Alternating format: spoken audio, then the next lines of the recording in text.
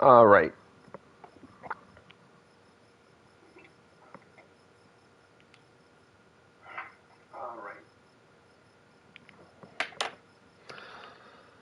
Well, we did a poll, and everybody wants freaking Kerbal, so here we are on Kerbal. Good morning, everybody.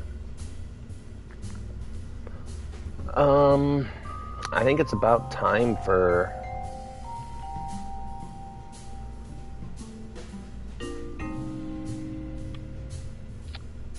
I think it's about time for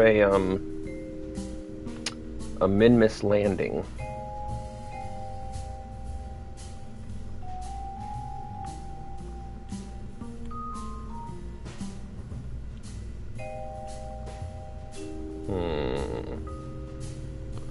What do we want to do to this?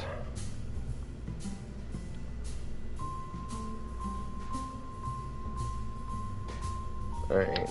We don't have docking ports yet, which is okay. Heat shield, of course.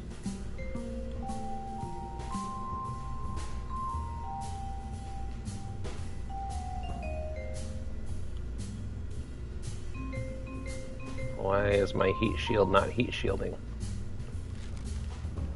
Hold on. It's too early for this Kerbal.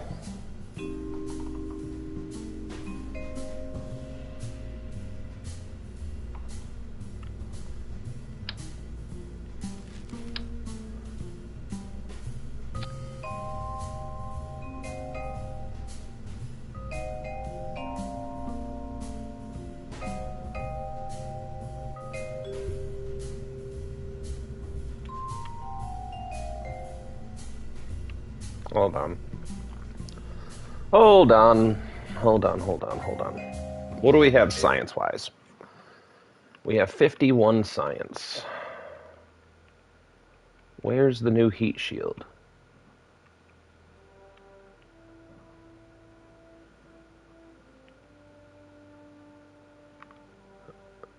No.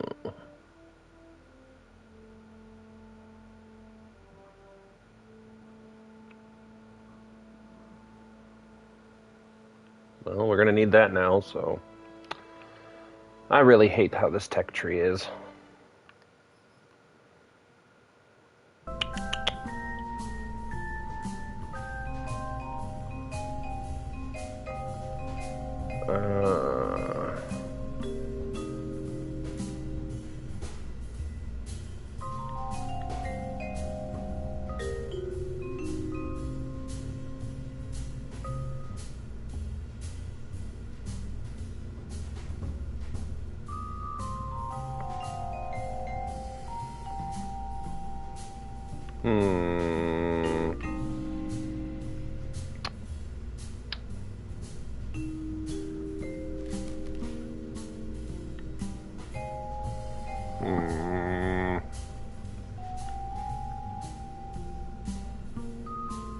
I'm really just not happy with how that other heat shield is.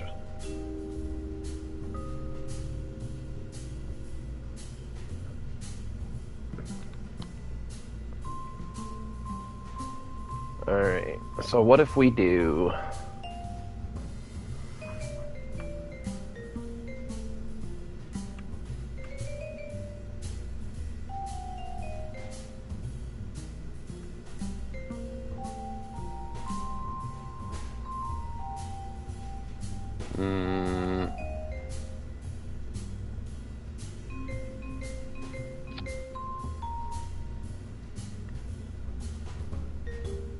But what if we do a Science Junior underneath it?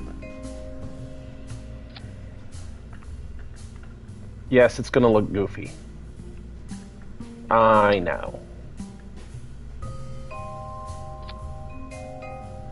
We're gonna have to live with it for a minute.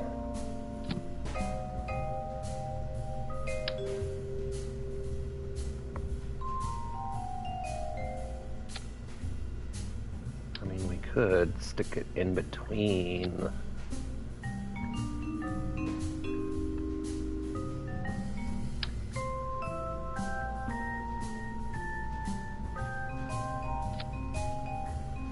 That should work. There should be more than enough parachutes.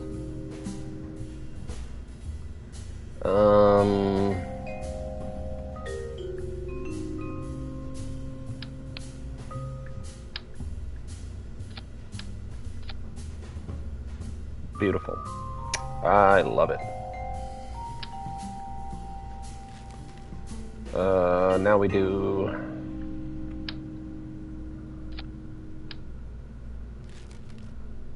Oh, come on now. Well, no, because even if it looks silly...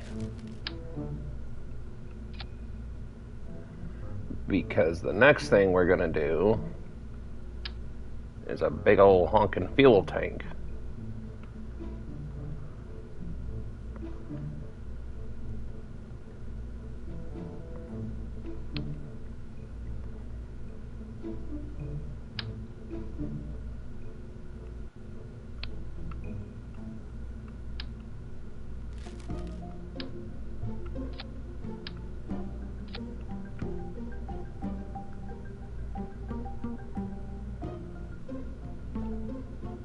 Yes, it looks stupid.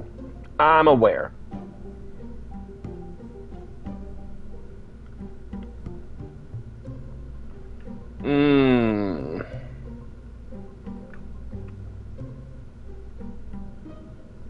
I'm a big fan of the Kodiak.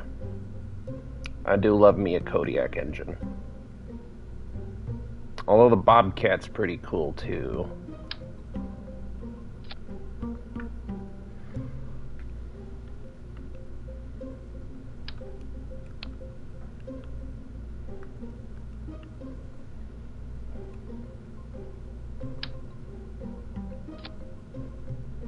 I hate how it does that. Why doesn't it just attach to? I hate that. Hold on.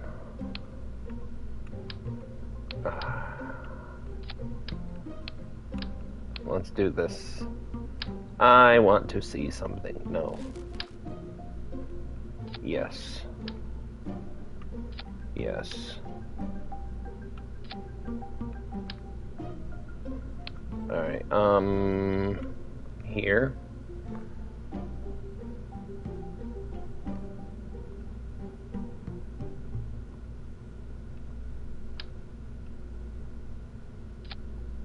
That's better. Okay. Now back to fuel tanks. 1400, 400. 720, so this looks to be the best we got.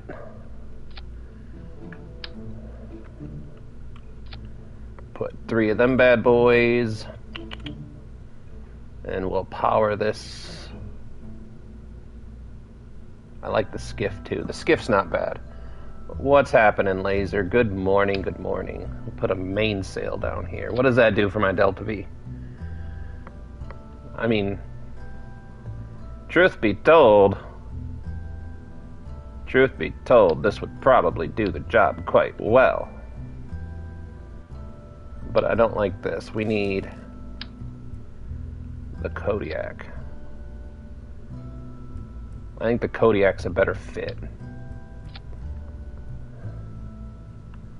And didn't change my Delta V too much.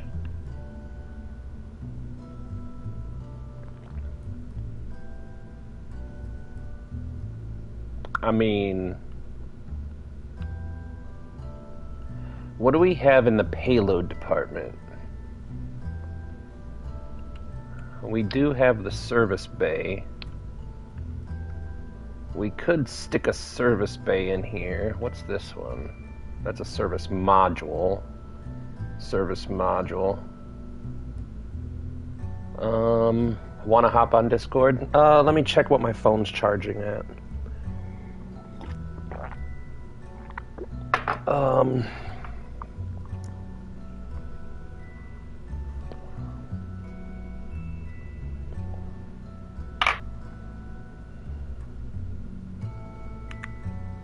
Oh yeah, I got plenty of charge.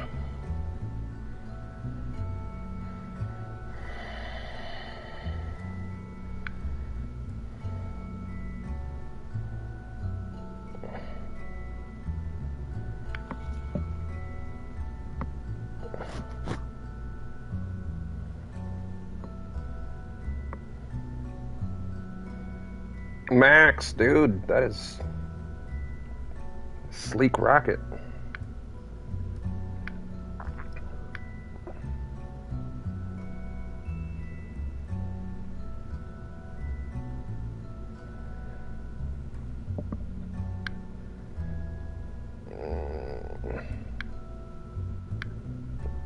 There we go. I think it's up. Yep, we should be good. Come on, phone. Stay. Okay, you don't want to stay there. That's fine. You go over there.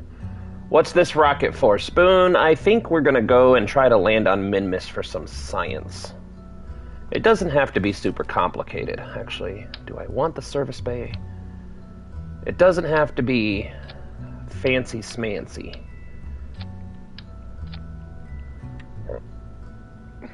But we already have the Delta V needed. Oh, maybe not now. We might have to put some helper boosters on. Batteries. That's actually a valid point. We'll stick the batteries up here.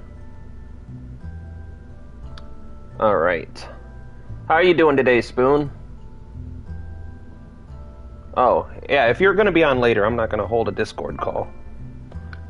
I'll jump in when you get in, buddy. Doing good? Fuck yeah. That's what we'd like to hear. Still a little bit disappointed with our, what do you want to call it? I don't like that one. That's too big. That's what she said. It's definitely not what she said, but it's what she said. I'm still a little bit disappointed with our technical failure yesterday, but we're trying to not let that bring us down.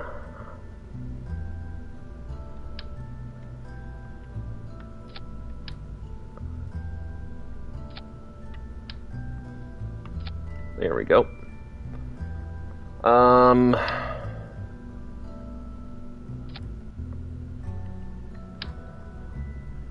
But yep, the plan for this rocket is to go hit Minmus and gather all of the good science. Alright. Now, radial decouplers. Maybe we can get away with just 2, I think. We don't have, or do we? Did we ever get asparagus staging? We did get asparagus staging! Oh.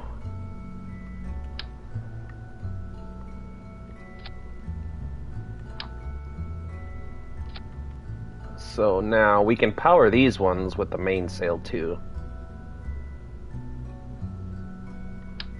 Oh no, SRBs are great. I love SRBs. In fact, some of my earliest missions before I started utilizing asparagus staging, I mean, I was building rockets with ridiculous amounts of SRBs. I love me my SRBs. The problem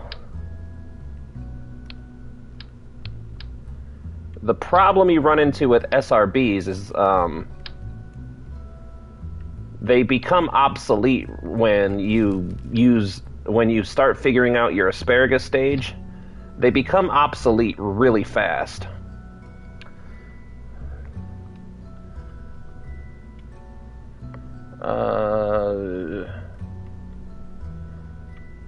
This has to go down here. This has to go up here. This has to go down here. That's the only problem I have against SRBs, because I like the fact that they're cheaper. I like the fact that they're lighter.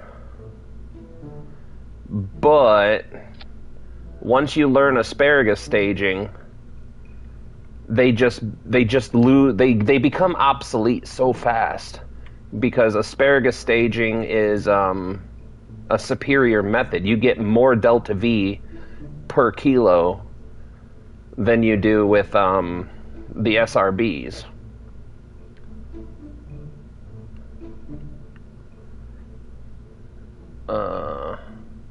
Alright, so boom. Those fire at the same time as those. This has to go down here. This fires before that.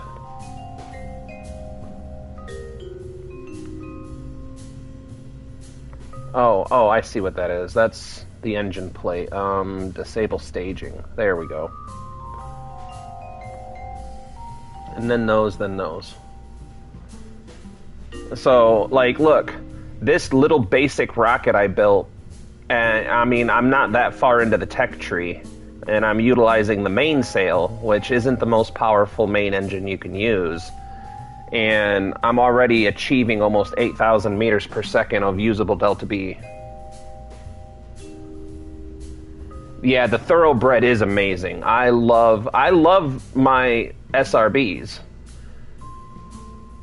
The Thoroughbred is one of my favorites, really. But when you're talking about sheer numbers, you just can't beat the asparagus staging system. Really. Science. We already got science. Let's give the Kerbals some YouTube so they don't get bored over the next few days. Whoops.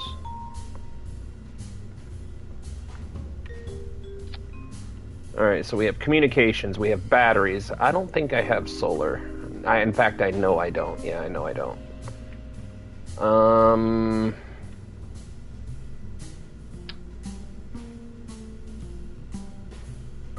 Here's an idea. Go to Eve and back with only the Ant engine on the Kerbinzilla mod, where all the planets are 30 times bigger than stock. I am not confident that I have the ability to do that one.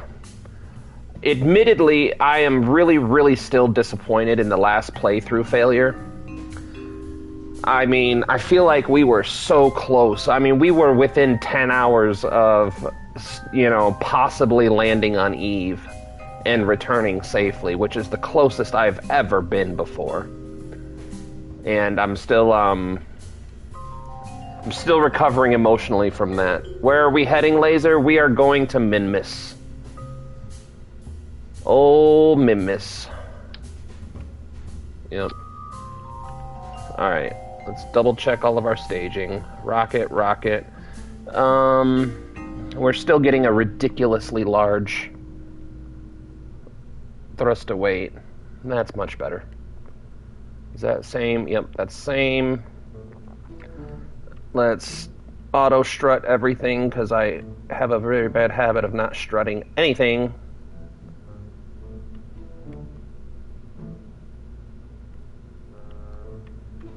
Yep, we're going to go collect some surface samples and some Minmus science, which, if we do this right, we have enough Delta V that we could probably do a couple of hops over Minmus. Maybe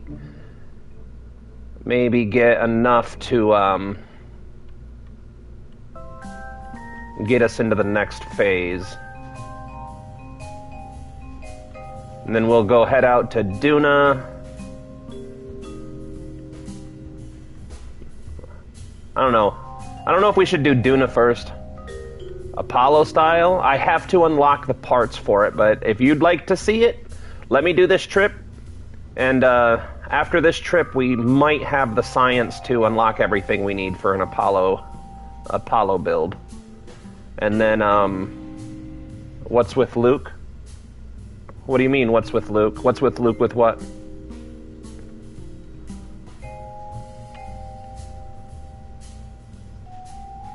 I haven't heard from Luke since the stream yesterday.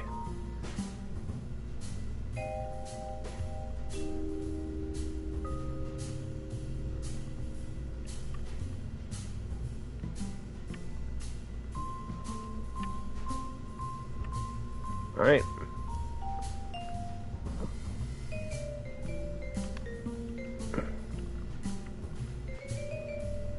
He is not in the stream yet. Something's up. Well, he said he got called in for duty, so he might be busy.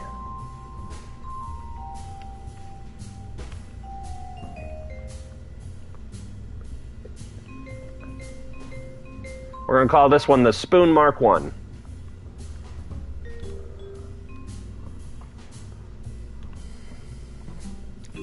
Do I have launch clamps yet? I don't know. It'd be under structural. Yes.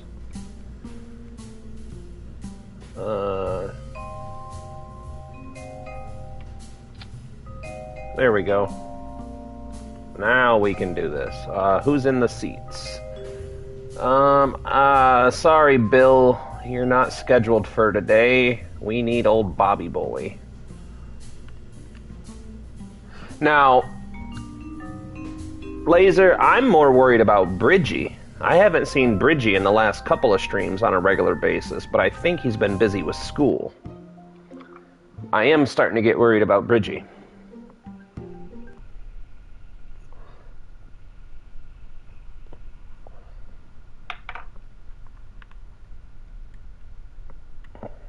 I almost didn't notice this.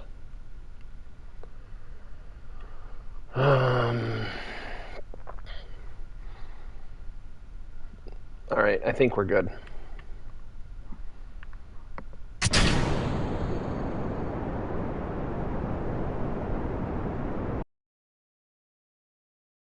Head to Minmus, because we need more science.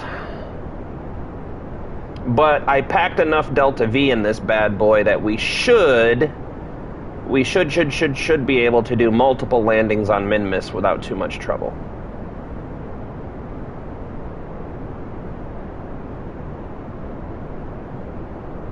So we'll go to Minmus and do a couple of different drops and hopefully come back with 300 or 400 science. We'll unlock the next level of the tech tree, which means that we could either go to Duna or we could go to Gilly. But someone, who was it? Spoon was just asking for an Apollo-style rocket, so the next rocket we build will do Apollo-style. But right now I just don't have the, I don't have a lander can, and I don't have docking ports just yet.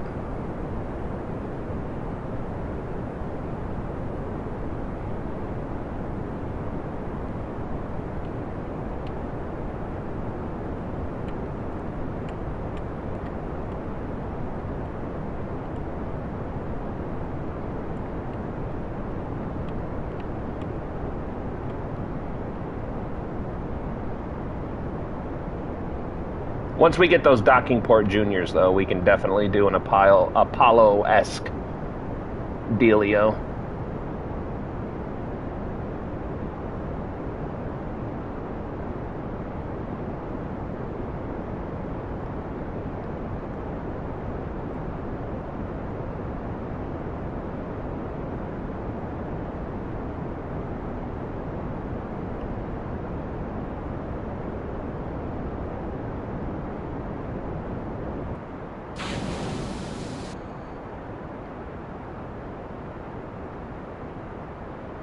Are you excited for the Artemis 2? Dude, I'm trying to not be.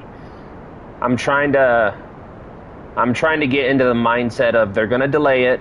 I don't want to get too excited. Oh, wow. I wasn't looking at my apoapsis at all. We need to go way down. We'll do 20 degrees down bubble.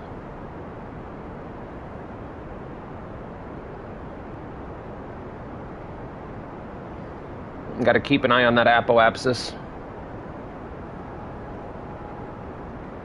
Alright, just making sure that was at over 100. But yeah, I am super excited that we're finally getting to a point where we're doing something in space other than just space shuttle launches. Like, don't get me wrong, the shuttle program was neat, it was cool, but I'm ready for our generation to go somewhere and do something. We need to go back to the moon. I'm really hoping that I get to live long enough to see a Mars mission. That would be really dope.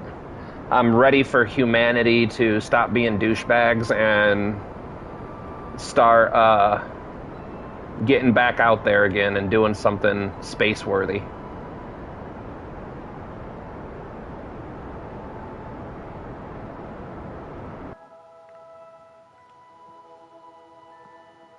I'm so beyond ready for it.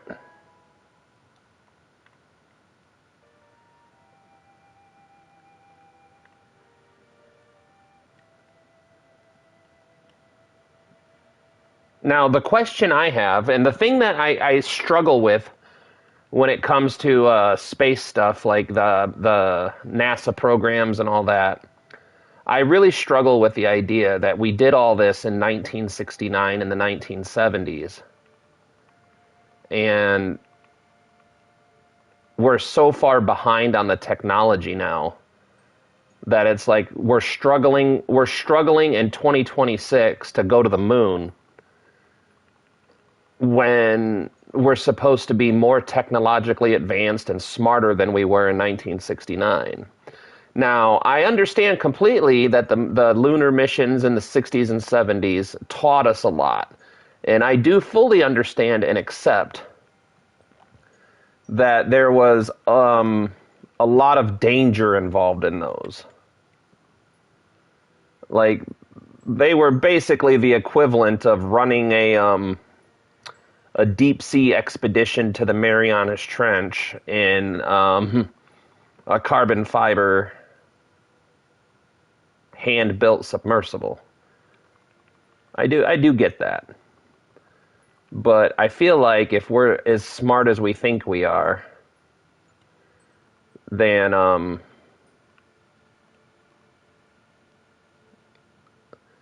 they're also working with 8 times less money. I was just going to say that next. That was going to be my next admission. Like, and I also understand that the funding is a lot different. And everything's more expensive now, so they're doing the same job. The only advantage they really have in today is the fact that they have the benefit of the knowledge from the 60s. I mean, parts are more expensive, labor's more expensive. Everything's more expensive than it used to be, so there's a lot of gimmies that I do understand 100%. Like, I really get it. Oh, it's the damn Mun. Are you serious right now, Mun? Get out of my way. All right.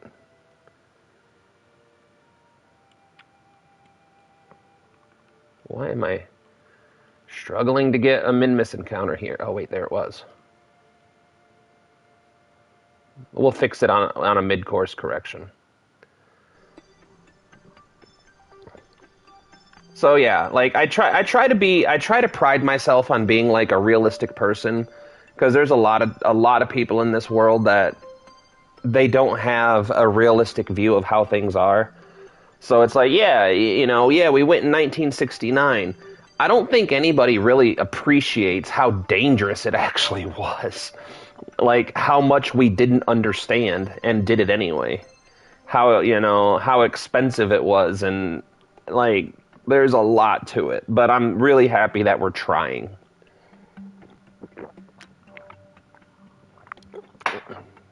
I would have been really sad if we had gone my entire lifespan and the only thing we did was the ISS.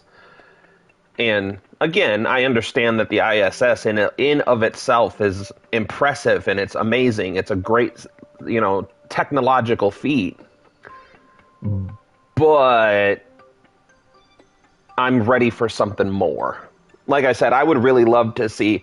Now, something I would really love to see as well is I would love to see an unmanned mission to Venus, but I want them to put a blimp in, like a small blimp. I'm not talking about like a huge Zeppelin.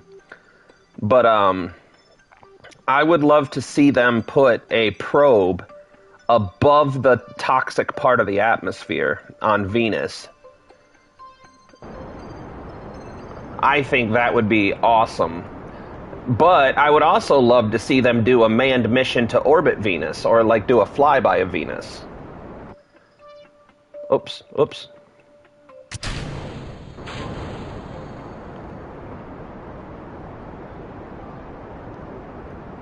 I want them to go to Jupiter to see where I studied to get my stupider. I never understood that saying. It was really funny when I was a kid, because they were like, boys go to Jupiter to get more stupider, and girls go to Venus, or whatever it was, go to college to get more knowledge. And I'm like, if someone goes to Jupiter and comes back safely, do you understand how much of a feat that is? Like, I can drive to any university in the United States, but it'd be a lot more impressive if you fly to Jupiter. It's like, oh yeah, I drove 16 hours to go to university. Oh yeah, well, I flew for 12 years to go to Mars, or to Jupiter. One of them is a tiny bit more impressive than the other.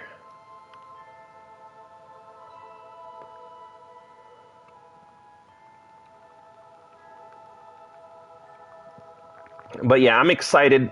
I'm really hoping that the world steps up its space stuff. Everyone knows that to go somewhere in space, you just fly in a straight line, and if you jump off the ISS, you fall. Exactly.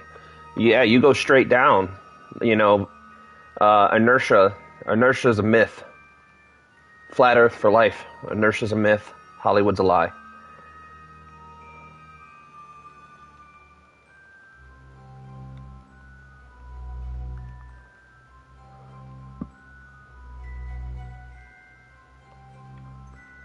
Now, here's a question for you, Spoon.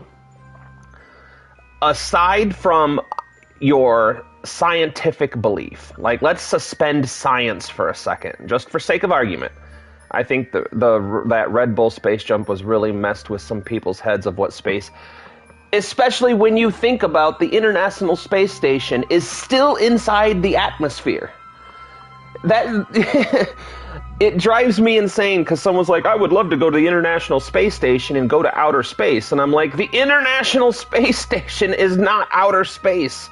It is still inside the Earth's atmosphere. It has to be regularly boosted because of atmospheric drag. Like, come on. But here's a question for you. If you were to suspend what you believe because of science, just for sake of argument, can you explain to me what the purpose of lying about the Earth's shape would be? Like, why bother lying about it at all? Like, I don't understand it. If the Earth was round, flat, square, whatever the shape of the Earth is, or would be, if we had no scientific evidence whatsoever, what would the benefit be of lying about it? Like, I can't wrap my head around the argument because I don't understand that whole, oh, the flat Earth, they're lying to you. And I'm like, even if the Earth was flat, I still have to live on it. I still have to pay taxes. I still have to go to work. I still have to raise my kids. I still have to do all of the same things. The Earth's shape has no bearing on anything that I do in my day-to-day life.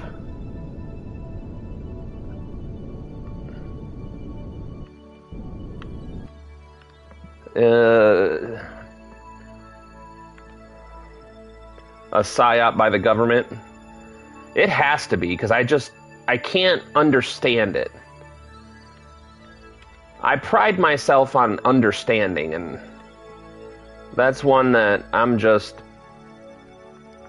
I can't wrap my brain around it. Now, if the Earth's shape had some kind of bearing on, oh, if the Earth wasn't round, you wouldn't be paying taxes. That's why they lie about it. All right, I get that. But the shape of the Earth has nothing to do with the price of gas or the price of food. I can't figure it out.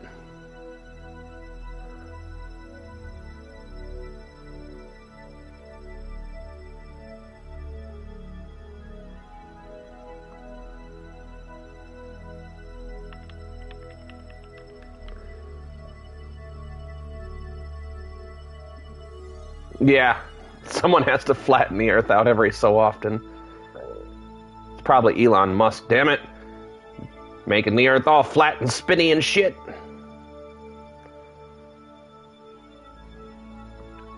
Besides, the whole argument doesn't matter anyway, because everyone knows that the Earth is inside of a locker in Grand Central Station.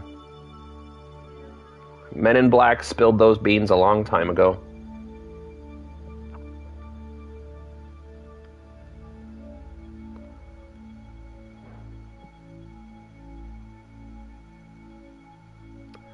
They're just conspiracy theorists, the same people who believe Antarctica is an ice wall hiding secret military bases.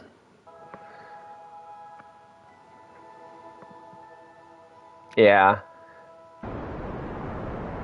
It's just, the sad part is there's so many things that started off as conspiracy theories that have been proven to be true, and I'm like, I understand all of those. I get it 100%. And then some of them, like the idea of Bigfoot. The idea that there's a species of creature out there that has remained hidden is not outside the realm of possibility. I fully believe that. We discover new species of stuff every day. Like every now and then they're like, hey, we found a new species of lizard or a new species of this. So the idea that there's a species of anything that we just haven't found is completely believable. But the idea, well, yeah, dude, but the idea that Bigfoot is some kind of huge government cover-up, I'm like, I don't understand what they gain from covering that up exactly.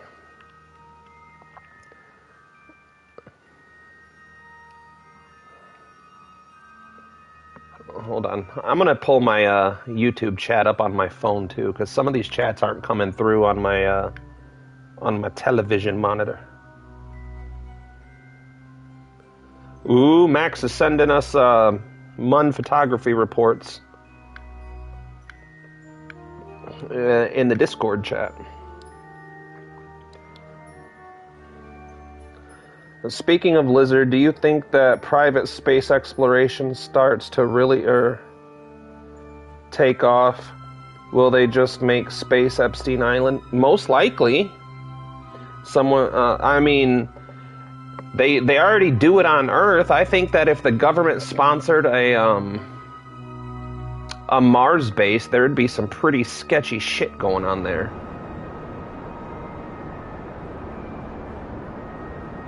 Because honestly, think about it. If there was a moon colony or a Martian colony, what is Earth going to do about it? Like, they could pretty much do whatever they wanted with almost complete impunity. I mean, what are you going to do? Spend $17 billion to send an investigator there? I mean, what are you going to do about it?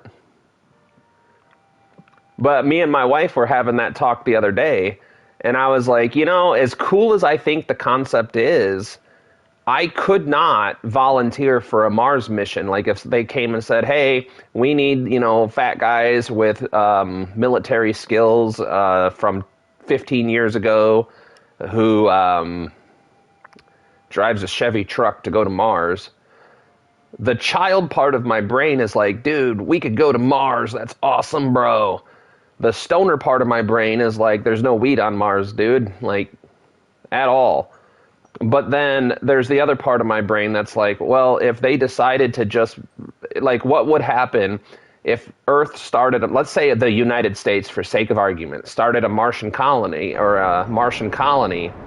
and then all of a sudden someone writes up like, hey guys, turns out we ran out of funding and we can't send you supplies no more. Also, we don't have the funding to bring you home anymore, so good luck with that. Like, you are completely reliant on Earth for your basic supplies and stuff. And I know that there's ways that they can extend your supplies, but until they find a way to be completely self-sufficient, where if Earth just decided to stop sending stuff, everybody wouldn't just immediately die, I don't think I could volunteer for it. I'm completely okay with dying for a cause. I'm okay for dying in combat for the right cause. I'm okay with dying because it's going to happen no matter what. But dying just because someone decides that they can't send supplies anymore, I don't know how cool with that I am.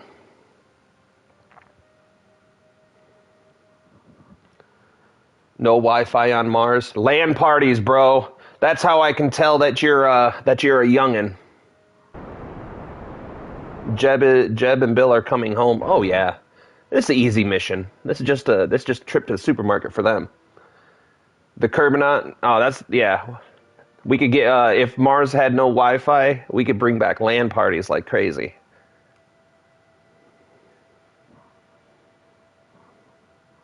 Bob, Bob, Bob, Bob, Bob, the Kerbin.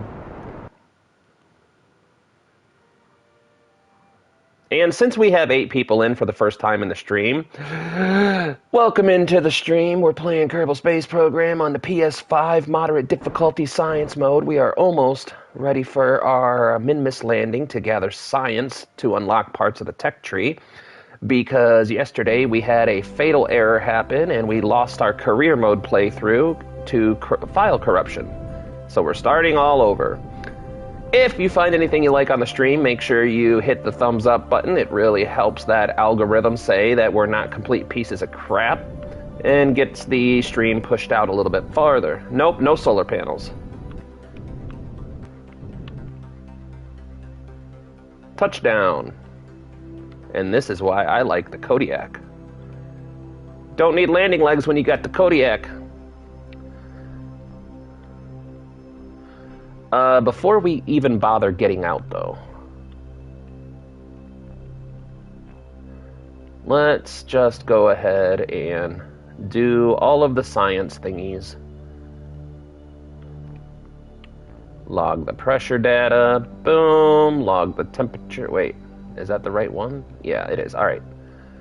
Maybe starting over, Treff? We had to start over. So yesterday we got ready and we tried to launch our Black Star project on a test flight, and when we launched the Black Star, immediately the game crashed, which is no big deal. Kerbal has crashed on me before. I loaded it up. However, if I try to load that save file, it just crashes the game, and it does a hard crash too. So we have lost the ability to even play that save file. So we started back up in science mode, and we're going to get to Eve at some point. I promise. I am not going to rest until I land on every single planetary body and moon in Kerbal. Except Jewel.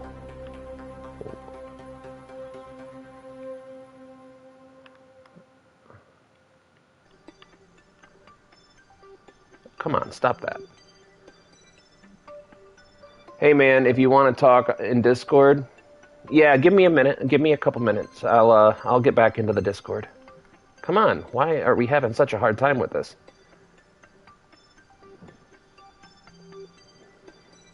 Screw it. We'll get that. We'll get that in orbit. He is not trying to climb into the service bay, which is fine. He got big old head. Dude, Eve has been my white whale. Every time I get close to trying to go to Eve, to where I'm confident that I have a vessel that can handle it, I'm confident that we have the skill level to do it, and I start like making active preparations to go, something happens. Something happens. I am playing on console. I shouldn't have to. I shouldn't have to worry about game fatal crashes.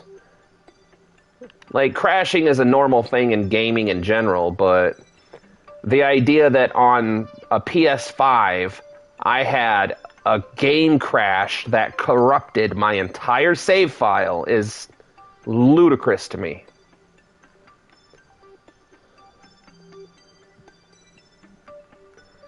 It's absolutely ludicrous.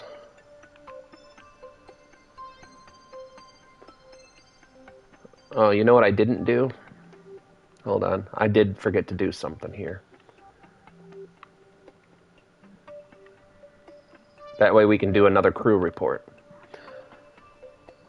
But yeah, I'm dead set and dead determined to get to Eve and come home safely somehow.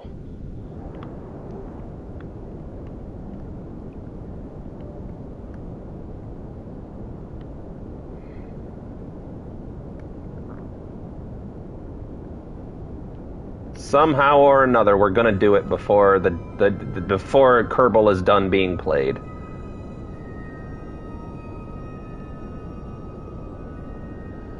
And Unity does not even run good. Is Unity what it's on? The Unity engine has a lot of float errors, and I don't know why a major studio such as Take-Two would decide Unity would be the same engine for the second game. Unity just loves memory leaks. Oh, got it. I heard that the Kitten Space Agency is building its own engine from the ground up specifically to handle space simulation. I don't know if it's a true thing or if it's just something TikTok lied to me about, because everyone knows that you can trust everything on TikTok 100% of the time.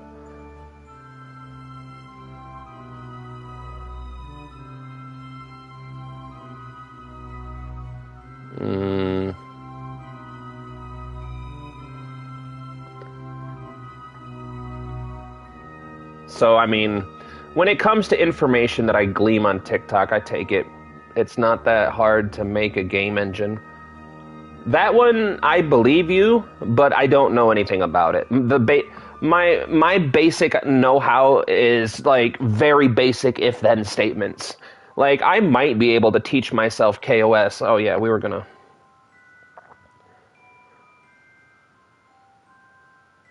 I might be able to teach myself KOS just because I have that very super basic understanding of what an if-then statement is.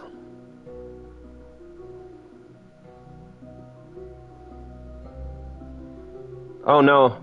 Alright guys, so hear this out.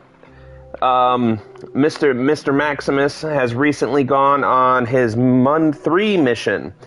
Mission report reads as follows. Mun 3 mission went horribly bad. Parachute was destroyed on re-entry, and the crew had to evacuate and land on personal parachutes. So I'm assuming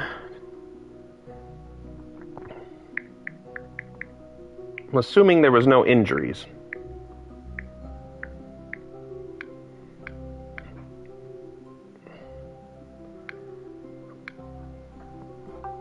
Alright. Just download a programming language, copy and paste a lot of the things from the online, learn how the graphics work. Maybe you would have a Voyager-style project for some Joule system science and use Joule as a big old gravity assist to leave the system. I can do that, but to be very honest and very fair, I'm still not 100% on how I can still do a few hops. Oh, yep, that's the plan. What we're gonna do is we're just gonna coast out to Apoapsis, and we're gonna land somewhere over here for even more science. But actually, now that you said that, what we can do in the meantime is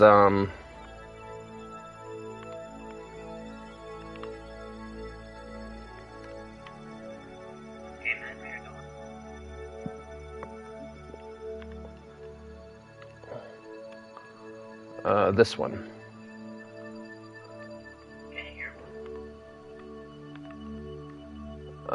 Restore.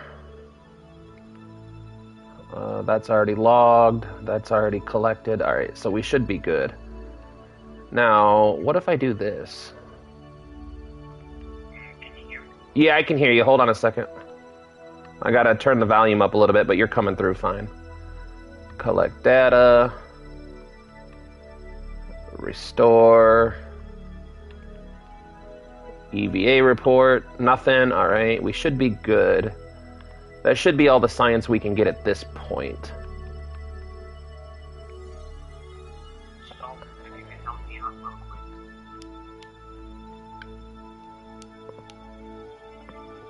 What's going on?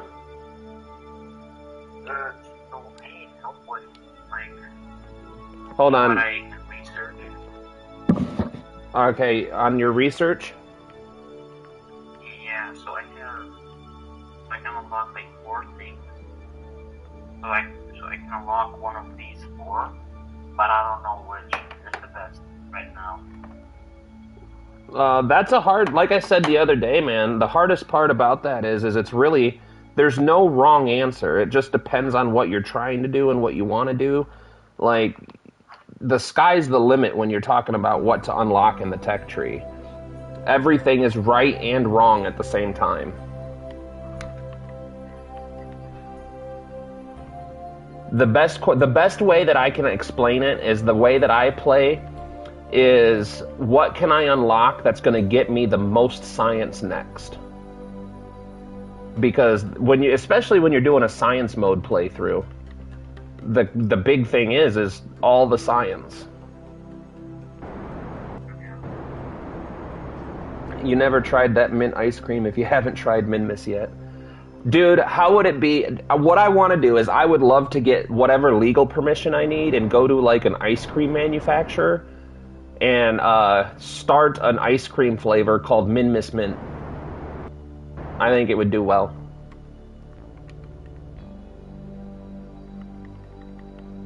Wait a minute, I just have a question. What's up? Oh, wait, actually,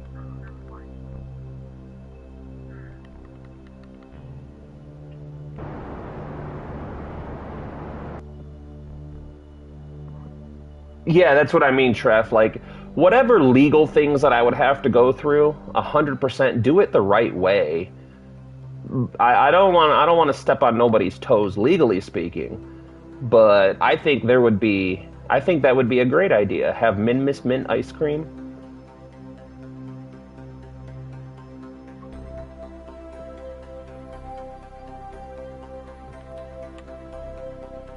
Good call. I was talking and reading chat more than I was paying attention to what I was actually doing.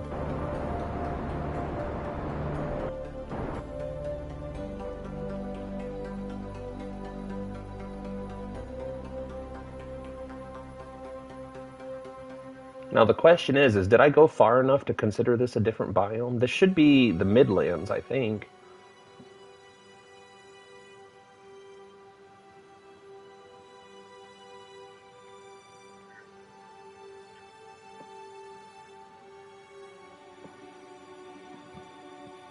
wait a minute, I just have a question, real quick. What's up? So, I bought this like adapter. I'm just asking if I can like, for example, can I just like erase this? Or, because I'm not really sure if I can do that with this, or what this is. Are you talking about the protective shell? No, it's an adapter. The adapter? No, the adapter don't encase nothing. The adapter, all the adapters do is make two different size parts compatible. So if you have a 3.25 meter part and a 2.5 meter part, there's going to be an adapter where the 2.5 meter part goes bigger into the 3.5 meter part.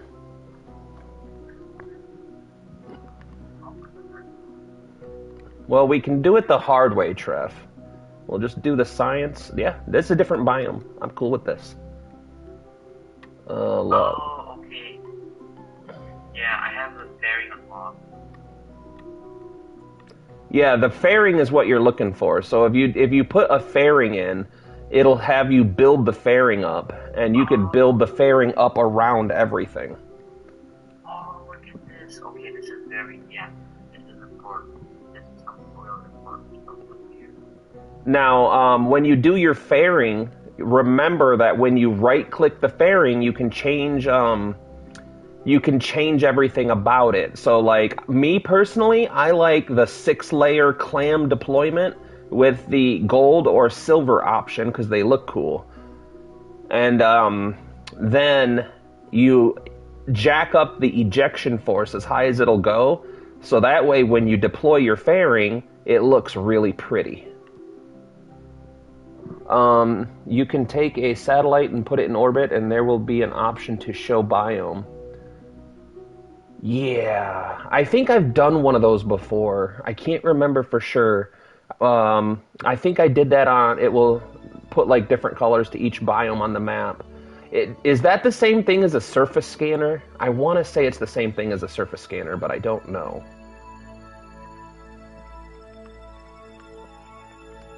Come on.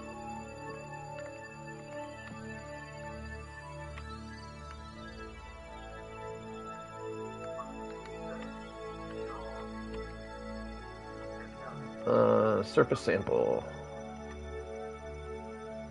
EVA report.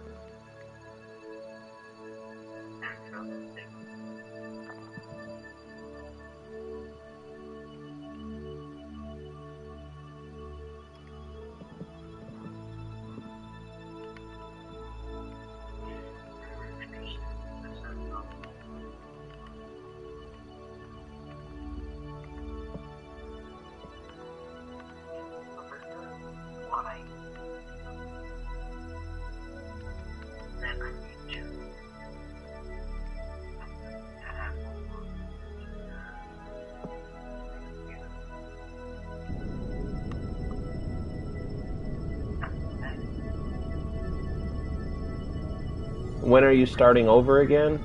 We started over again yesterday. But the plan is if I have another fatal error like we had yesterday, then I'm going to try one more time, and I'm going to purge all remnants of KSP off of my PlayStation, delete the cloud storage, delete every storage that it has, and re-download the game from scratch, and then I'm going to try again. And then if we continue to have that fatal error, then I think what I'll do is I'll try and figure out if I can do some kind of Kerbal content without having that error. But if there's no other option, then I'm just going to have to like goof off in Kerbal without doing the missions until I can buy it on a PC. Because I really don't want to spend another 300 hours in KSP just to have it crash on me when I'm about to go to Eve.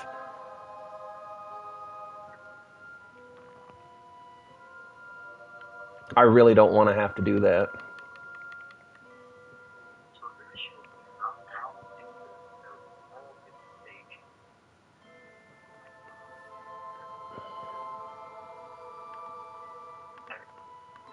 Yeah, dude, I'm so disappointed with KSP 2.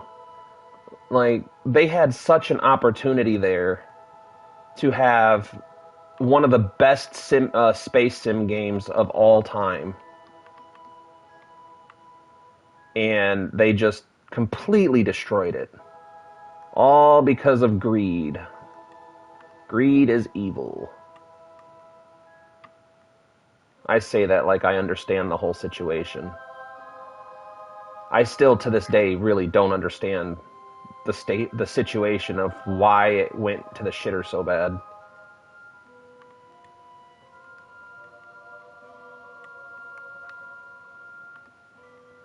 Come on. Restore.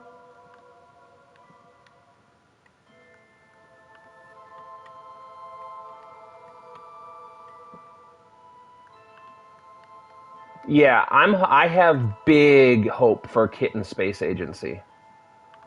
I'm hoping that it's everything that we need it to be.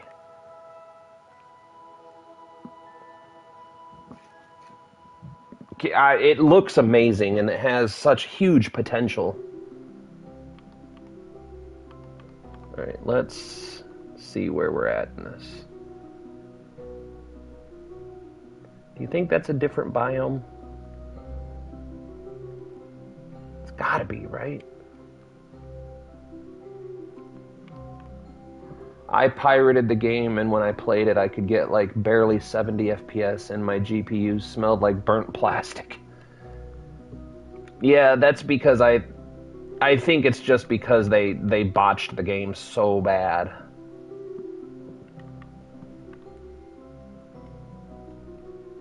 I just have a question real quick. What's up? If you don't mind. So, I just unlocked like a hydraulic static manifold and a radial decoupler. Like, what do they do? They basically do the same thing, but if you notice, the radial decoupler will keep it farther, or it gives you more space between the booster or whatever you're attaching and your parenting body.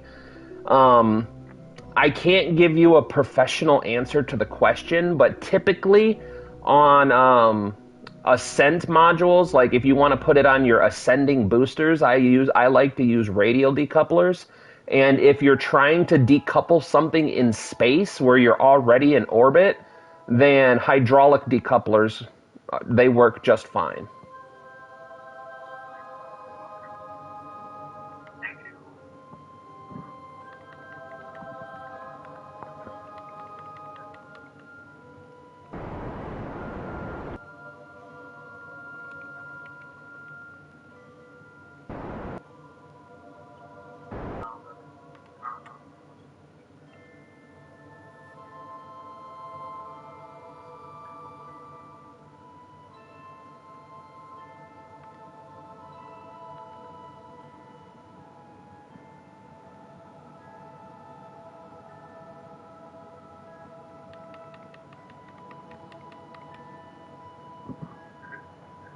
Are you sure you trust this landing? It's dark and all. It's okay, Spoon. I was born in the darkness, shaped by it.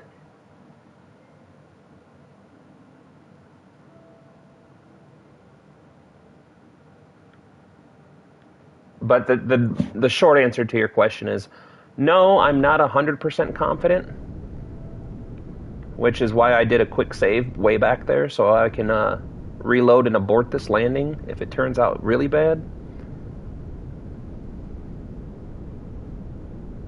But science, with great science comes great risk. Great and complete possibility.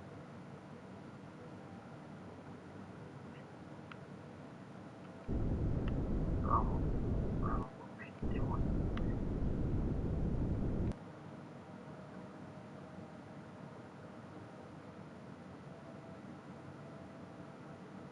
A good Night Stalker can take off, pilot, and land in total darkness, using only their instruments to guide them. Now, if only I was a Night Stalker.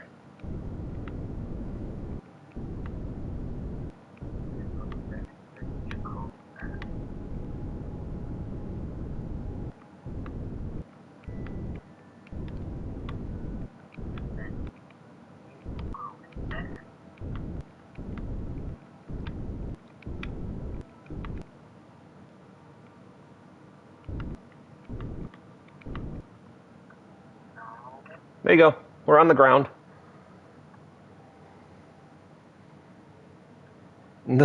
Louis Armstrong, the guy that was to land on Mars.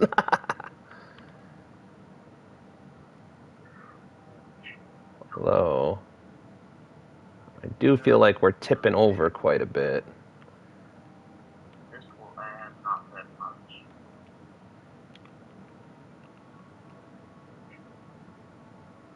It's hard to tell, but I think we're tipping. Because if you look at this, we're going back and forth. So maybe we're sliding a little bit. I don't know. We quick saved it, so...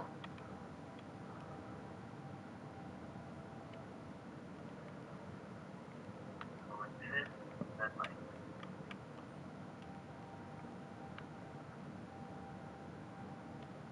spring no break. You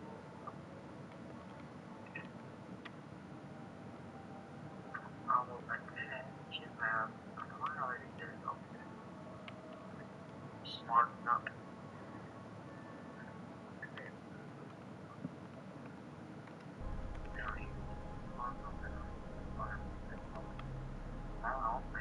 Isn't Bill so graceful?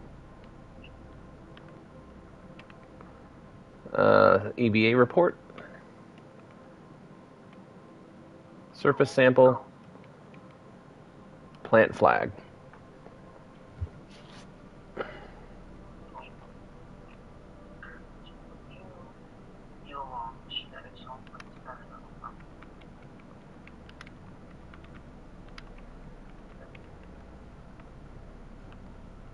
That is 40. All right.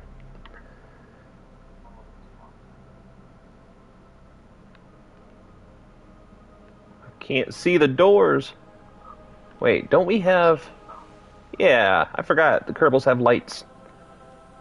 And he remembered as he doesn't need them anymore.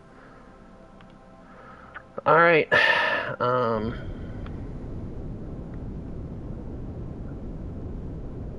Yeah.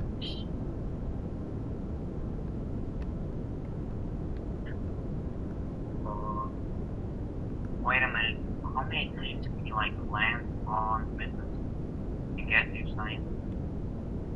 what was that, Laser? How many times can you land on Midlands and get like new science? You can land in every biome and do science again. And I don't remember how many there are in every planet and moon. But, like, I just did. What was that? Has anybody been counting? Was that 3 or 4 landings? I think. Hold on. 1, 2, 3. Yeah, so I'm on landing number 4. Okay, and you got new science with every single one. Yep. But you have to be in different biomes. So, like, there's the low flats, the midlands, the highlands, North Pole, South Pole. Yeah.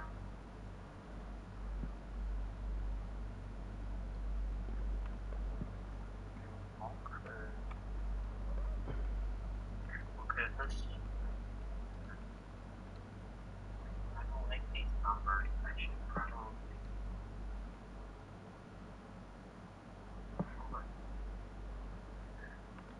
harvest this.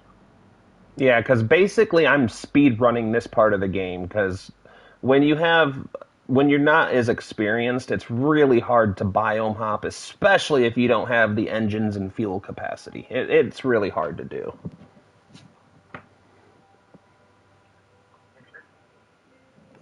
Take down 500. I don't like that. Wait, which boosters are you? I mean, which engines are you using right now? I'm using the RX-7 Kodiak, but I don't know if you have that on stock KSP. That might be part of the history and parts pack.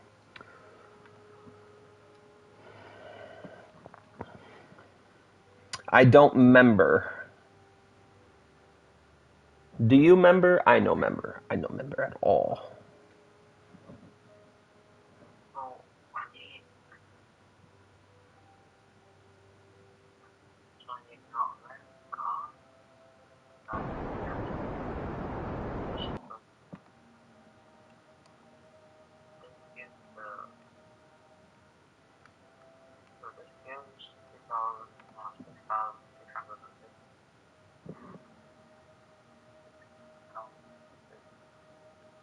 Yep, the Making History pack. On the PlayStation Store, they called it the History Parts Pack or something like that. And then the other one was Breaking Grounds. And I know from talking to other people in the stream that there's some major differences in the game between console and PC version. Yeah, to get rid of these three things and then put new ones that are much bigger What the hell? and stick. Which way is that?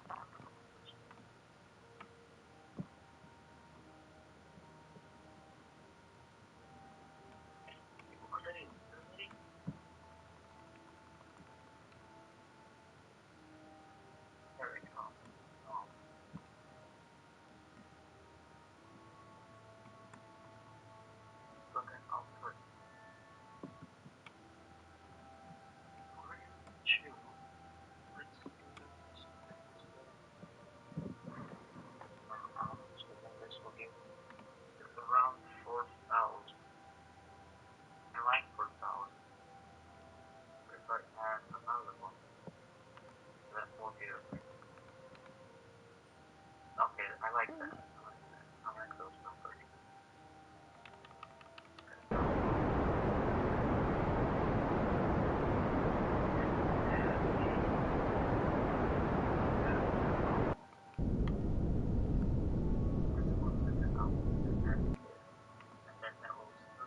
Man, we'll take it. Okay. I like this. You know,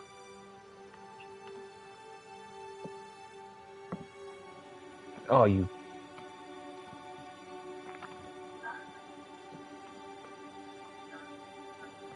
The flags on Kerbin. One of them is marking a tree because yesterday, we found the only tree on Kerbin that exists.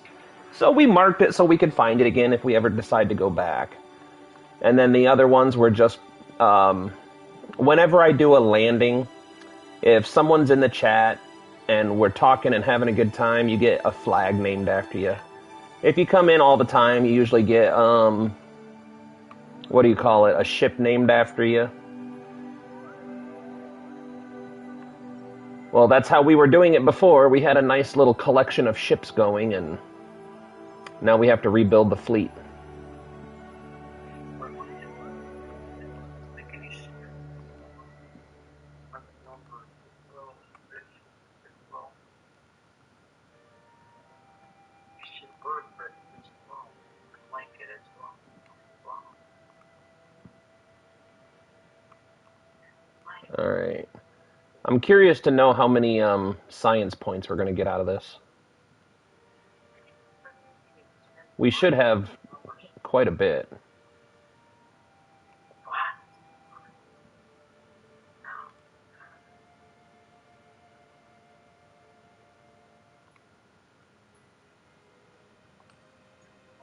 Late different all together. It should get me around. But yeah, so what's this one? Okay. I can't see it. It's so tiny. Okay, so this flag is where we found the tree. So if you land on Kerbin right here, so I don't know how to give you a really good visual of where it's at. But right here is the only tree that exists on Kerbin. It is the only one that will ever exist because this game is never updated. If I'm correct. Wait, when was the last time this game was updated? I don't know. It's an old game. Yeah. Wait, this together should give me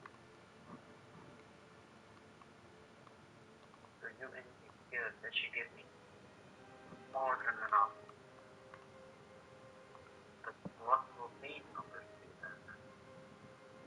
And this number is My favorite is the Ikana Island. I don't know how to describe it, but it looks like New Zealand above the South Pole. I might have to go find that one. I haven't really found a whole lot of Easter eggs or points of interest or anything. I've never seen the pyramids.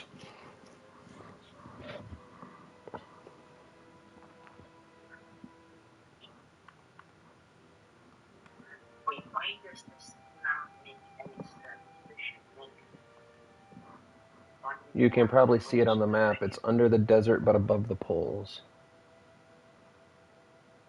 We'll have to wait for it to spin back around. so then get rid of Under the desert and above the poles. I think it's in the. Is it in the dark right now?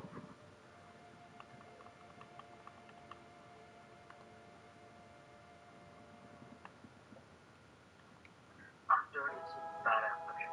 Under is in bad It's in the day. All right, hold on.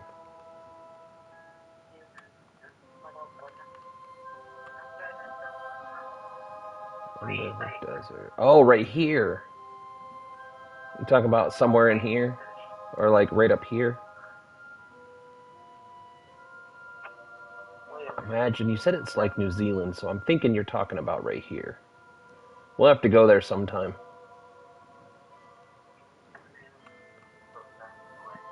One thing I am looking forward to once I get a PC is I really think I'm gonna get the Parallax mod, the Parallax continued.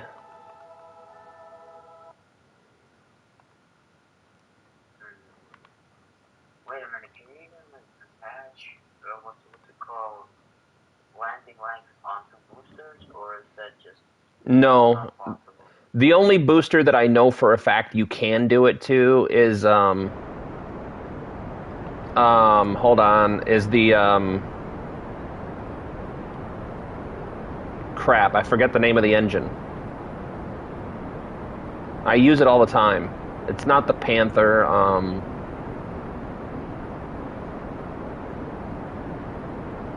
Because right now it's like very bad. But I don't know.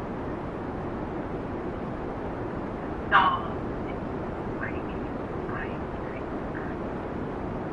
man, I cannot think of the name of this engine, and I use it all the time. And it's just part of the history. You're looking a bit toasty. Oh no. Roasting about 350 for 45 minutes.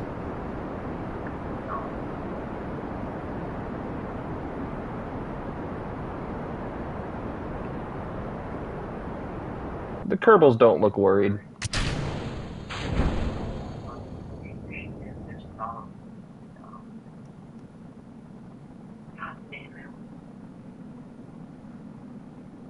Bye, engine. Oh my god, I did everything for no goddamn reason.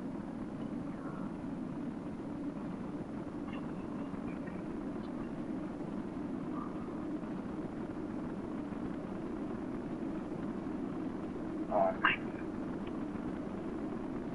Very interesting, Spoon, yes, but it works. Oh, this was very embarrassing what just happened. Do you know what just happened? What? So we have crashed to land like a couple of times on Memphis. Get like more science and stuff. What happened is like when I'm trying to like get everything up and I like the sleeping, I grabbed the like the rest of the rocket, like the bottom half of the rocket, and just like put it off to the side, right? Right. I just grabbed it and put it on. Yeah.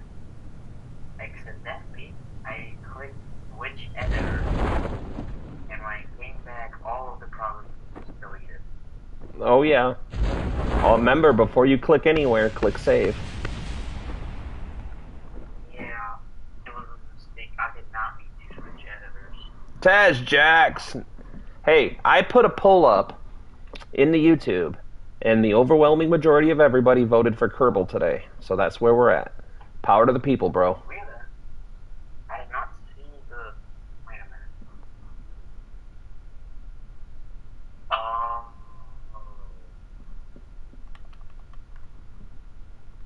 Oh, I get it. Wait a minute. Did literally anybody vote for Cyberpunk? No, everybody, every single person who voted for Kerbal. Oh. Well, me too, actually, right now, because I didn't see the post. Taz Jax would put up a poll, but everybody would vote for Alien Isolation on Nightmare difficulty. 1,347 science. I'll take it. Wait. Why was. Wait a minute. Never mind. Never mind. If do this again, I know I don't want to do it again, but I have to do it again, so I'm gonna do it again. I don't want to do it again, but I'm gonna do it again. Never give up. Now what? Never give up. I gotta find. Okay, we have docking ports. Wait, what? Do I have the lander? Wait a minute, it's actually kind of a person who is kind of. Hold on.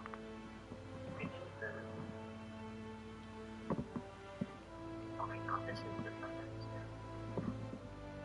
Okay. If I do this, then it crashes.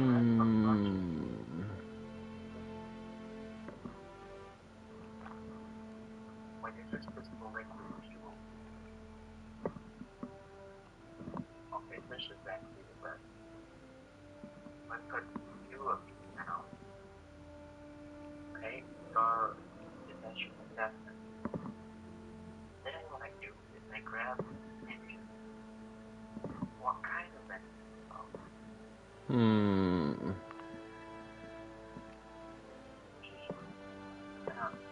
I grab 3 of them. That I don't think will be enough. I don't think it will be enough. Then I have to put a thing.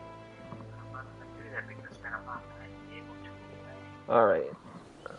You'd be the only one to vote? Nah.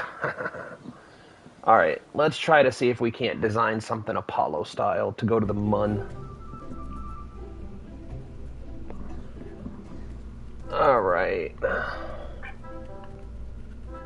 Wait, what is Apollo style? Where you have a separate landing capsule that you detach and then turn around and take it to the Mun. Oh.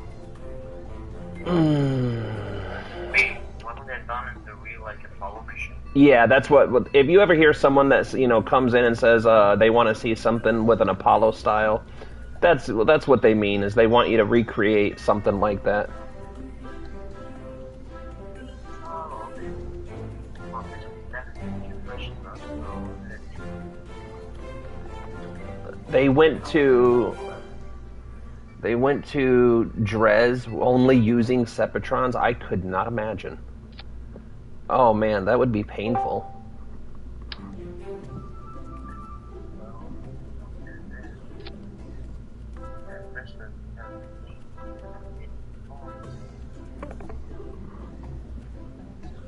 Someone always jumps in and jumps out before I have a chance to see who it is.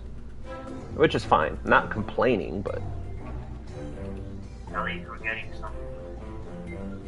What am I thinking here? Wait, this is not a... But... 0.5, and this by 0.5. And then they will give me an exact number. That is in a bag. And then it's what it's supposed to have in a bag. Okay.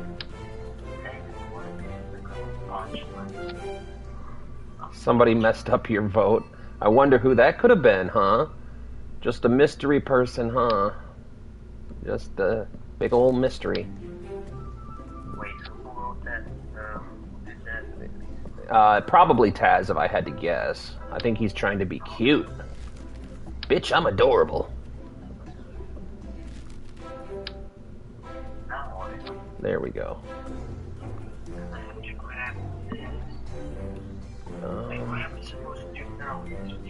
Just some lovable, handsome scamp. Alright.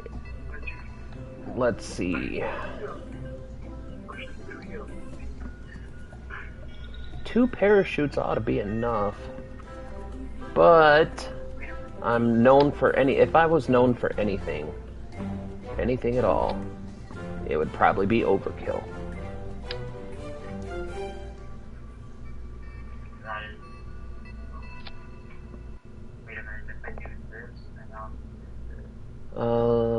Okay, so we have the parachutes issues. Let's see, what else can we do here? Payload. Service bay. An LES? What's an LES? A landing something system? LAS? Landing Assistance System? No, LES. I'm not sure. Spoon posted in the stream, launch escape system? No. We don't do that here.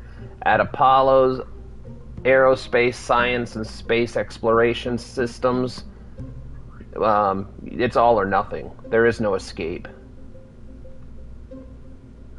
What am I thinking here? What is a stack separator? A stack separator? It works a lot like a decoupler module, but it just works a little bit different. But it's basically a decoupler. Yeah, I'm gonna put it on. I'm gonna test it. exactly, Spoon. If you plan for failure, then you're gonna fail. If you plan for success, failure is not an option. Exactly. Okay, now this is so goofy. I swear to God. I make the most goofy rocket known to mankind. What is like? I don't know if you can see my screen right now, but if you just want to watch for a minute, let me show you what I built.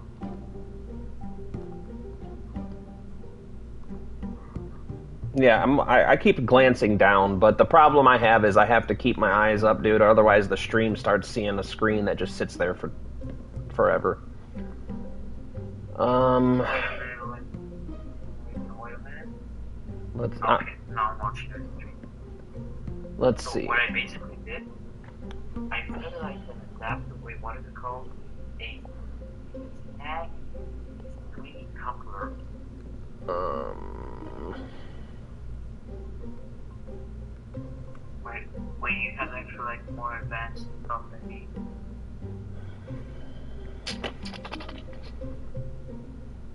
You have some better stuff than I do. oh yeah. You also have to think that I have the DLCs, so the DLCs give me a bit of advantage too. Well, I guess so.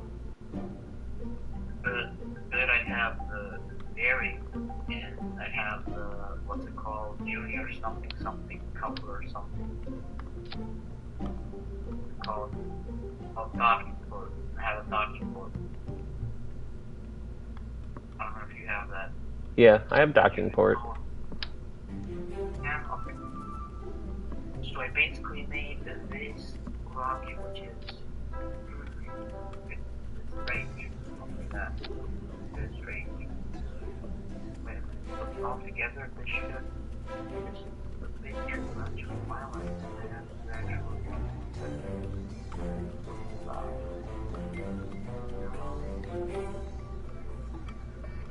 okay, then something that is the correct amount. All right. Now let's work on our.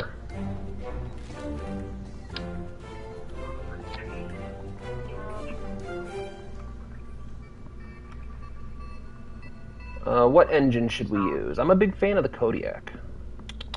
What engine? Oh, the Wolfhound. The Wolfhound is the engine that I couldn't think of earlier. The Wolfhound is the only one that I know of that you can put landing legs on the engine bell. 240, 280, 1 ton, 1.25.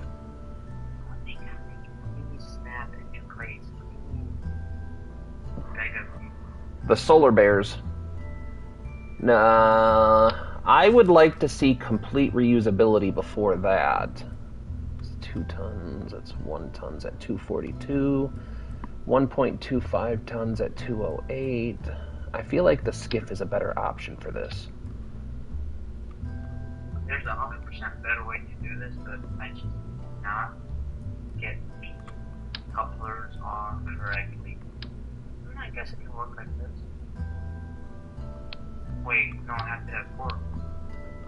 4 of them, and I'll do it as asparagus staging. Okay, 4 of them, I'll put it down here. That should help me. And then I'll do the asparagus staging. Is what you called it, right? Yep, asparagus staging is extremely helpful. Yeah, I'm gonna do that. I am doing all of this by making. The Wolfhound is great because it's the actual. Do you want me to use the Wolfhound? I'll use the Wolfhound. Hold on. We'll use the Wolfhound. I was going for efficiency, but I am a huge fan of the Wolfhound. Where's my Wolfhound? Where is she at? No, no, no. Although the Cheetah is a good engine.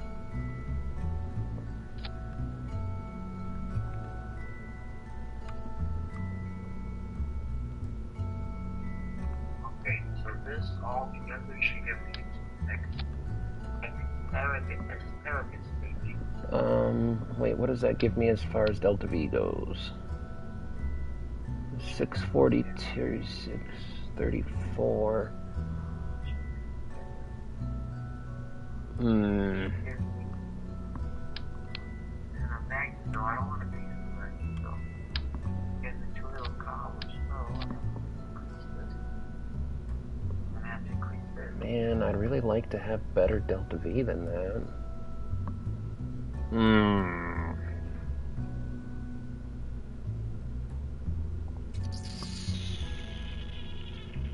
Wait a minute, why is this not increasing? Hold on.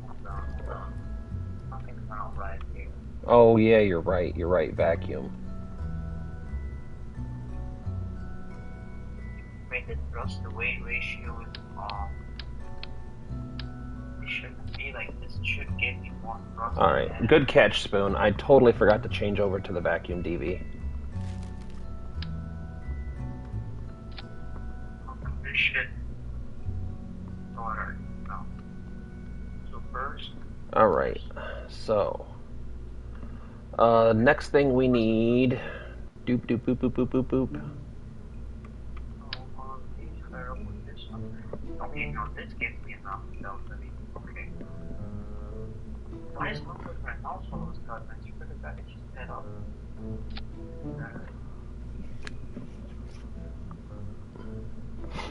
Okay, that's good, that's good, that's good. Oh, that's not good. That's not good. We need...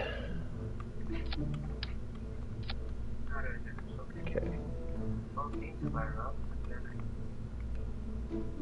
Heaviest part. This one. This one. And this one. Yeah, we can do an Ike landing. We could do pretty... We could do anything.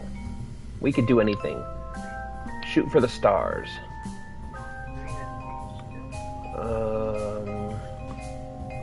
And on this, I like the orange engine, or the orange fuel tanks. But why is this so low? This should not be this low. Oh, it's 6 point.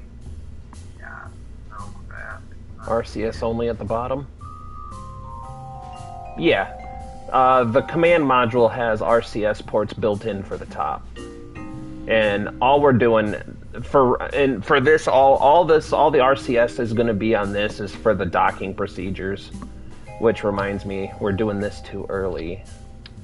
We need to build out our lander first. Okay, no, this doesn't make sense. Alright, so... You know what, altogether I have $8 delta now. How do we go about doing this lander? Now, Now, I would use sub-assemblies, but I really have not had any luck making sub-assemblies work. I'm not sure what I do wrong. So...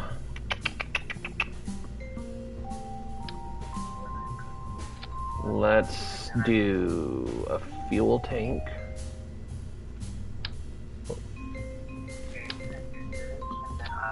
Let's do...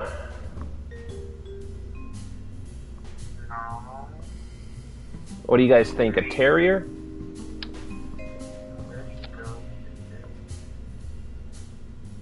no, why am I in this? I need to fix. Wait, hold on. I think there's a better way to do this. This. If it's still open, even though there's a way. But hey. A spark might be enough. Not about the journey, it's about the destination.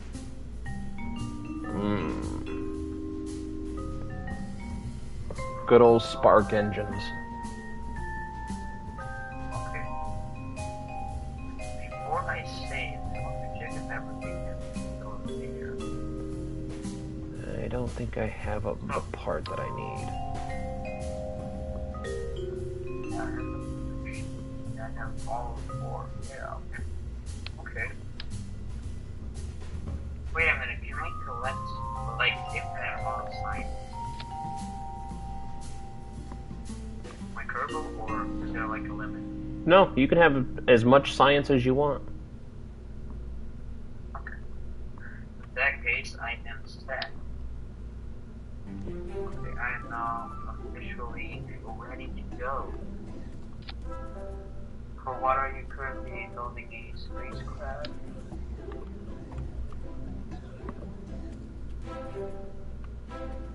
For what are you currently making a rocket? We're going to go to the moon or Ike. We're going somewhere. Is that the right? Yeah, I think that's the right way. Go on this. Yeah. Yeah.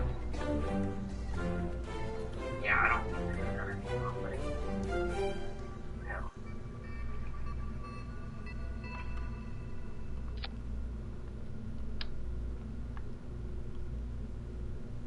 Okay, the service meeting is working perfectly. Which way does it go?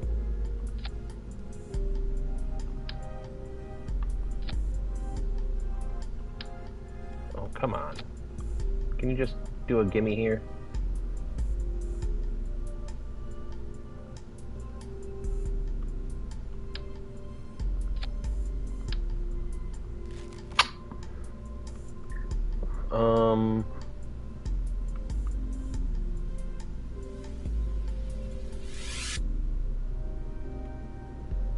Okay.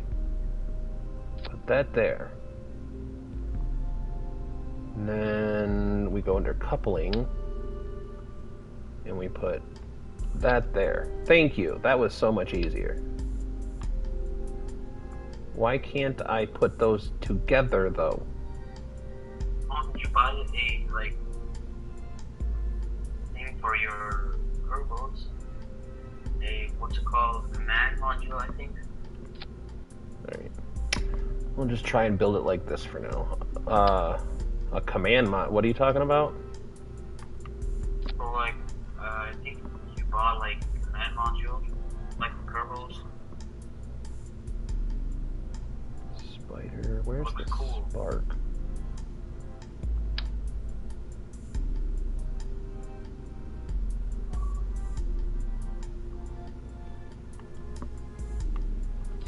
Spark engine. There you go. I used the spark. Am I allowed to doctor this up a little bit, though? Because I want to try something.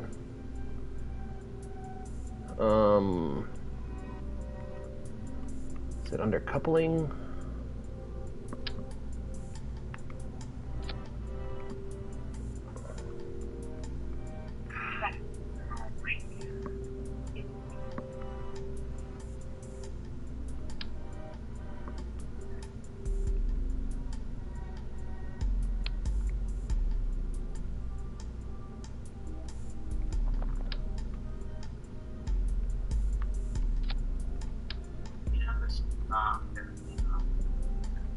Oh my god.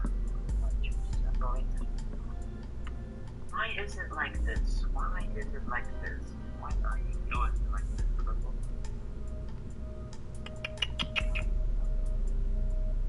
What I think is happening is attaching those two posters. Alright,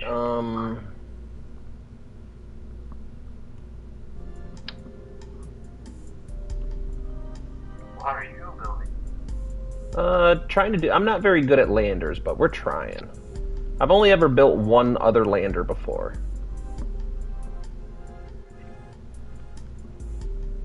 But we're giving it a shot.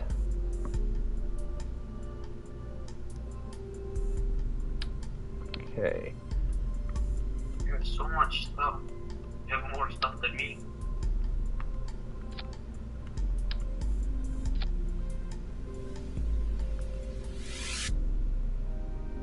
Come on.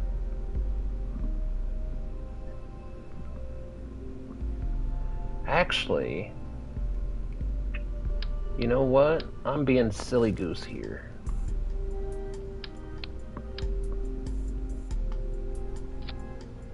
We don't need 2 full sets of science. Right? Alright, Spoon, you're packing... What about packing the lander under the orbiter? Yeah. We're going to do that. We're going to put the lander down here, so that way once we get into orbit, we'll detach from it, flip around, and then reattach to it the proper way. But I was having a hard time building it in that configuration. So what we're going to do is we're going to build out the lander and then just move it down there. Because I want to make sure we have absolutely everything.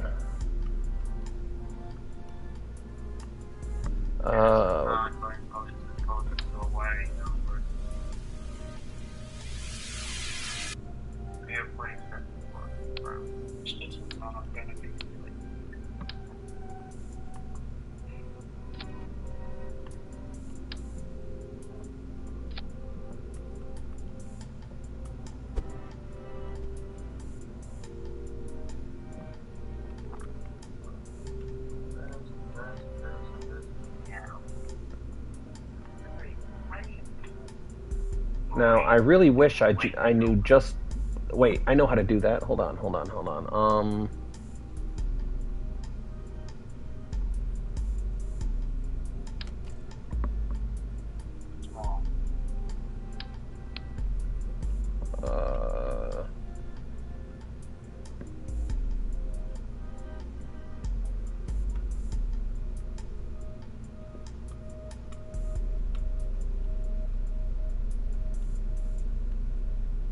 Oh, yeah. That's plenty. Okay, this is very good. Alright. Anything else you want to see going on, Spoon? Before we pack the lander up, make it look pretty underneath here?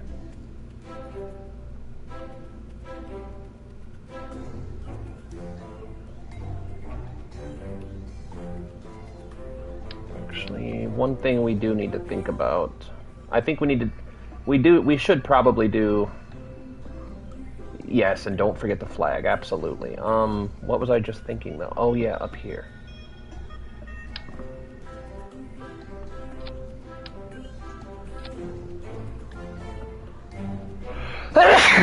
Excuse me. Sorry about that, guys. That snuck up on me quick. Got that. Got that. Should we worry about surface deployed science? Come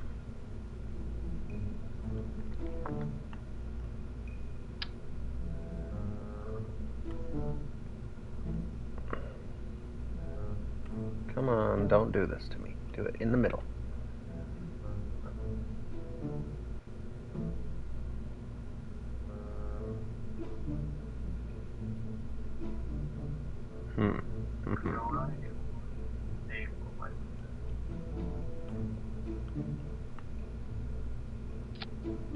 There we go. No, that's probably not gonna work. Hold on. I mean, maybe.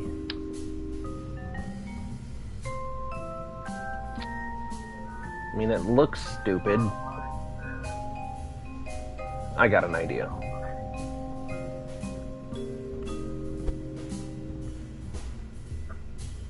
This still looks pretty stupid.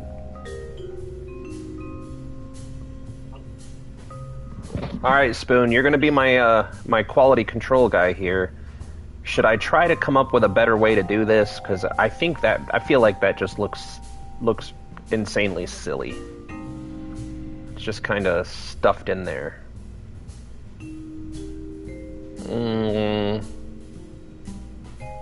Alright, hold on.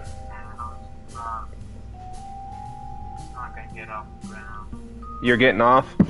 No, I'm just not going to get off the ground. Oh, got it. I thought you said I'm not getting... Alright, I gotta get off right now. Wait, hold on, this actually might work. I'm very, very so lucky.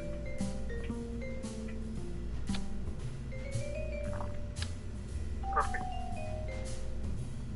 No,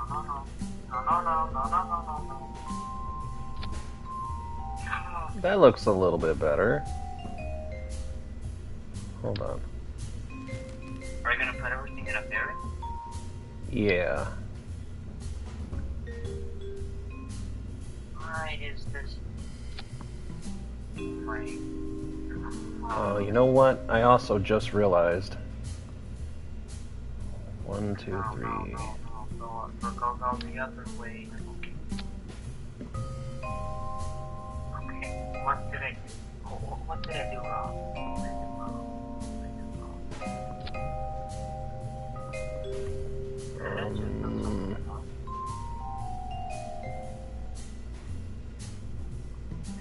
That should be fine. I was gonna put a ladder in, but I mean, I still can.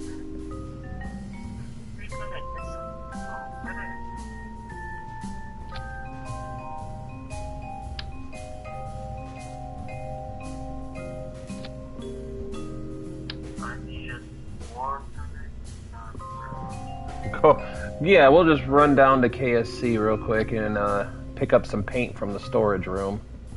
It'll be fine.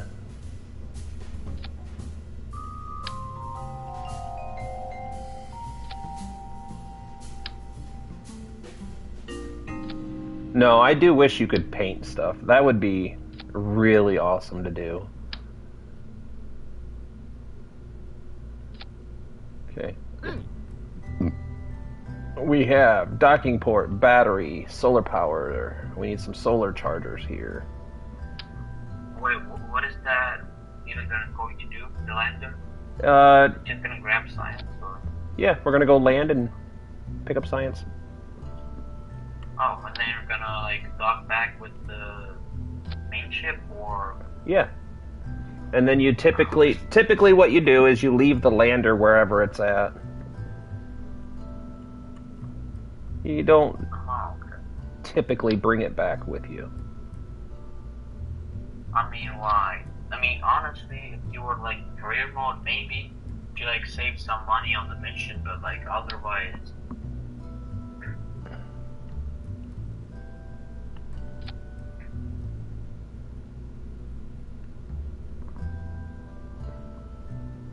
Stick it. I'm not 100% sure on how to even build a rover. Honestly, I'm not going to lie to you. I've never even tried. I'm not 100% sure if we have the parts available for a rover. Hold on. Can you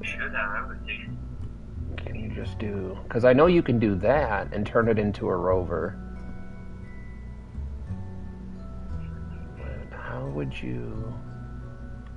I don't have... I got this probe core.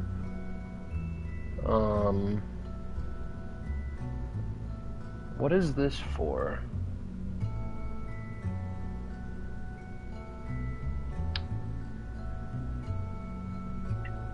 So right now, to go up, or that I need to go sideways, because my mental arms are so low. There we go. A lander that already resembles a crushed tin can, huh? So, is this just a different kind of lander? No.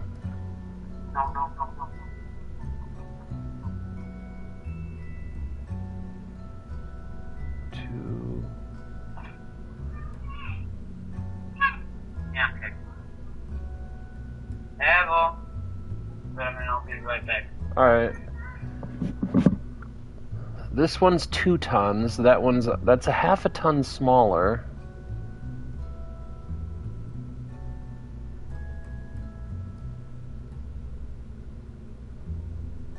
I don't know what you use the MEM for. Is that just a different kind of lander? Is it just a smaller lander? What does it... I mean...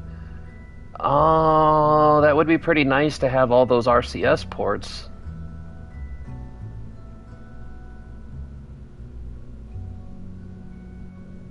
Man, I wish I knew how to build better stuff for you guys. I really don't know. A lot of this stuff is, even after 300 hours, a lot of this stuff is still relatively new to me.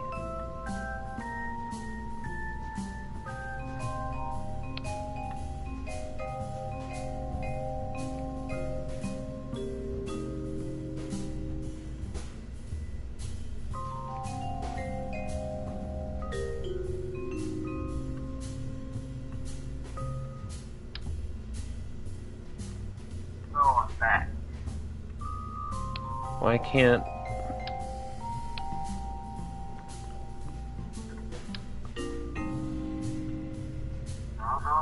No, you don't. Hold on. How do I...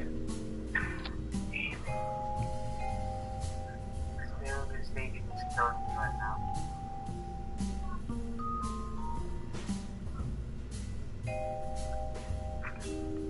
I'll go the other way. No, on the way.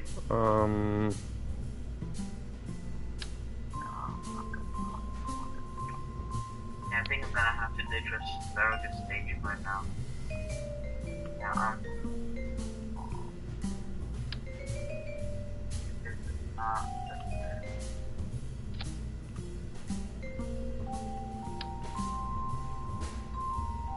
Come on, F1. I know you wanna go up. I'm so confused. It's not gonna let me attach it to anything. Oh, wait, what you doing? Trying to figure this out. No, go the other way. Oh my god. No, not. I can't. Yeah, I have to ditch this though. The staging is killing me right now.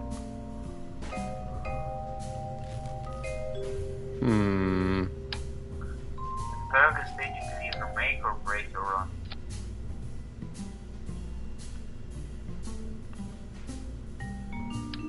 Oh, come on. Why?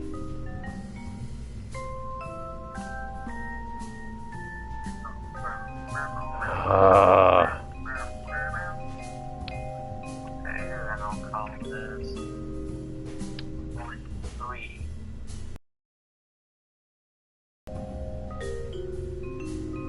What the Why?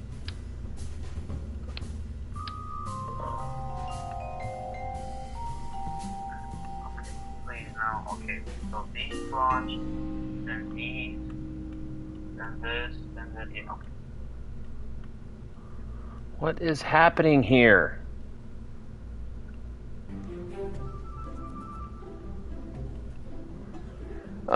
But you might have to rebuild the lander, but attach it underneath the orbiter. I couldn't. It wouldn't let me.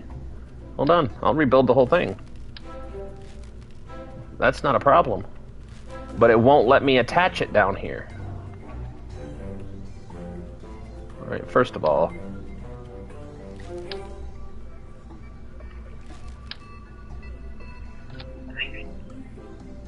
Alright.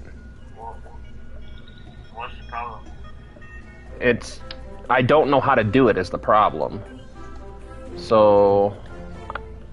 This is why I don't build landers, is because it just turns into a pain in the fucking ass for something I can build in 2 seconds.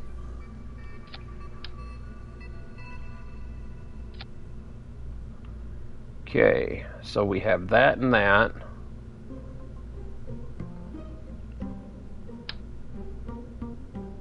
Put that in.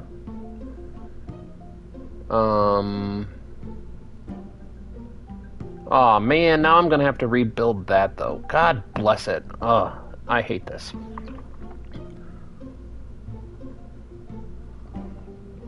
Alright. I just love this game.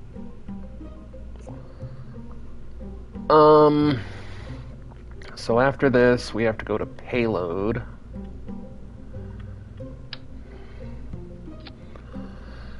Because now we're going to have to science it up. No. How do you... I don't know how to do that. How do you open doors?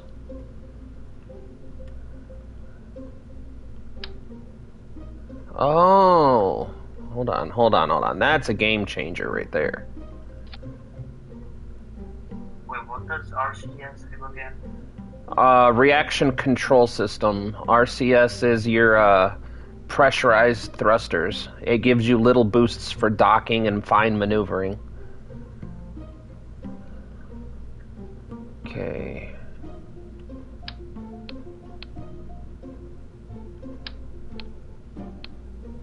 So right now, just Thank you, Spoon. I did not know you could do that. what is the problem right now? Did I do damage? What did I do? It did something. I know it did. Alright. Okay. Right now I'm just scared because Close doors. some wait, and I can just do this, and I can just let the curls do the curl thing and the curl do the curl.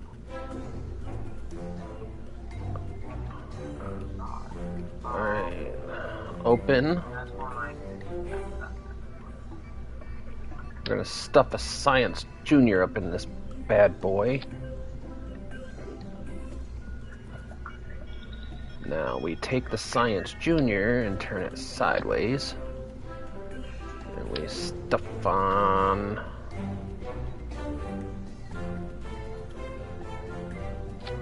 that, plus that, and Oh, God. that, and then fuel tanks. That's 57. That's 20. So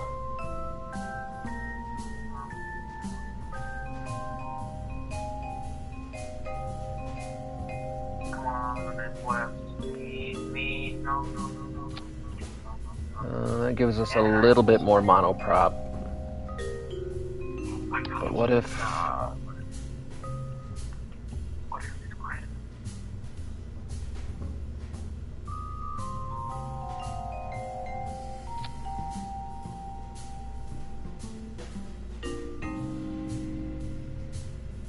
Is that gonna make it too heavy though? I don't know. We're gonna see. Fuel tank. Be right back. I just need a bottle of water. Alright. Too big. I know it's a cardinal sin, but maybe you could clip like 8 T200 fuel tanks into the surface bay with the move tool. Well, we shouldn't need to. Single, triple, quadruple, 4x1, 6x1. Alright, we'll do 6x1 maybe. And then what was it that we put in here? The spark?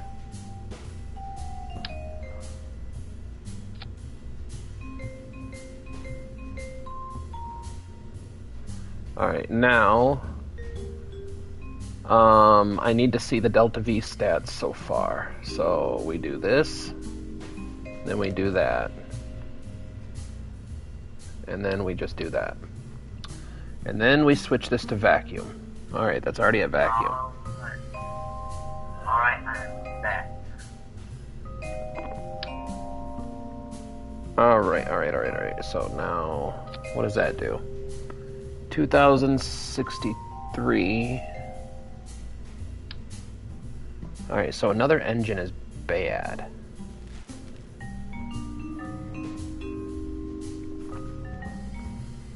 I mean...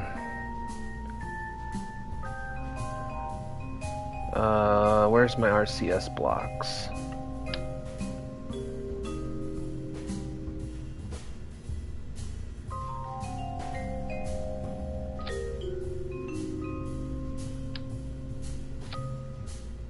That's good. I mean, I'm not quite fond of where it's at.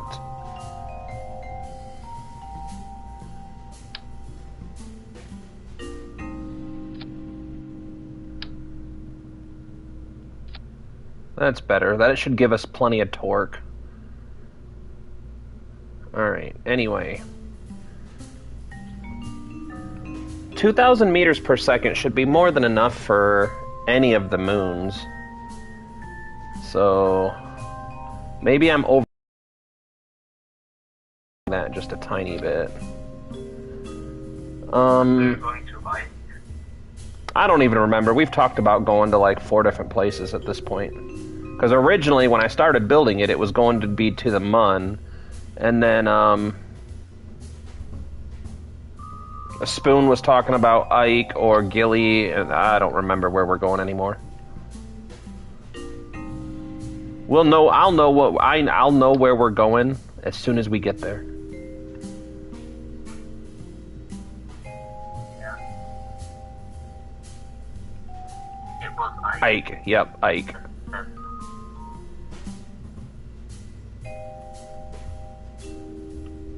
Right now, I'm just taking a pause from Triple Trade program.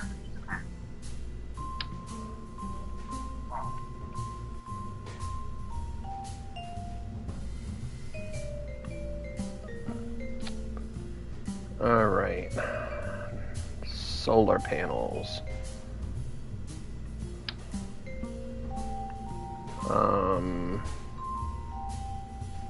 Here. Here. My guys have so much better stuff than me. Or maybe, hold on, open these. No, because I don't want to block the door. But if I put them there, I kind of block that. So. Wait a minute, can I transmit data to the station? Or does it like have to be your... Can you transmit data what? Can you like, so for example, you just landed a lander on night or wherever. You just grab a bunch of science. Now, can you send that science to the station, for example, instead of the Earth? Only if there's a science module in it. Then you don't have that. Or? No, I don't have that unlocked yet. I don't think. Yeah, I don't think I have that unlocked. Because if you do, you kind of don't have to worry about getting the lander back. Well, the Kerbals are going to be on board, so I got to at least get them back. Well, I mean, you do kind of have antennas, and you can, I guess, control it manually from the station. Maybe. Yeah, but the Kerbals Not are sure. the Kerbals are on the lander, so I don't have to do all that. They'll be controlling it from the lander. Well, yeah, but I mean, you can what's it called? You can do everything with robots, but and risk free. I don't know. It's your choice. It was just an idea.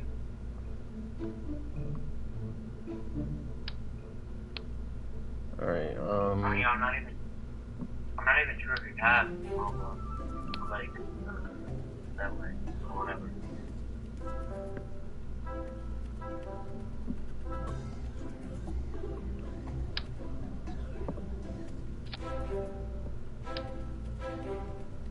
All right. So what we'll do is we'll take off, get into orbit, decouple this, flip this around and attach it, Apollo style. You have thought about the jobs program, right? Don't get too ambitious. Kerbin's Congress needs its jobs programs. Well, I mean, if there's too many Kerbals and not enough jobs, we can just start loading them into giant rockets and shooting them off into space for science, right?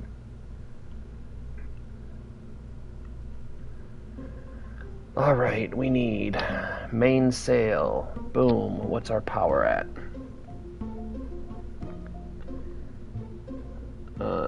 Honestly, we could launch it just like this and be fine.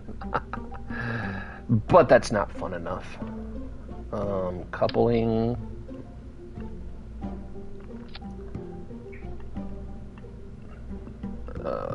Fuel tanks.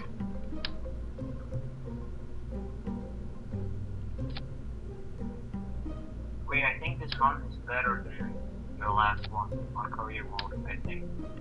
Or my mistake.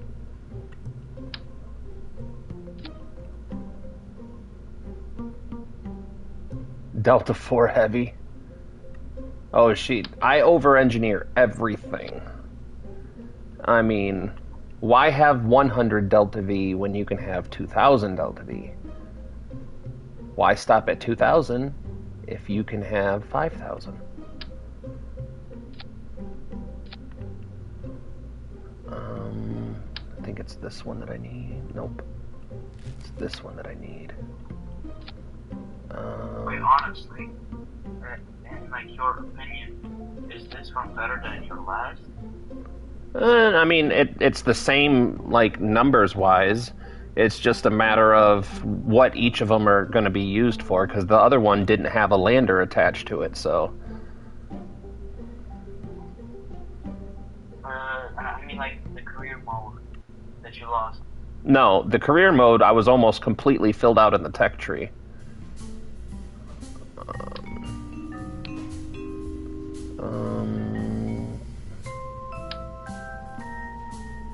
No, we don't have a shroud that'll fit. Oh well, I was gonna try to make it look all professional and stuff.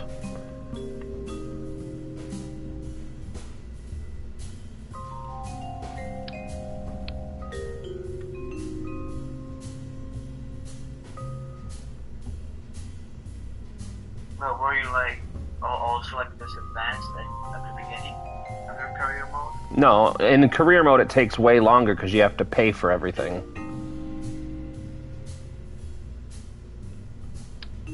So that was like holding you back, right? Oh yeah, it holds you back for sure. Because you gotta think you have to do contracts in career mode in order to survive. Yeah. So instead of just building a rocket like, oh, I want to go to Ike, well, gotta pay for it. So then you end up having to do like 100 freaking contracts.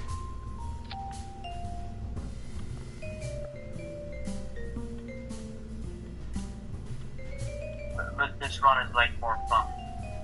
Yeah, it's more fun because it goes faster. You don't have to spend so much time doing all the contracts and the little stuff.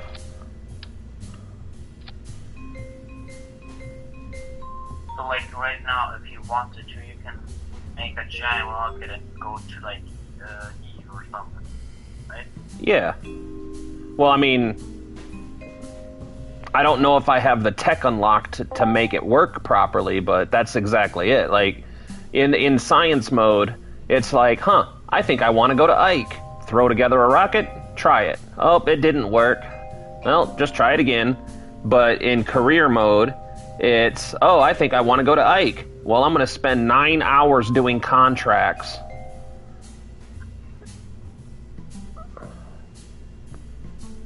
I'm thinking. So, I think what we need to do, just to be safe, is put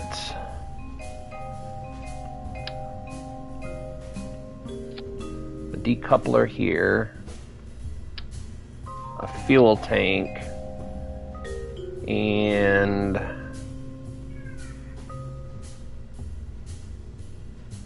maybe a Wolfhound engine. Wait, what's the numbers on these? Vacuum thrust of 375 at 2.5 tons, so 375 at 2.5 tons. That's 240 at 1.25 tons lighter. What is that? 375, so 75, so 40, 50, 60, 70, so it's only 35 kilonewtons less. What do we got here? That's 250 at 175. What about the Cheetah? No, that's way though. The Bobcat? Oh, that's 400, but it's 2 tons. I think the Bobcat's a better choice for this. I just wanted to put on an extra, single mainsail in the middle. Like on the engine blade. Instead of that, a single mainsail in the middle stage. That's cool. Alright. 1.03.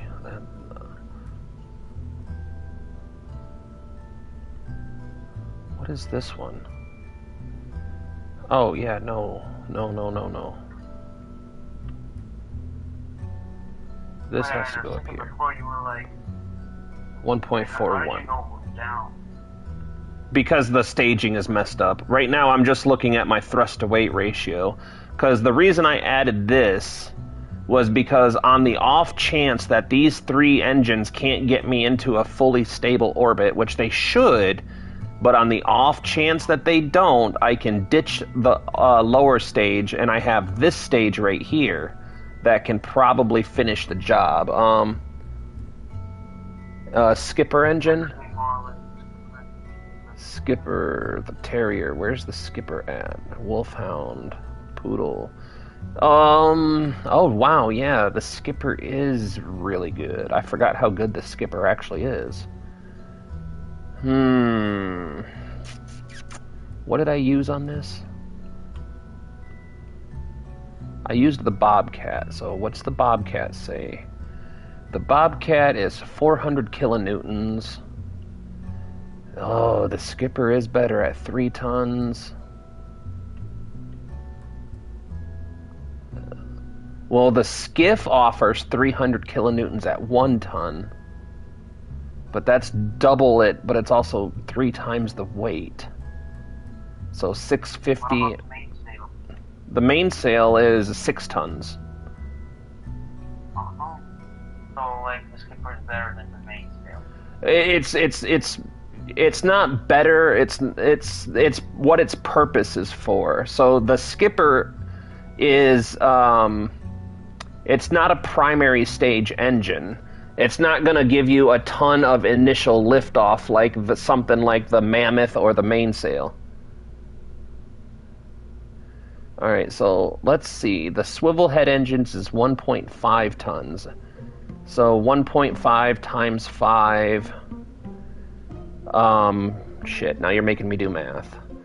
So 5 of them would be 5 tons, 6 tons, 7.5 tons. So that's 7.5 tons. So 2, 4, 6, 8, 10, but that's 1,000 kilonewtons. So 1,000 kilonewtons. 7, 8, 9. I mean, that's only 350 short of making that vacuum thrust, and it's at 3 tons. So 2 Skipper engines would be more powerful than 5 swivel engines, I think. If I'm doing this math right and thinking about it right. I don't know. I think I'm putting too much time into that. I think we go with the Bobcat for now.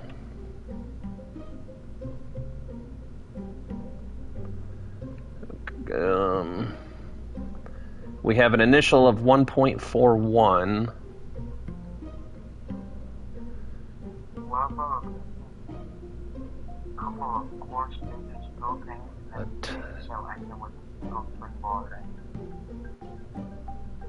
I mean, you're not wrong. Hold on, let's see what that would do for the numbers. I was just reading chat. Yeah. That's not my idea. No, I was reading the chat too. Oh. I mean, we lose thrust. We lose quite a bit of thrust.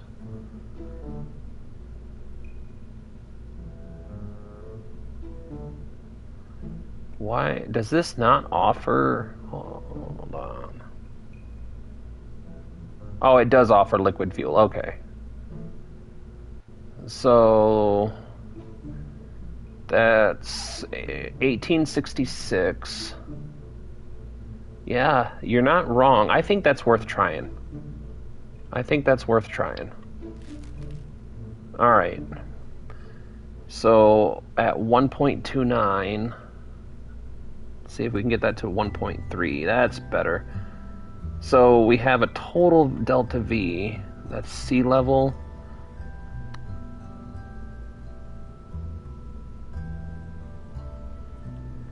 I think the delta V is messed up because of the staging, maybe? Alright, hold on. So those... This has to come down here. This goes up here. Might look better if you clip the twin bore, those top fuel. We want to avoid clipping if we can, because we can get the more clipping that you use, the more you're inviting the Kraken attack. And if we can avoid the Kraken. What is the Kraken? It's a term that people use in KSP to describe when the game doesn't like what's happening, and it causes random explosions to happen. Ah. Alright, hold on. Let's save this, so... Wait, hold on. Before we do that... hold on. Before we do anything... a save. Open. Squad... Alright. Alright, so Spoon, you've been in the chat. You've been helping out.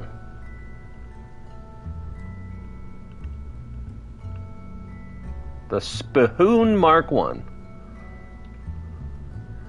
Alright, now, what I wanted to try was... Isn't there already like a ship named after him? No, we lost all of our ships originally, remember? Oh, okay. Yeah, so all the ships we had originally, they're gone with the other save file. Oh, come on. Give me this. Thank you. So wait, that means you cannot load like the schematic of like the Black Star? Yeah. Yep. All schematics have been... Magic. Yep. Basically everything that's been done for the past, I don't know, 6 weeks.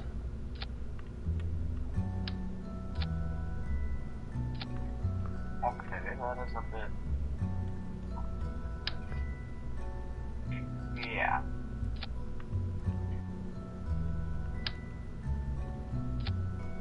But is KSP 2 better than KSP 1? Oh god, no. They abandoned the game, and it's in a tragic state of hidden. It's in a tragic state of lost potential. But the developers abandoned it, so it's never gonna. Unless the modding community gets let in on it, it's never gonna get better.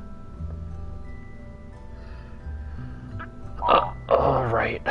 So. Wait, what is so bad about it? What's so bad about it? It's just a mess of a game. Super glitchy. None of the features work properly. It's not worth the money that they're asking for it. I would never recommend anyone buy it.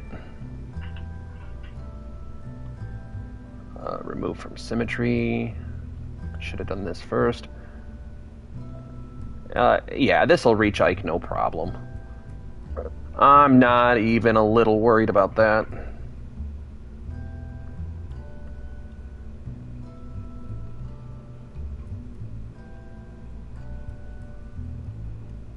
know, 6,400 delta V, that is... I think enough. That'll change here in a second. I haven't adjusted the staging properly. Alright, so these two have to go first. So where's this decoupler? Okay, that decoupler's in the right spot. That decoupler's in the right spot. So that's that one. That's the top one. That's the middle one, so... This one can go... Wait, hold on, let's... There we go. So now... This one goes up. This one goes up. Okay, so this should be these two. So 1, 2, 3, 4. Yes. Alright, now this should be these ones. 1, 2, 3. Alright, yep, that's fine. We can leave that like that. So, we start our engines. Push, fire, thrust, stage 1. We drop our first tanks, the decouplers, the boosters, decouplers, boosters. Then the next stage should be that. We can put this down here. What is this one? That's that one, which is fine. No, it's not.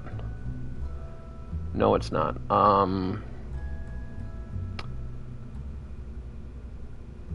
I want this to be off of staging because I don't want to accidentally stage this. So what I'm going to try to do is decouple this. I also want this to be disabled staging. So that way we don't accidentally decouple that. We can flip this whole thing around from the lander down to the booster and couple it up here at the docking port, which means that we can use whatever fuel's left from here before we use the fuel in here. Alright, sound good? Yeah. You should recruit some random Kerbals from the astronaut complex for this mission. Yeah, so I almost forgot to ask you, but if you can, it'll be really nice to get me what's it called again? Access, I think it was, to modify the server, because that will take like 4 hours or something to actually do. Honestly, Bub, I'm not that worried about it. The Discord's more for everyone to come in to talk, and there's only 3 of us that use it right now. Maybe 4, because I don't know who keeps coming in and out. So, if it gets to be a bigger issue, then I'll put some thought into it and more effort, but right now, I'm just not that worried about it. Yeah, sure. I just wanted to ask, you know. Yeah, no, I feel it. Because that takes a bit of time. Yeah. No, if it turns into a bigger issue where we need to think about it more heavily, then I'll put a lot more effort into it. But right this second, there's only 3 to 5 people that even use the server, and it's easy to manage, really. Yeah. But like as I can see, you have no bots. They just raw. So. Yep. All right. So I think we're ready. Nice. We'll do.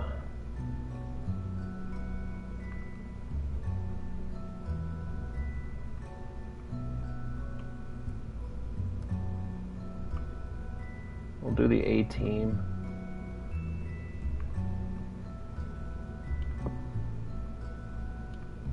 All right, let's go see if she flies.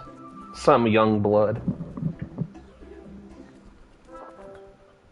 You know, that probably wouldn't have been the worst idea. What I'll do is, if we start doing multiple missions at once, we'll go and hire a bunch of new ones for Valentina's crew. Don't forget the transfer window. Yeah, we'll get there. You know what we can do? Now, can anybody remember the transfer window? Ah, we missed the... Actually, no, we're not missing the transfer window. Happy day! The transfer window's right here. We're just going to leave Jebediah, Bill, and Bob.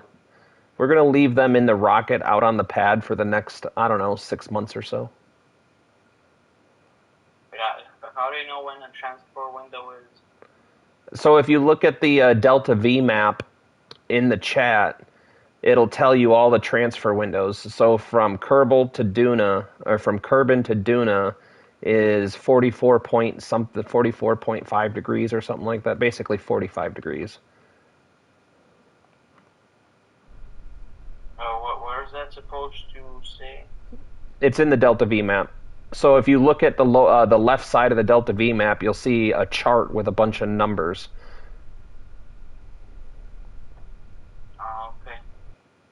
But like, wait, where does it stay on the game? If you missed it or not? You don't. The game doesn't have it. So the only way to know for sure, like beyond a shadow of a doubt, is you open up your tracking station menu. You make it to where Kerbin and the sun is your straight line. So you make it to where draw a straight line from Kerbal to the sun, and that is your bottom of the screen. And then so rotate your screen to where Kerbin and the sun is the bottom. And then you put a protractor on your screen and you measure the angle from Kerbin to the sun to your target. So for Duna, you want that angle to be about 44, 45 degrees. Yeah, stock Kerbal does not have a phase angle calculator. It has one in there, but it's not accurate. Because the problem with the built-in one is that it doesn't measure from the parent body to the sun to get an accurate angle. It measures from the vessel to the parent body, then to the sun. So it's never really an accurate angle.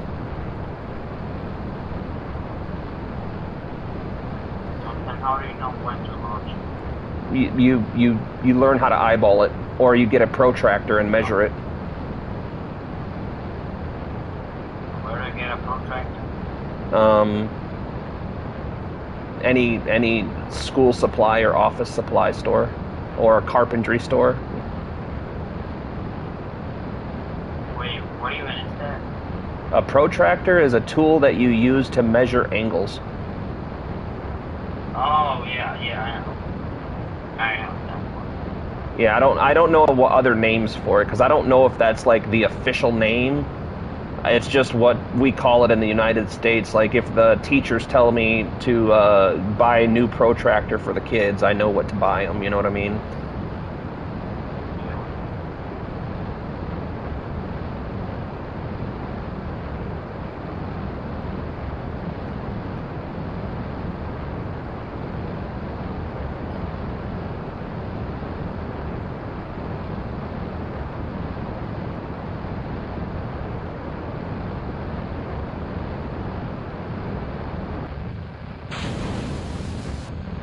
Oh, that's so close. What happened? When I decouple my outer stages on the asparagus staging, it like almost hits the lower engine. Oh yeah, I'm just not seeing. Oh. Sorry, Spoon, I didn't read about waiting till daytime. Yup, kill it. Fuck you, whale, and fuck you, dolphin.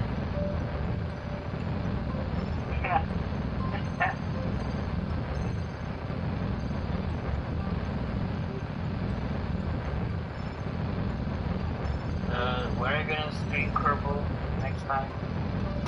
What I'm gonna do is I'm gonna start just putting up a poll every week and letting everybody decide what we stream, because I never really I like mixing it up a little bit and doing different streams every weekend, and then having like Kerbal every other weekend, or like make Saturday Kerbal day and then Sunday different game day, which I might end up doing just so I'm not playing the same game on stream all the time. Like, what games do you even have that you can play? Oh, tons of them. What sort of shenanigans are we up to today? Shedsy. Oh, man, Shedsy, you missed it yesterday. We had a fatal error occur. And we actually found out that the save file that we've been working on for the past, I don't know, 2 months, getting to Eve, it corrupted the save data file, and we lost all of our work for the past 2 months. So we have restarted in science mode, and I'm just trying to basically speed run the tech tree and get back to where we were so we can possibly start working on going to Eve again. I swear, by all my heart, before this year is out, we will put Kerbals on Eve. I swear it. Not because it is easy, but because it is the final boss of the game, and I'm determined to beat it. Which one is Eve? Eve is the purple one. The big purple blob in the middle. It's the second planet from the star. Oh. And that is the hardest planet in the whole game. Arguably. It's what everybody calls the final boss, because Eve has a super dense carbon-rich atmosphere with no oxygen. So while it has much less surface gravity than Kerbin, it has a significantly higher atmospheric pressure. So trying to take off from Eve is one of the biggest challenges in the game. Because it requires... Patch Week kept me busy. What's Patch Week mean? What's that mean, Shedzy? What's a Patch Week mean? Is for propeller planes, though? Yes. I did make a half-assed attempt at trying to figure out how to make a propeller plane, but I kind of failed. I really didn't understand how to build it. Patch Tuesday from Microsoft. Oh, like a software patches? Is that what was that what that means? Like, I didn't know you were talking about like software patching. All right, so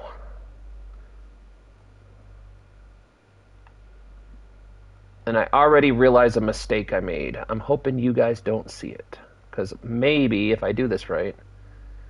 Oh, I get it, Shedsy. Oh my goodness, I get it. That would be a nightmare.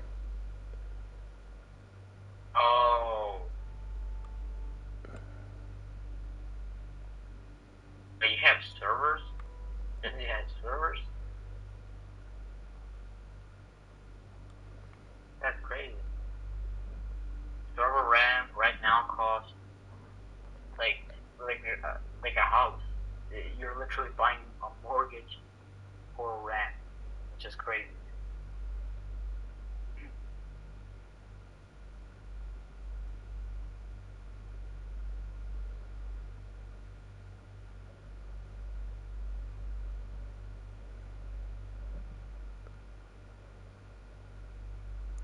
Alright, so at a 55-second burn, I say we burn at about 26 seconds. 20, we'll do 27 seconds, I think. Yeah, I don't envy you, Shedsy. By the way, I didn't see the number. I think it said 10. If we do have 10 people in the stream right now, thank you so much for joining us. We are once again playing Kerbal Space Program on the PS5. 13? 13. My goodness, you guys are crazy. If you are here for the very first time, don't forget to hit the thumbs up button. It helps the Kerbals to pay for their YouTube Plus subscription while they're spending the next 8 months in space. Alright, we will have a small staging event coming up, so we'll go to this view. Just double check. Yeah. Alright, so this next stage is golden.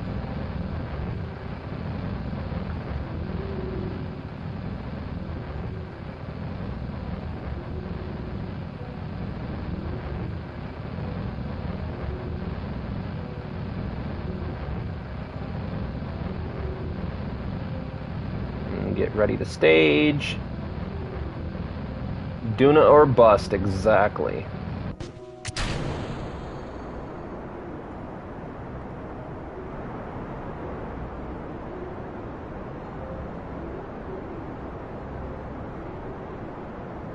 I think this is your best stream yet.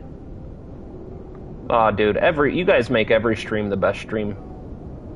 That's not even trying to play around. Like, we've had steady upticks in all the metrics. Like, all of the metrics right now are looking... I couldn't ask for better. You guys are killing it on watch time. So for the next step in YouTube land, we need 3,000 watch hours, which with all you guys combined, we're sitting at just about 2,000. We need 500 subscribers, which with everybody here, I think the last I checked, we were up to 183, I want to say. Yep. So you guys are killing it. Like, I couldn't even ask anymore. Oops, wrong way. So let's go. 183, yep. So 183 out of 500, which, if you look and think about this, I've had the channel since 2012.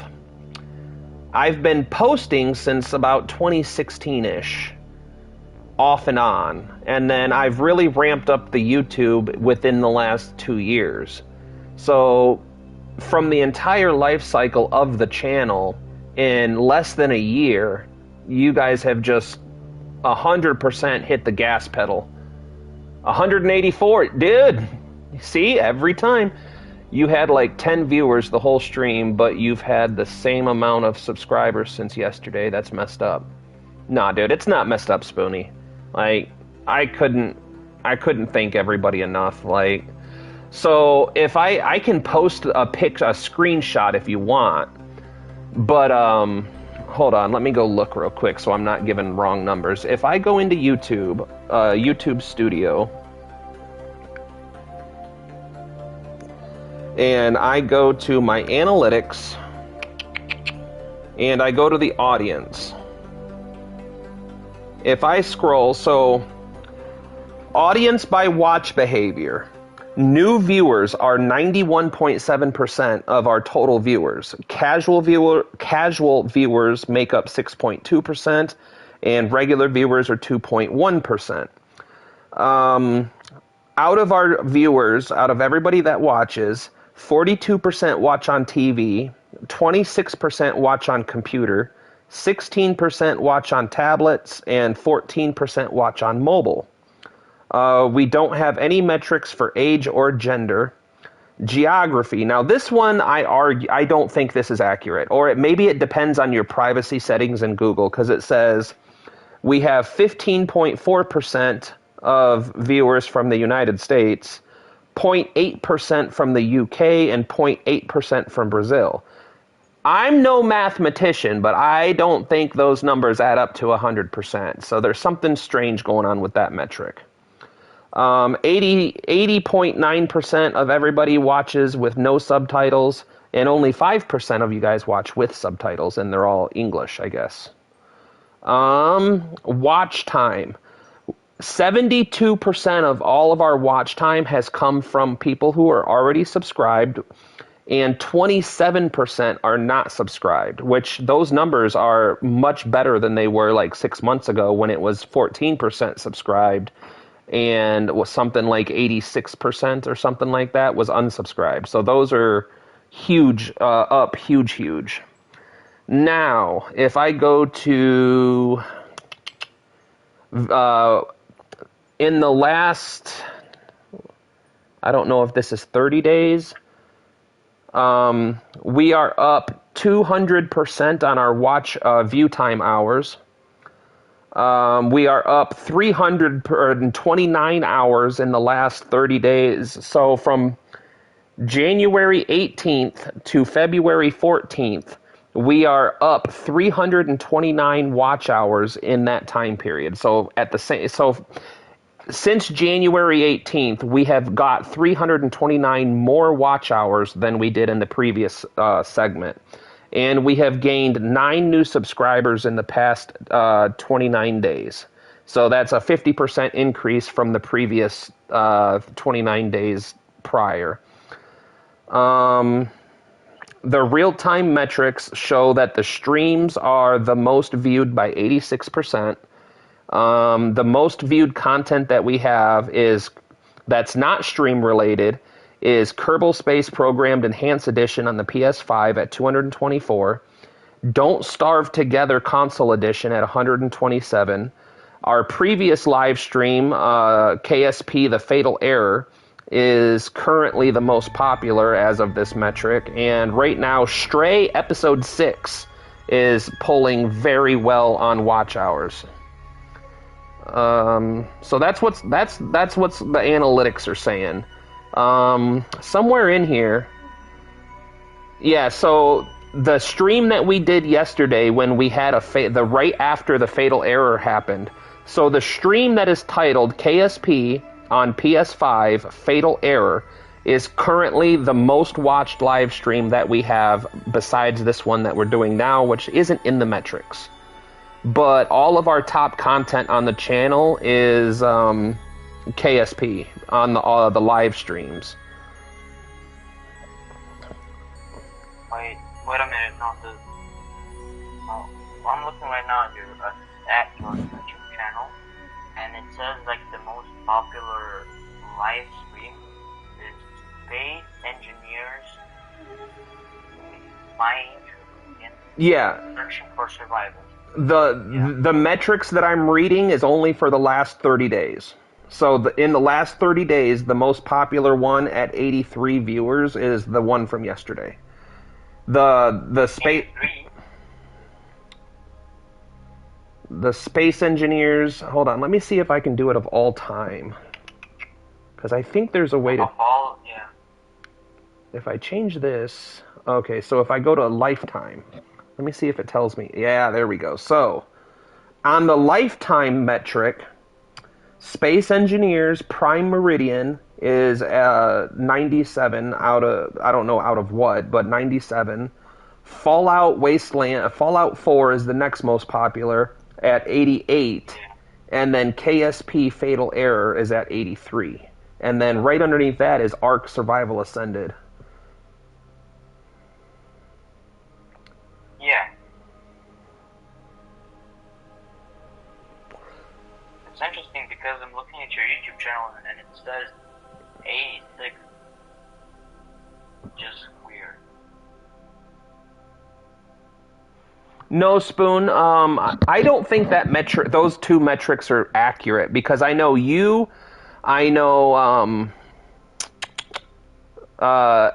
Luke.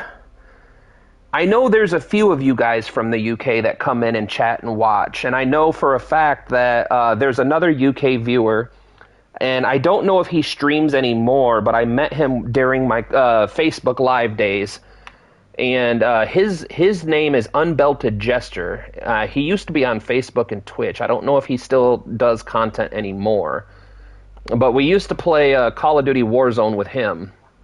And I know he's UK, and his group of friends that were always playing with us were UK, but I don't know if they keep up with the channel. I know Unbelted it does once in a while, because we talk on Messenger about it. But that's why I said I don't know if I trust those metrics, because I don't know if it's affected by your privacy settings. Because 185 now. Oh yeah. But yeah, I've always really been adamant about, I don't really, how do you put it properly? Because I do care about the metrics. I do keep an eye on them. But I know there's other things that I could be doing to improve them. Like, I could be adding thumbnails to everything. I could be doing editing and stuff like that. But the editing process that I have to go through without a PC it's extensive, and I'm not going to lie to you, it annoys the living crap out of me. I love you guys so much, and once I do get a PC, I will go through and have much more edited, high-quality content and stuff like that. But in order to do an edit right now, I have to post the video on YouTube as private. And then I have to get on my phone and download the video to my phone. And then I have to use YouTube Studio, YouTube Create is what it's called. I upload the video to YouTube Create, I edit everything on the phone, and then I have to save it, which creates a whole nother save file in my phone, so it takes up a ton of storage in my phone that I just don't have.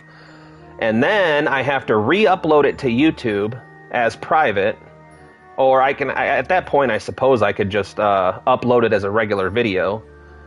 But, oh wait, we're not going to Duna. What am I doing, silly goose? But yeah, instead of just being able to open up a PC and upload it into an editing software and edit everything and then upload it, it's kind of a pain in the bootang. So I just tried really hard. When I do regular videos, I try really hard to kind of time them for about 20 minutes a piece, so that way they're not too long. And then I try to make them. You could go to Duna. Do you have the Delta V? I don't know that I do for the lander. The lander would be super close. I mean, maybe. Ooh. You can save it and then you can like try it. Well, the problem is I didn't put parachutes on the lander. So landing on Duna would be pretty expensive at the. Let's do Ike, and then see what our remaining Delta V numbers look like. And then if it looks good, we'll do a Duna landing real quick. I'm not opposed to the idea.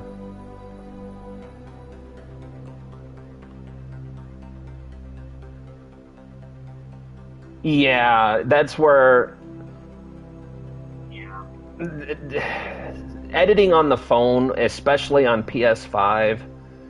Tazjax does heavy editing on the PS5, and I mean, he spends, I'm talking about a lot of hours in the editing program, because I can see on the PlayStation friends list when he's in the Share Factory studio, and I can see every time he's editing Alien Isolation, or he prefers large edits, and I'm like, I prefer doing it too, but I was spoiled when I had PC, because I used Adobe Premiere Elements Pro, and it's just such a much easier, faster, better way to edit. You get a better quality of finished product. Like, everything about it is just better.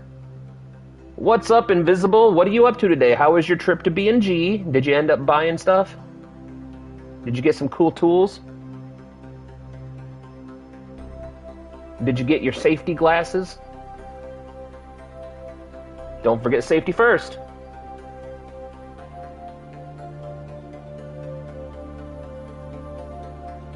Now, the next thing is, as soon as we do this maneuver, we're going to flip this around. I should have flipped this around and did it first, but I forgot. Got a metal army sign. That's not a tool. I guess it is a tool. If you use it to do something useful, it's a tool.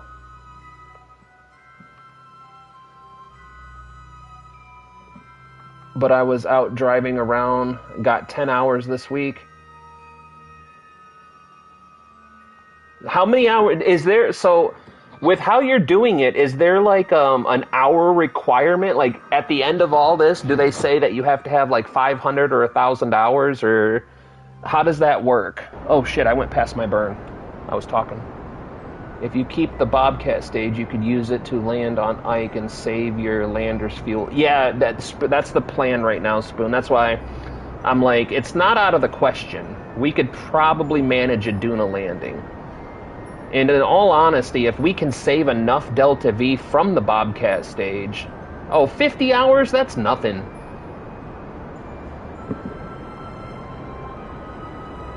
If that's all you're required to do, then you'll be fine.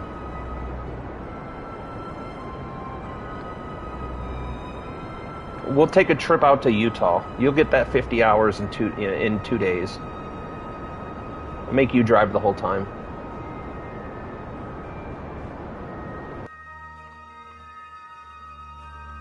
Alright, so Bobcat has 520. Now, the next thing we ought to do is put a maneuver here and see how much it's going to cost us to get a capture. Boop, boop, boop, boop, boop, boop, boop. Okay, I'm not doing that 1,000 more times.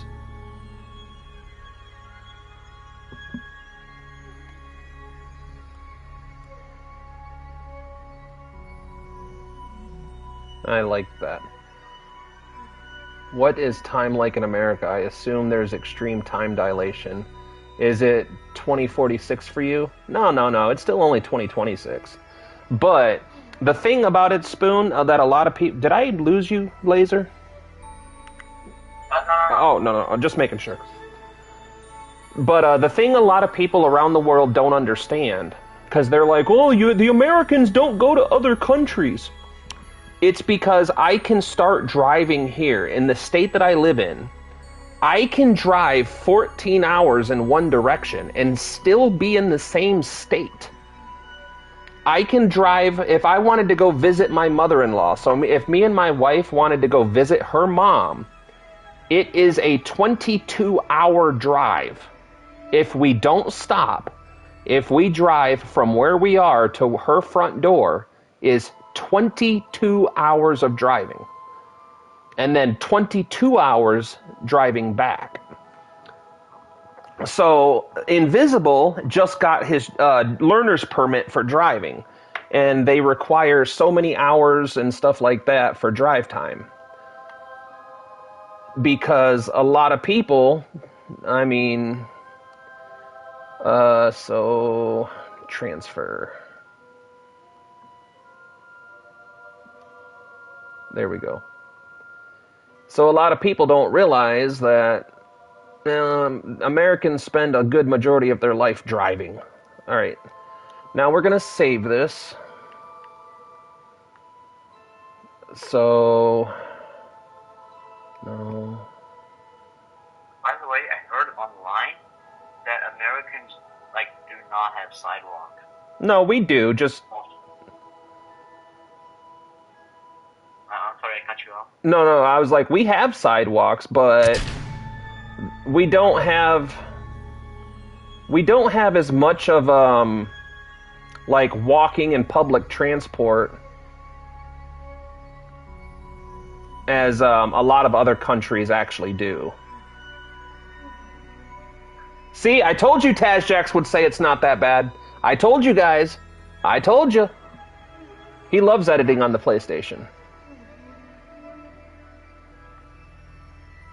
Alright.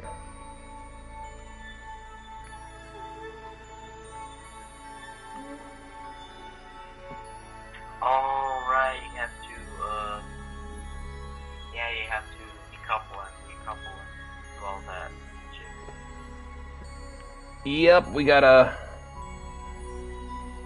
get rid of some of the stuff here.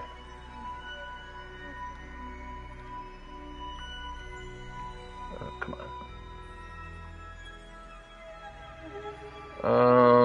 Boop. How do I do this? Crew report, lights on. Control from here.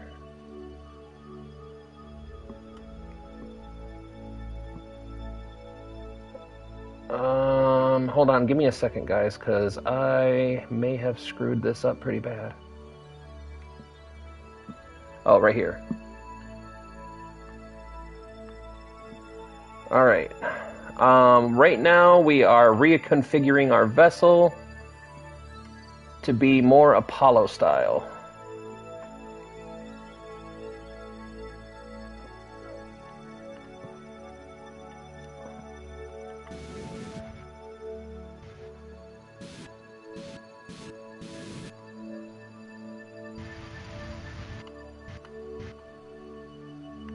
Okay, now this button, Now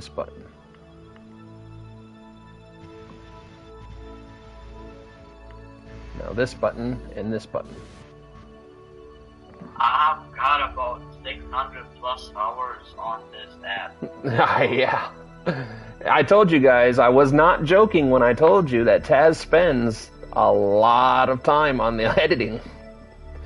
Once I get a PC, what I'm going to do is call him up and be like, hey, why don't you come over to my house? I got beer and I got ribs. Bring the kid, let the kid play with the other kids, and then I'm going to sit him down and be like, look, this is how you edit on a PC. And when he does like a 6-hour edit in 20 minutes, he's going to be like, yeah, I totally understand why you say this now. Yep, so Invisible, right now what we're doing is we're reconfiguring our vessel. And then what we're going to do is go land on this moon over there that we're coming up on. There we go. And then we're going to see how much fuel we have left. Is this deactivated? No, we want that one activated. So this one should be deactivated. Okay, yep. Now, the next...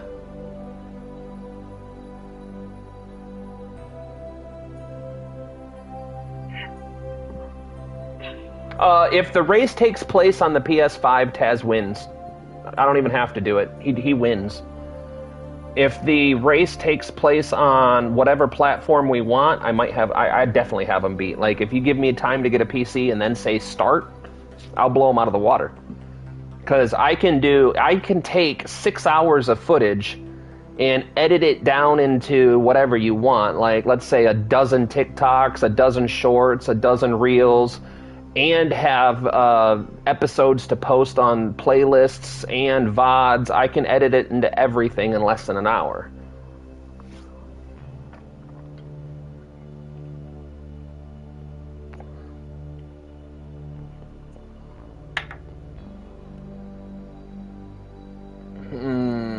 Hold on. Now that you say that, I want to try something.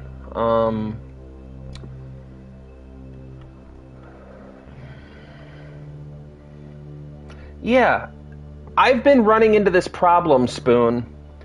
Nothing I do allows me to transfer fuel from this fuel tank to this fuel tank. I cannot transfer fuel through docking ports for some reason. It's enabled. It's enabled. I don't know what I'm doing wrong when I build these. So, like, if I wanted to refuel my lander from this fuel tank, I can't do it. There's no option. But if I wanted to trade fuel from this fuel tank, like right here, no option. But if I was to do... Oh, wait, it's not gonna... I don't have any fuel tanks between each other. Yeah, I don't have another way to show you. But if I had two fuel tanks... Yeah, I have, but the fuel lines, if I try to run a fuel line from here to here, it won't let me do it. And then the same thing, like, how do I run a fuel line up to the lander, or do I run it to the docking port? I'm not sure how to accomplish that. I've never, on my easy mode playthrough, I didn't ever have a problem with it. Hold on. Let's enable this cross feed and see if that does anything, because it didn't last time. Yeah, see, even enabling cross feed on that doesn't do anything. Does this have cross feed? No, it does not. But it does have a crew report. But yeah, that's one of the problems I've been having building landers. It's one of the reasons I don't build landers very often. Because, I mean, I've started to more and more in the recent time, but I just cannot figure out why.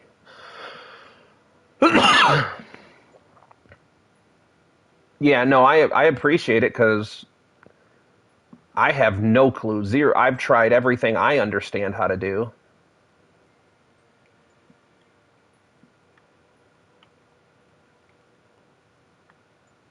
Alright, so now...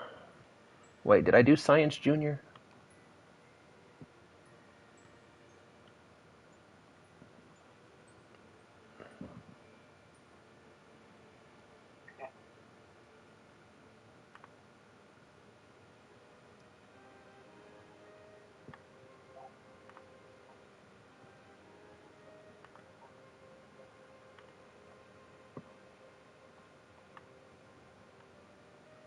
Now, say it with me, guys.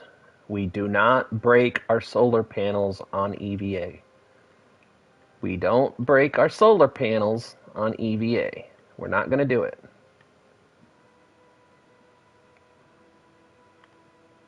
Wait a minute, has Jack just been uploading like every day? No, For the past, what, 4 days? I think Taz does every other day. I know he does Alien Isolation on Tuesdays. I know that one for sure. Because that's the one that I... I'm looking at his playlist right now. The first episode is just Apollo and like on the glass, which is so funny to me. Yeah, he does a much better job at doing edits and thumbnails and stuff. Once I get a hold of a PC and have a better way to do it, then I'll get back into being more of a professional YouTuber.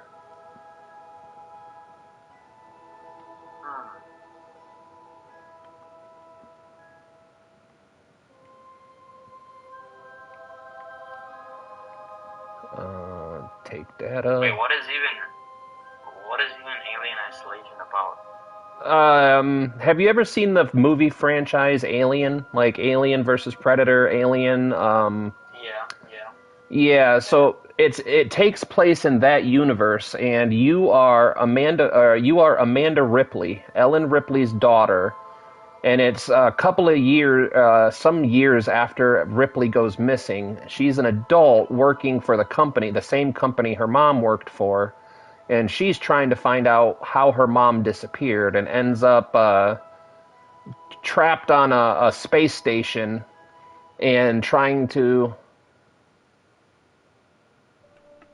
Hold on. I see there used to be a per save option for obeying crossfeed. It's a 10-year-old post, though. What does that mean, per save? You created a monster. I didn't create the monsters. I'm just trying to trap you with them.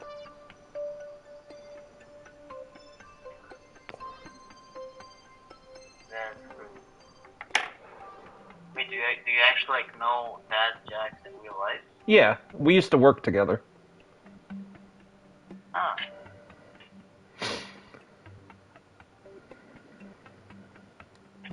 Yep, we live in the same city. I'm really trying to convince his boss to hire me at his job because I think I would be a better worker than most of the people he already works with.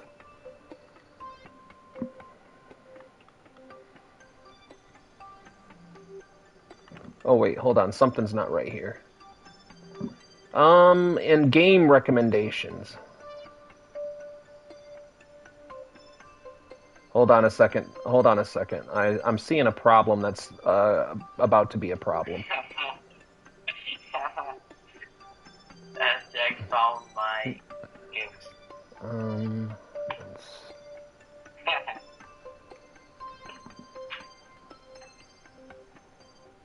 Oh no, this is... You created a monster. So that would be 3, 6, 7... So 3 minutes and 45 seconds on each. That's a 7-minute burn. What if I do this?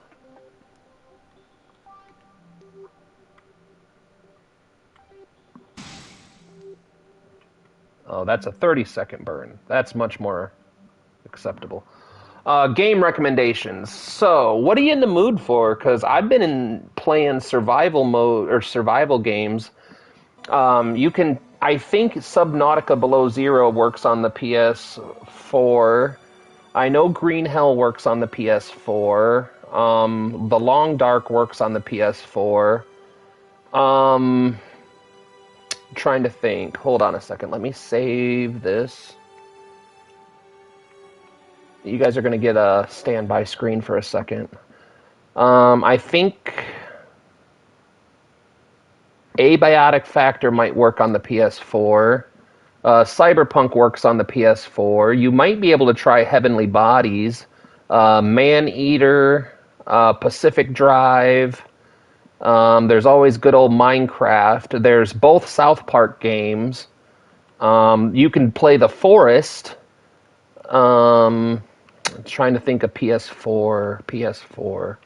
Subnautica Below Zero is PS5, so that's not a PS4 game.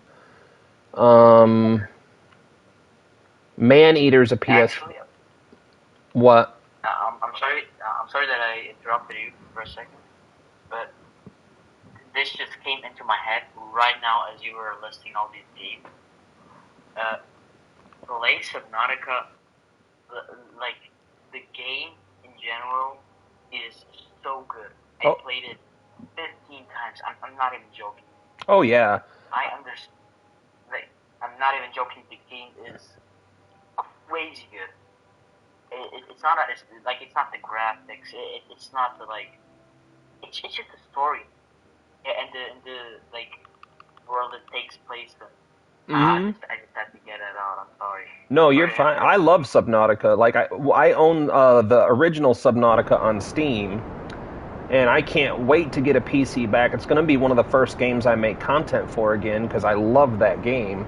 But they put Below Zero free on the PlayStation Plus, so I downloaded it, and I've got it's going to be coming up on the channel here pretty soon. Once I start, I've already got like 4 or 5 episodes recorded.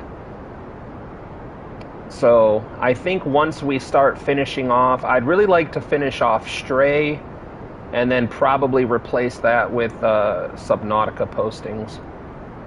But I cannot wait to get done with Tomb Raider. I'm so tired of posting that. I had like, I don't know, 30 damn videos for Tomb Raider, and I've got 7 left.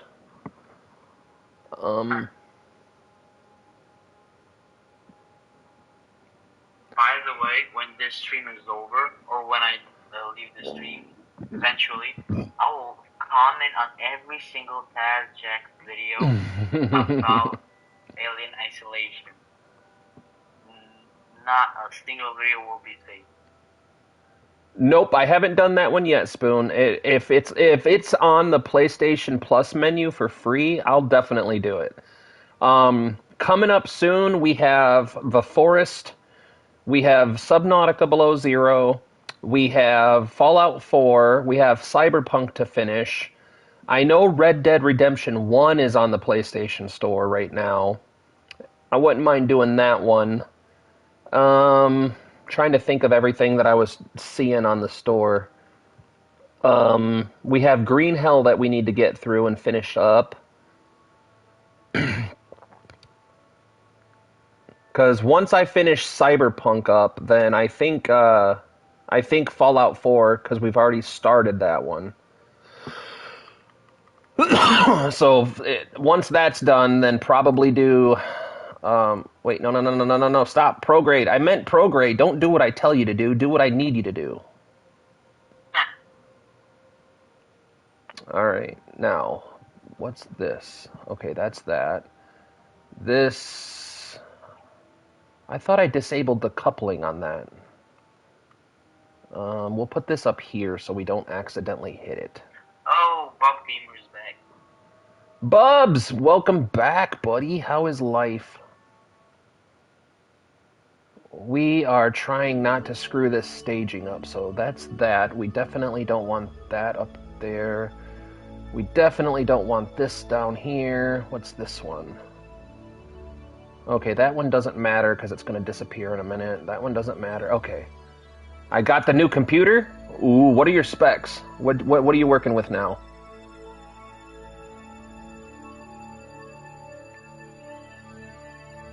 I think this economy engine would be better than good. Hopefully it can run KSP better. I mean, KSP is a really old game, so literally a potato can run it. It was like launched in 2000 something. I believe it was like 2007 or something like that. So yeah, so definitely like if you bought a CPU for like I don't know like $60, $70 or something, 2011, yeah. So literally anything can run it. I mean, if you have Intel graphics or something, have, even with $100 for like a CPU and a GPU, you can get like a old Intel i5 something with integrated graphics, and it will run. It will run KSP to it. It will not be 100 and something FPS, but it will do the job pretty well. So it can run KSP. Yeah. All right. Now let's get our scientist, Mr. Bob. And we'll collect everything. Take data, let go, do this, do that. Zoom in. Coming right now, I have a fully cracked PC. It's a mid-range, but okay. Yeah. Wait a minute, Apollo, do you have what's it called again? What's it being called? Subnautica or Subnautica Below Zero? Below Zero. I own Subnautica regular. I own regular Subnautica on Steam already, but I just don't own a PC to play it. Yeah, I get that. I mean, Subnautica Below Zero, it's an okay game. It's okay. It's okay. And that is everything I can say about it. It's okay. Yeah. No, I just got excited. I really wish they would put regular Subnautica on the PlayStation Plus. I've lost the fight to Alduin like 4 times in Skyrim. I don't know. I've never lost Alduin fight before. I don't know how that feels. I just... What happened when I fought Alduin was I was walking away and he said, "Hey, punk-ass bitch." And I turned around and he got hit with my dick and he died. I mean, I didn't even mean to kill him.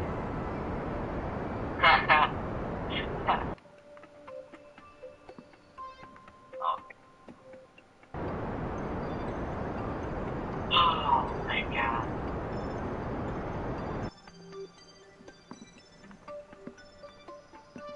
Like next year? No, yes, next year I will officially be old enough to get a job, which in Germany is kind of low, to be honest. But I can get a like job or something. When I get a job, the first thing I'm doing with the money is donating to you. Trust me. Oh, dude. Just being here and hanging out and shit. Like I said, the biggest thing I'm working on right now is just getting the metrics up and kind of trying to buy time until we can get a PC, because once we get a PC, then I can really get into full-blown... Because eventually, once we have a PC, not only am I going to be doing more gaming content the same way that we're doing now, but I'm also going to be starting to work on doing... Oh shit, I was busy talking. I'm sorry! Don't do it! Oh.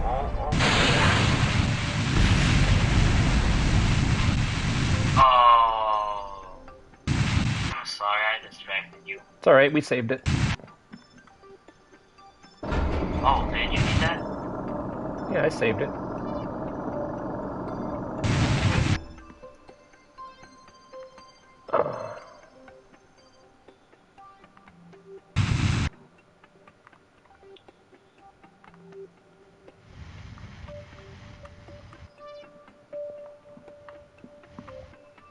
Never doubt my power. Never give up, never what? Never give up.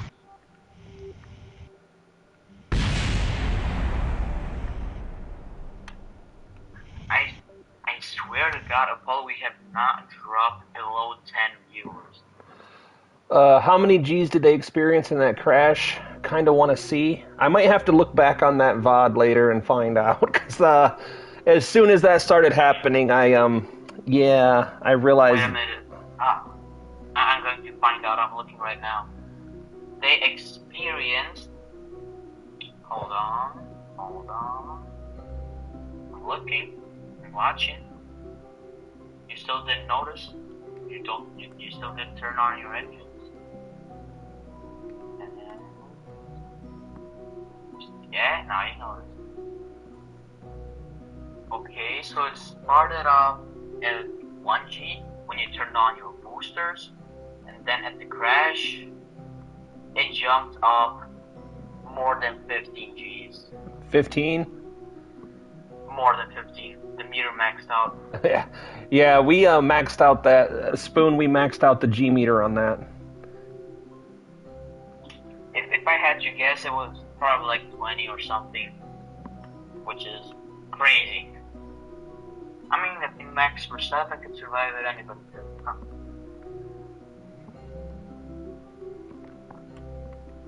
Huh? Been falling asleep to dude. I love Dragon Ball Z Abridged.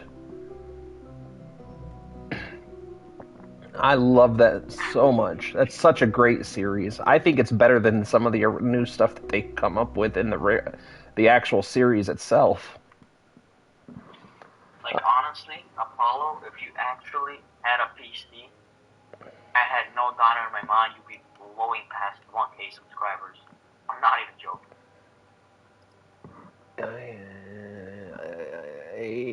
Because honestly, I was literally tracking most like subscribers like back in the day and everything before everybody blew up with what's it called, scripted Minecraft videos, you know. Mm-hmm. I was just finding a few channels that had like 2K subscribers or something, and I was just following them, and eventually they just kind of blew up. And later in like interviews where they had it and everything, they told me, I mean not me, they told the audience, I mean everybody, they told the audience that the thing you need to succeed is to clickbait. So that is number 1. And number 2, you need to have good titles. And number 3, it's just luck.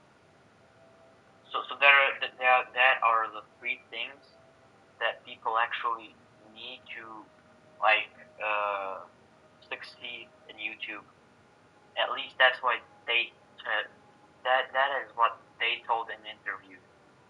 Yeah. Because I was just like watching them. Like honestly, when I stumbled upon those videos, like back in like what 2016 or 17 or something like that, I just found them funny, and I was like surprised that they didn't have like 10K subscribers or like 20K or something crazy like that, you know. But yeah, you just kind of need luck, honestly. A lot of people say that you just kind of need luck. There is nothing separating you from another channel that has like the same subscribers. It is just luck. I mean, that's at least what I heard. I'm not an expert at this. I'm saying what they said. Yeah, you know? No, I understand.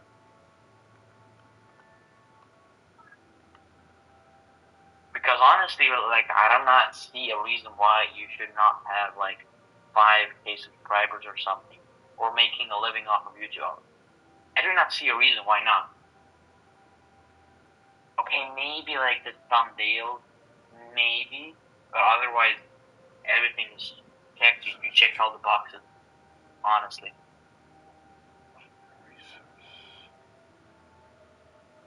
Yeah, it's checked, right?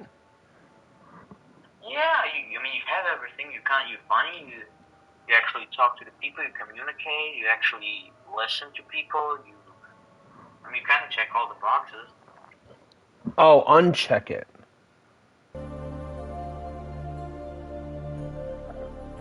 Oh yeah, I mean checking it, unchecking it. No. Shedsy's trying to help me figure out this problem that I've been having, not being able to refuel in flight. It's overall slightly but noticeably better. What kind of graphics card do you have, Bubs? You have other parts between your tanks, and they must not allow. Oh. That makes sense.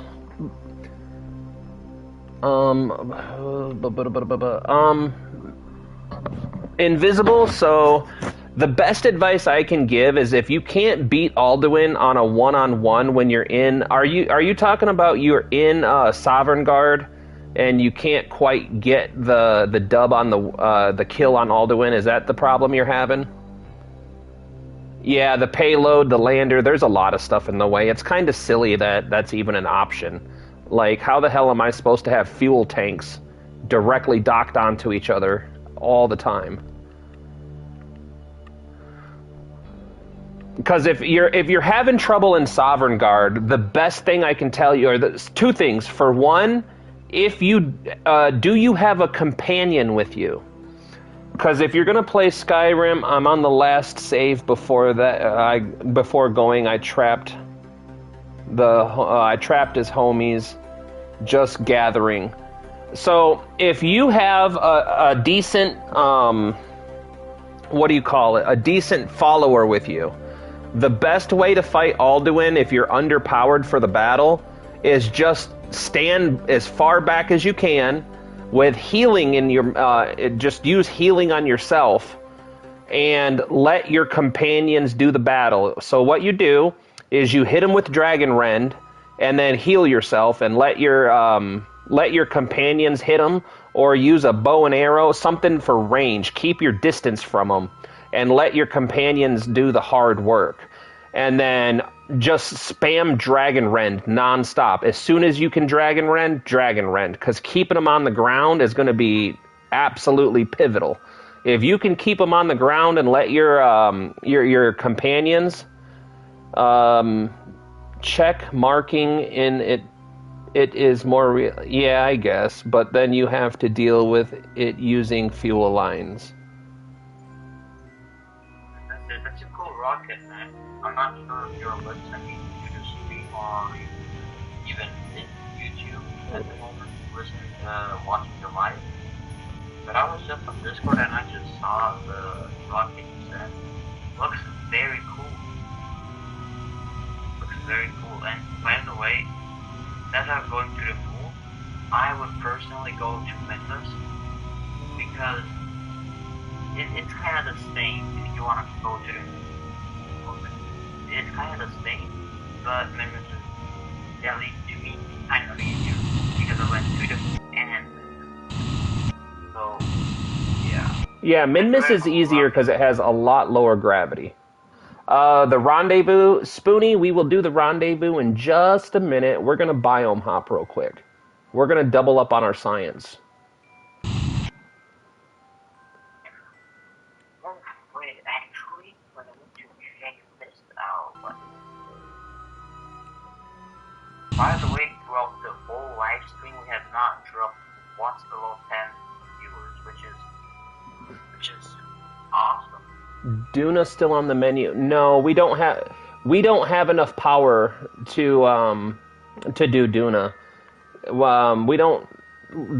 I don't think we're gonna have enough Delta V to do a Duna right now. Even if we were on the surface of Duna right this second, we would be cutting it really, really tight on the Ascent budget. But what we'll do is we'll biome hop Ike a few times. We'll head home, cash in all of our science points, and then we'll come back.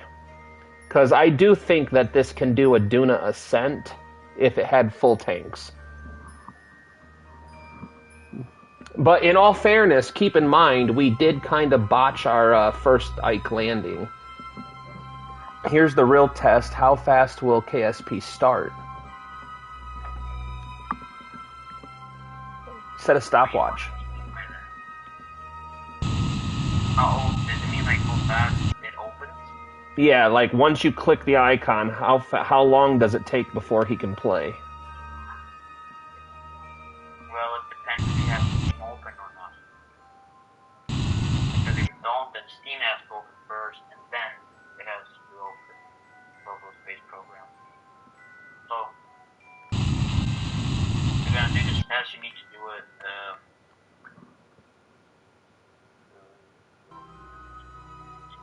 Download. Oh, first it needs Oh, to yeah. download. Yeah, yeah. Downloading it's Yeah. kind of an important aspect.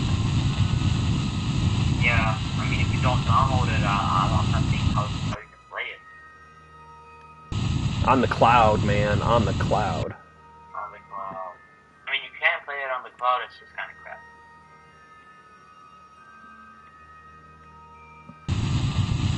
Bob Kirby.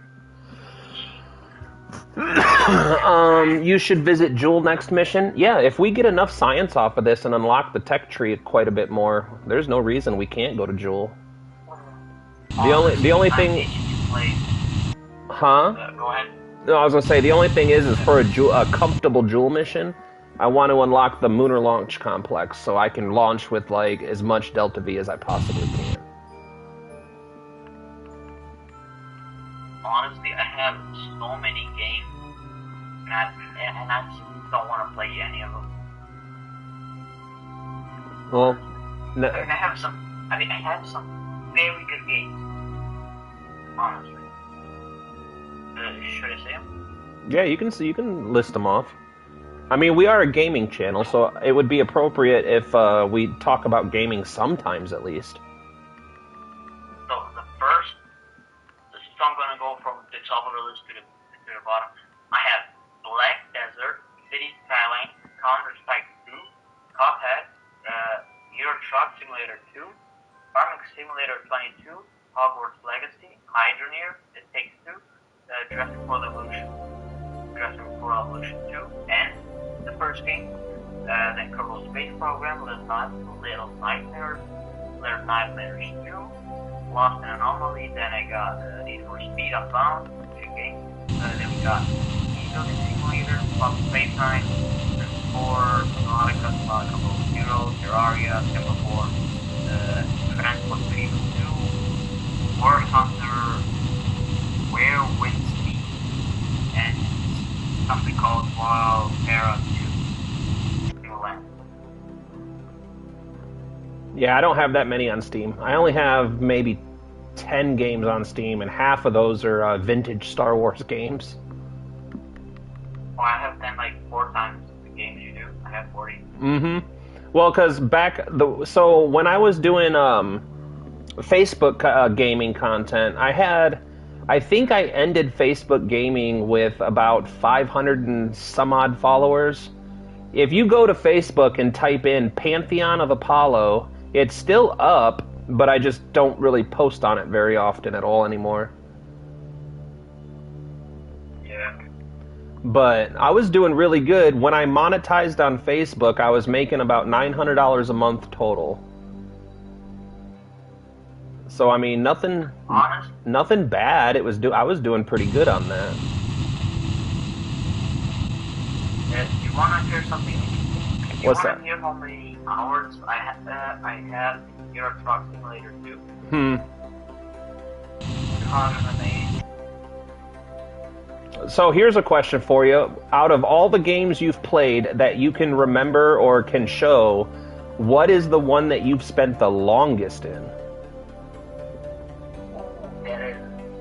Okay, there's two competitors. So there's Euro Truck Simulator with 271. No, this is kind of... No, I didn't play that much on it. No, the console.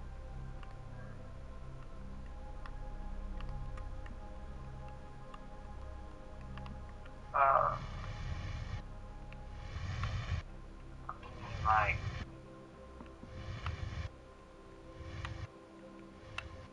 So... I just had to listen to a bit of the... Yeah, without question, Euro Truck Simulator 2. It wins by 200 hours. For me, I think it's either got to be Call of Duty Warzone or Skyrim, because I know for a fact in Skyrim I have over 3,000 hours. I mean, I have a lot of games where I play like 40 hours there, 60 hours there, 70 hours, blah, blah, blah, blah. But nothing comes close to Euro Truck Simulator 2 with 271 hours. That is a lot of days. Yeah. But it is, look, Euro Truck Simulator, base game without anything, it's okay. It's fine. It's fine. But when you have what's it called, a steering wheel, with like gas pedal, clutch, and all that crap, Mm-hmm. When I add that to Euro Truck Simulator, it becomes the greatest, the best, the most fun game I have played in my whole life, with like a long shot. Because it is a calm game where you think you spend like maximum like a day or two playing it, and it's like off the chart. Like honestly, right now, I really have an itch to play War Thunder. Never really got an itch. Man, I really do want to play War Thunder. I suppose you don't have War Thunder on your PS5. No, I played it for a little while, but it's one of the big problems I have with games right now is that games that I feel like are fun, they're fun if you have people to play with. Like War Thunder, I got bored playing by myself. Like, okay, I jump into a match, I blow stuff up, I die, and then I restart it. Like, I think there's just a lot of games that would be better if I had a solid group to play with. Like a friend of mine really wanted me to get what's that popular Arc Raiders, and I'm like, why would I go spend $30 on a game, dude? Every time you want to play a game, I say, let me know when you play, and then you never let me know. So I would basically be stuck. I would be stuck with a $30 game that I'm only going to play if someone jumps on to play, and then you're never going to jump on and play. So I'm not going to spend $30 on a damn game that I'm not going to play by myself. Like, honestly, I have so many games that are multiplayer, but I have nobody to play with. Because my other friend that also has a PC is running integrated graphics. 3 minutes for a load time? That seems... What? Bub said that he timed it, and from clicking play on Steam to the title screen is 2 minutes and 49 seconds. That seems like a long-ass load to me. Well, depends if it's HDD or SSD. It depends. So, let's say he bought a new computer Mm-hmm. and is running some SSD, I'm pretty sure. So it's a small, like, long thing, right? Mm-hmm. Okay. Now I'm just checking with Pub Gamer and see if he has an SSD. I mean, yeah, it can be a long time. Depends, though. I haven't looked inside. Oh, he hasn't checked, I think is what he means. Well, in that case, I'm pretty sure you have an HDD. Because SSDs right now cost a lot. Like they have been jumping up with RAM. It costs a lot. So if I had to assume you have a HDD, which is a hard drive, it's bulkier, takes longer, and it's crappier. It's old. HDDs haven't been relevant for a while now, like since 2010 or something, stupid like that. Honestly, I mean, if you have an SSD, that's fine. That means you can click play and jump into the game in like a few seconds. If you have an SSD that is mid fast, so I'm talking like 1 gigabyte per second, 2 gigabytes per second, maybe 3 gigabytes. Me personally, I have. For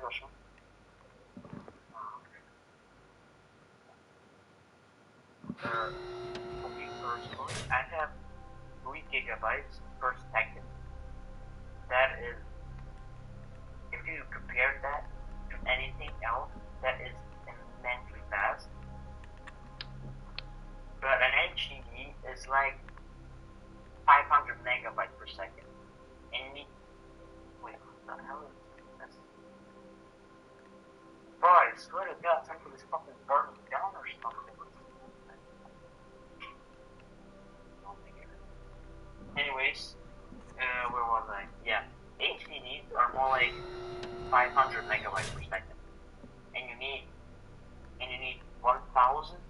per second to make 1 gigabyte per second. So it depends. If it's an HDD, I wouldn't be surprised. If it's an SSD, it's probably crappy. If it's not crappy, then something is wrong, because that is not supposed to be happening in sleeping, honestly. But it's one of those two. You either have an SSD that is super crappy, or you have an HDD that is okay. So Either way, it's better than what I got. I don't got a PC. I got no SS. Well, I got the PS5, but that doesn't count. I mean, you have an SSD that is pretty fast, actually. I think it's 5 gigabytes per second, which you have, which if you really wanted, you could switch it for a PC. Just grab it and put it into a PC. You can do that. You can do that. But you have to wipe it, because it has all of the, like, things you need. Like, all of the OS from what's called PlayStation. Have them, yeah. So, the easiest way I can tell you how to look for a SSD or HDD, and you do not look for the SSD. SSD is buried in your motherboard, and you literally have to take out your graphics card. You have to find where that little slot is, and then you have to unscrew it.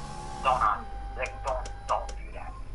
But what you can do is, so you go into, so I guess you have Windows 11. I don't think you have 10.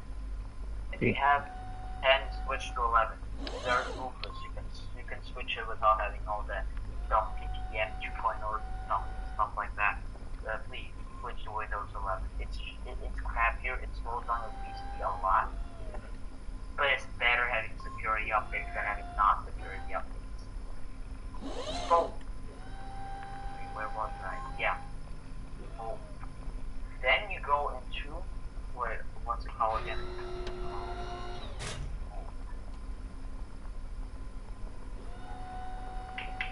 I don't know, but if I don't believe you have SSD and HDD. It's one of those two. But easiest way you can find an HDD is basically take off the side panels. You can do both. I do not recommend you do both, because you're just going to be completely confused. So take out the front panel. That is the one with 4 screws. So not the back panel where there's just going for cables and stuff. If you take that apart, you're going to be super confused. Do not do that. So take out the front panel and try looking for a compartment. It should either be at the bottom, at the top, or somewhere there. If it's not there, then you don't have I just want to make fun of you real quick for how you worded that. Like, if it's not at the bottom, it'll be at the top. If it's not at the top, it'll be to the side. Or the other side. Or, it'll be somewhere. It's just got to be somewhere. Yeah, it's gotta be somewhere, because every single computer case. Well, sorry, I was. It's alright. Yeah, definitely alright. So you either have a HDD, 100% have a HDD, because I am not 100% sure if you have an SSD, that will not be always. Well, damn it, I went past it. So, oh my god, what I want to say? Yeah, if 100% you have an HDD, because if you have an SSD, even a crappy one is running at 1 gigabyte per second. So, mission. Driven. Oh, that's nice. Mac, that looks very cool. Thumbs up to you. Thumbs up. Anyways, back to. I sort of got a certain. I just have paranoia when I was making servers. You just hear that. You just hear that in the background. I sort of gotta have paranoia or something. What did I want to say? I wanted to say something about an HDD. What did I want to say? Oh, how can you remember? I What was can't about to say make about maneuver relay? nodes. Did I put... Oh, I never did a relay satellite, so... We can't make maneuver nodes with this vessel. So what we'll do is we're going to get into orbit. And you're gonna launch a satellite. Yes, I love satellites. Oh, no. I adore satellites. 151 whole meters per second. Well, we're up to 327. Oh, you're talking about over here. Yeah, it's okay. We can make it work. So, because what we're going to do, we're going to switch to this one now.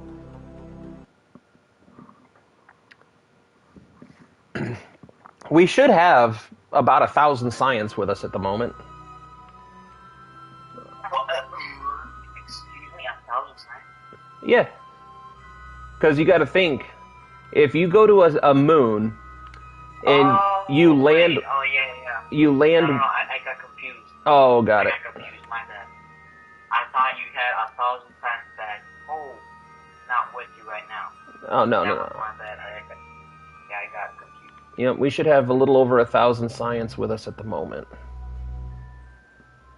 If you do have that, you're just gonna focus at the bottom. I mean, that's what I would do. Because right now, I think you're above the same. You're above the same where I am, just a bit forward. So you need to basically unlock, I think, 2. Wait, I have Kerbal Space Program open. I can just. All right, let's see now. You know what? This mission was just gonna end badly anyways. Wait a minute. I'm just gonna find it. Where is it real quick? It's gotta be here somewhere. Go here. There it is. So, have space exploration. I believe you do, because I saw you using ladders and stuff like that, right? I don't remember. I'd have to go look. Oh, I'll just assume you do. Okay, if you do have that, then you use 180 science to get this way. Oh yeah, you already have this. So you're basically... I mean, you have to waste a lot of things, but if you do, you get advanced science tech. With that, you basically get a converter electron, drill-o-matic junior, converter, okay, that is just 2 converter electrons behind each other, drill-o-matic, radio holding tank, and then something, drive ball detector, and a small holding tank. So, I guess if you do have 1,000 tracks, like you said, more or less. Wait, I had to tell you something. You can also get science in orbit, right? Don't forget. Mm-hmm. Never forget.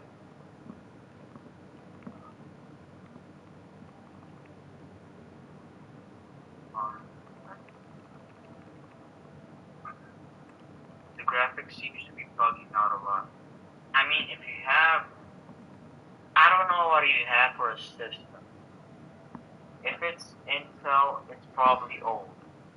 If it's AMD, it's probably old. If it's new AMD, it's probably...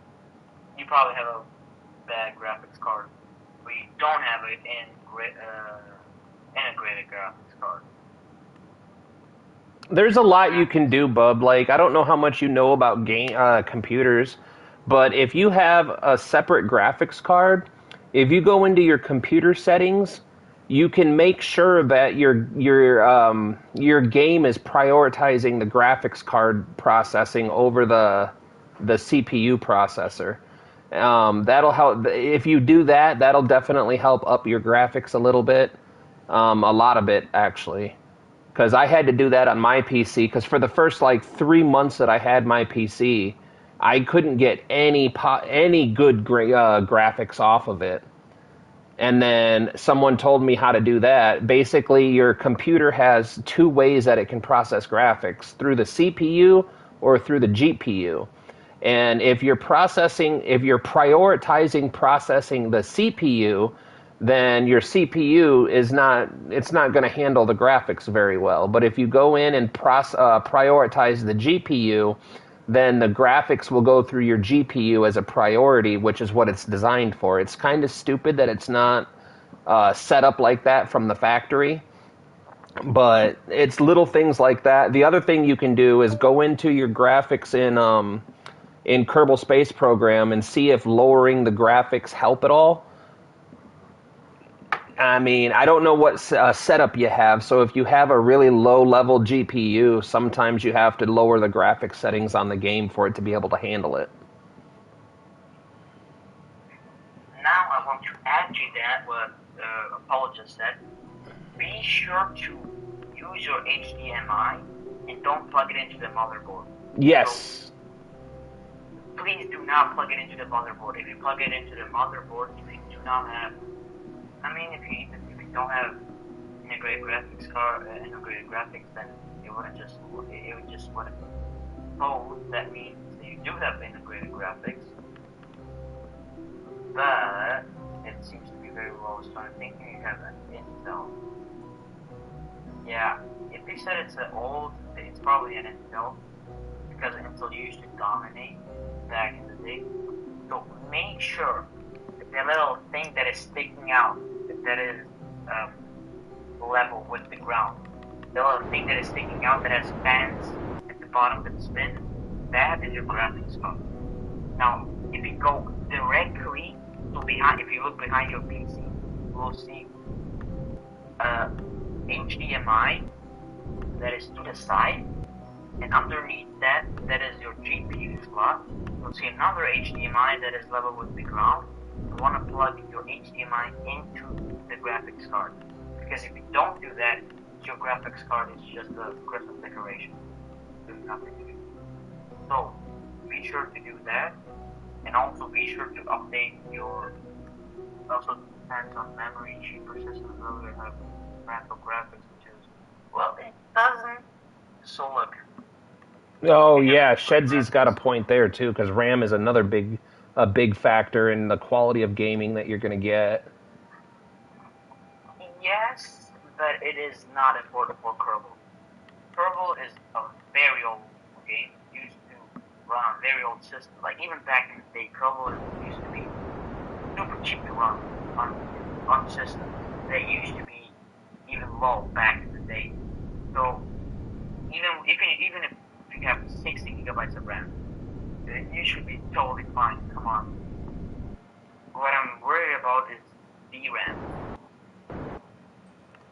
I'm not thinking if you bought this off of like Craigslist or something from a modern-looking guy, then I don't think then I think he stole it. But if you bought it from like a grandpa that just wanted to get some like money or something like that, then please. Wait, what was that one? Sorry, I got lost in my mind. Yeah, if you bought it from like an old person, like a grandpa or grandma or someone that actually has a reason for leaving the PC or selling the PC, then I don't believe he stole the RAM. Because even if you do steal the RAM, some companies cheap out on the lower end RAM, so it's lower. Yes, but I think it's a slow because I think it's an old system. It cannot be anything newer than like 2015. I'll say like maybe 27 or something like that. Like RAM used to be cheap, believe it or not. RAM used to be actually affordable. Didn't have to grab a mortgage for them. But now AI is a thing. I love AI. They once every 2 years or something like that. Love AI. Your companies take my money. I love AI. It says I have 16. Yeah, you should be fine. It's not a lot. Modern, like, now that I think about it, do you have Windows 11 or Windows 10? one of them needs RAM and one of them doesn't have security updates, so lose-lose. If you have Windows 11, you're cooked. If you have Windows 11, then GG. Actually running Linux. Bravo! Bravo! Bravo!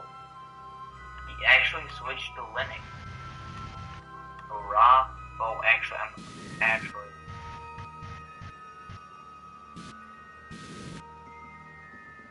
It came with Windows, but I didn't finish the Windows setting up before installing the Linux. Straight up, Yeah. so am I. Straight up docking, and by docking, I mean my spaceships. Yeah, we're docking. That's what the kids call it nowadays, right? So, listen. If you can somehow read all the code and everything, props to you who actually use Linux. But I think that is the reason why you're not running very good. Because it's an old game. So, like, KSP is an old game. And now if it is, I think it should run, but not properly. But you should definitely install BIOS and everything. Make sure your motherboard is up to date, your graphics, your CPU. Those are the only things that actually need updating over time. Your graphics, your CPU, and your GPU. Yeah, there's nothing else to upgrade. Everything else should work even 1,000 years later if you take actual good care of it. So it should be fine. You actually have Linux properly here. But guess what? I don't need Linux because I have 46 gigabytes of RAM. The Windows can eat all my RAM up. I have a lot of it.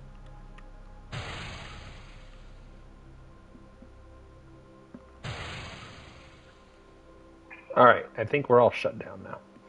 All right, so we have 2,000. Now, hold on. Now that we made that change, I want to see something here. Okay. Um, So, the Shazzy, I think your name is called Shedzy. Shazzy. Shazzy, okay. Is that it? Okay. So, only reason why anybody would run Linux is A, it is for working purposes, so like for programming, designing, or stuff like that. And yeah, personally, professionally. Yeah, so that is the only reason why I see it. There is no other reason why. It is just for work, honestly. Because Windows, yeah, it's bad. Yeah, it is crappy update. Yeah, it eats up your RAM. But it is easy to use for dummies like me. Because it's click, move, drag, click, move, drag. That is all you need to know. Like my father. You guys are all losers. I still use DOS.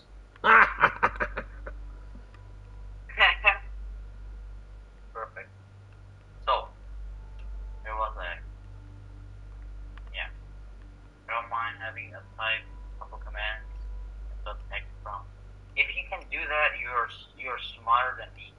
You are actually like, you have a higher IQ than me. Yeah, hell, you have a higher IQ than most people that actually have Windows. No, have all of it. I don't know. If you can actually do that, well, props to you, man. Congratulations.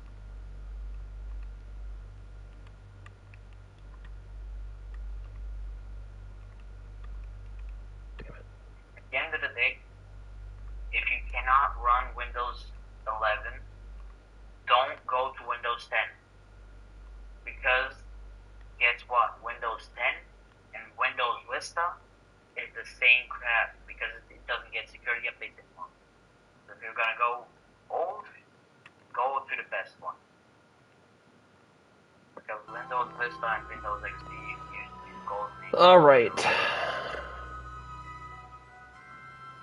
I worked with and support every Windows version since 3.1. Nice. Apollo, did you understand any of this? Yeah. What I was just talking about? Yeah, but when I had my PC, I forced it to stop updating to Windows 11 because Windows 11, it fucking eats the CPU so goddamn much. Just running the Windows takes up, I don't know, 40% of the CPU ability.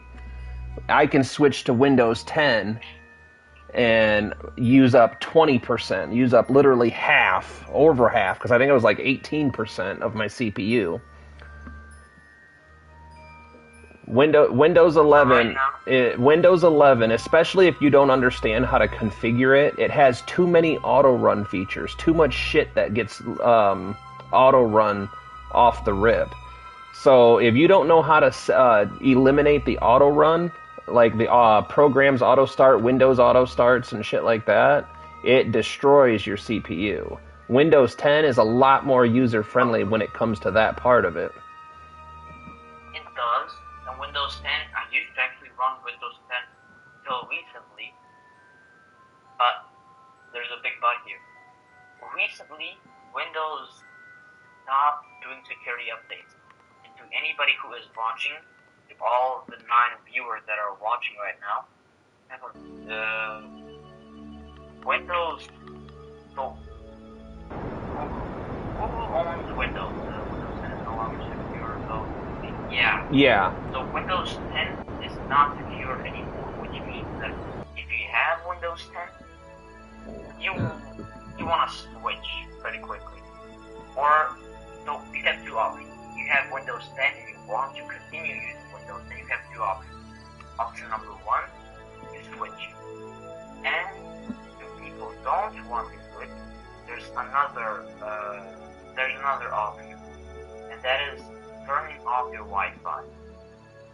When you turn off your Wi-Fi physically, not digitally, when you turn off it digitally, Windows turns it on the literally remove Wi-Fi physically. So if you do that, you will no longer Yeah. Spoon, the lander, we're going to crash it into Kerbin on our way back, so that way we don't endanger more solar bears than we already do.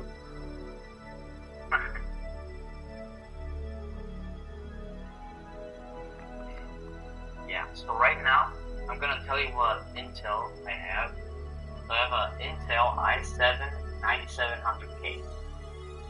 It is originally 3.6 gigahertz, but I manually upgraded it to 5 gigahertz.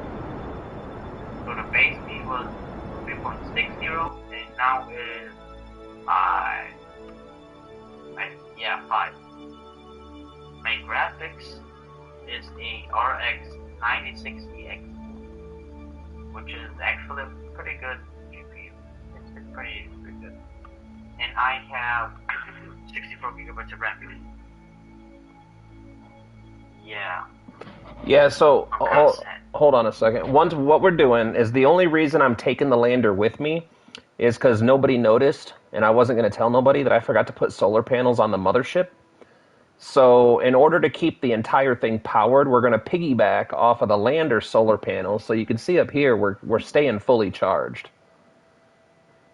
So instead of ditching the lander here and crashing it into Duna, we're going to take it with us to keep us charged, and then we'll crash it into Kerbin a little bit later. So the solar bears and the space dolphins don't get their environment destroyed by the Kessler syndrome. Well, wait, why do you even need electricity? Because if you don't have electricity, then you don't have maneuverability or engines, or you can't do anything. Well, doesn't the ship take the engines like electricity? Like when the engine is running, you get back electricity? Yes, That's how it works? Yes, but you're not going to be running your engines for 9 months while we travel all the way back to Kerbin. And if you do, you're going to throw off all your maneuvers.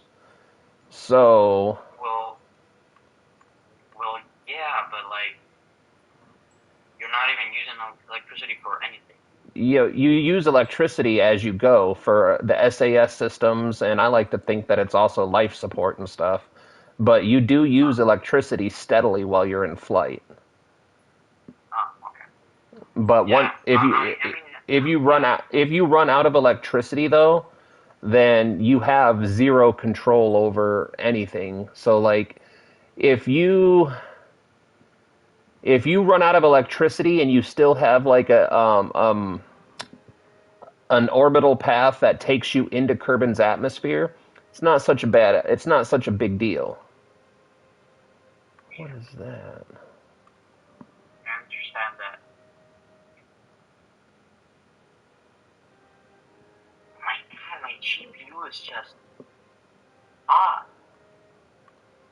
I'm using 8. Well, I guess I do have 2 high-end screens, so I kind of guess why. Yeah, I kind of get it why.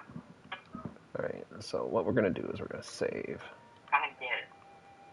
And then we're going to go back to the Space Center. Well, actually, we could have just not gone back to the Space Center and went directly into the tracking station, but my brain is too smooth for that. Alright. How many processes? Oh my God. I swear to God, my CPU is on steroids or something. Alright, In do the background, here. in the background, I have 250 processes, which is completely, and it's, I'm not even using 50% of my. It's a beat.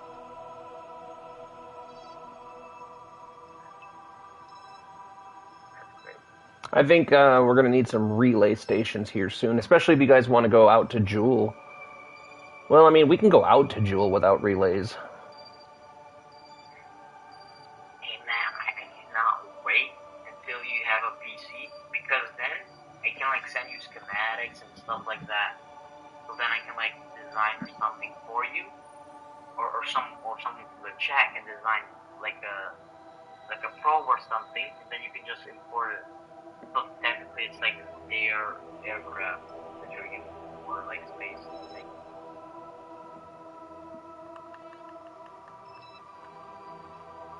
By the way, what are a bunch of those like question marks on the screen? Can you like zoom out? Hold on a second. Oh, you talking about these little white dots? They're unknown. Wait a minute, the stream is glitching. Those are Yeah, yeah. those are unknown objects. Oh, so they can be anything. Yeah. Oh, Oh, it's it's debris. I was curious too, Spoon. I was wondering what that was.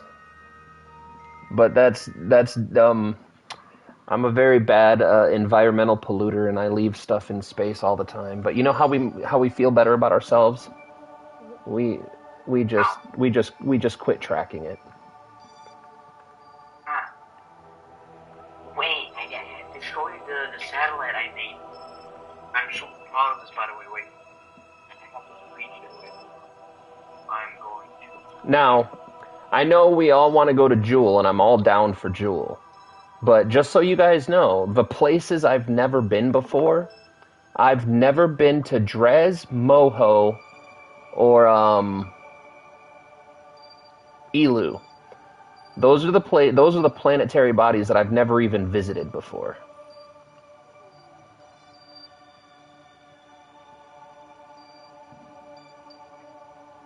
So Dres this is isn't my. even real. So this is my what you call it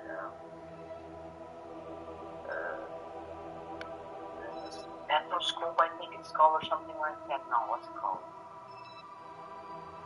No, not relay. I don't know. But I built this a satellite is what for it. I built this satellite, and it has just been working magic. So currently, it is going south. No, no, no.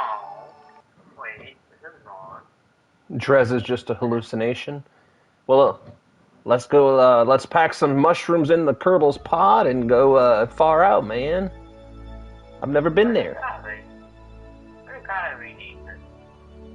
So this is my rename, relay, accept. Okay. Here is my. That's the bottom. Is that the top? Where is it? Kerbin is somewhere around here. Well, I would hope so. If you lose Kerbin, I really want to know how you did it. I've never lost it. Okay, it's at the top. Never lost an entire planet before. Yeah, it's at the top. Because I built a satellite that goes from the South Pole to the North Pole. Ah, that's why I don't have SAS on. So, this is my new and improved satellite that goes from the South Pole to the North Pole. And it's technically the... I mean, it's impressive. I built it and it's impressive. I like it. It's impressive. I like it. I can dig it. Yeah, yeah, because I never would have thought to make this, but I was like, what would Apollo do if he was bored? Alright, he would send a satellite somewhere. Oh. So this is like a docking junior, just in case I need to dock with it somewhat now or something, I don't know. To expand it maybe.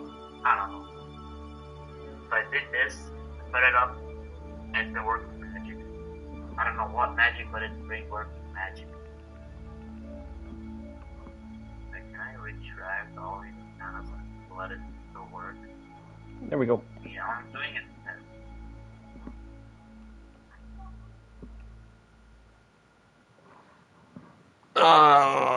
But yeah, I've been everywhere else. I've been to Jewel, but I haven't landed on any of the Jewel moons. Duna is just a walk in the park. Eve has been the bane of my existence. Moho, I've only tried to go there once, but I didn't have enough Delta V to slow down and actually enjoy it. I had to do a flyby and keep going, or else I wouldn't have been able to make it home. And then Wait, how the hell is this? How is this movie suspended? What? Wait, hold on. This is interesting. So when I retract the tenant, they deactivate. yes.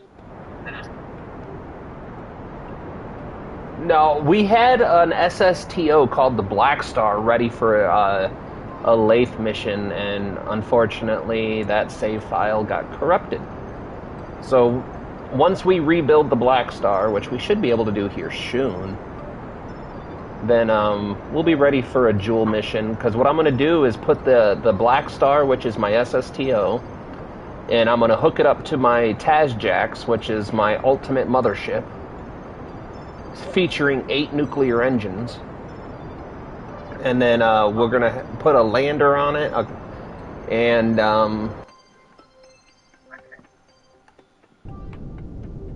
take it out to Jewel. And then the lander, the one planet on Jewel that I don't, or the moon that I don't know really anything about, like, I think there's one, maybe it's Tylo, I don't know. There's one that's supposed to have a really thick but shallow atmosphere. Because I know Lathe has an oxygen-rich atmosphere that makes it really, really, really good for jet engine. Trying to make a rapidly spinning ship go where you want is challenging. Okay, this is impressive. is very impressive, actually. Hold on. So, Apollo, if you look at my screen right now, this is my satellite, and I retracted all of the antennas. Mm-hmm. So it has no signal, okay? It has 0 signal. Now, I extend one antenna, and it has signal. And I am so far away from Curtis right now. And how does this work? I don't know. Because these antennas were made for 5.00 meters. Which is 5 meters. These antennas, come on. This game is so confusing sometimes. When you get into Kerbin's SOI, I think you should use your fuel to speed up. It would be funny to see all the G-force on entry.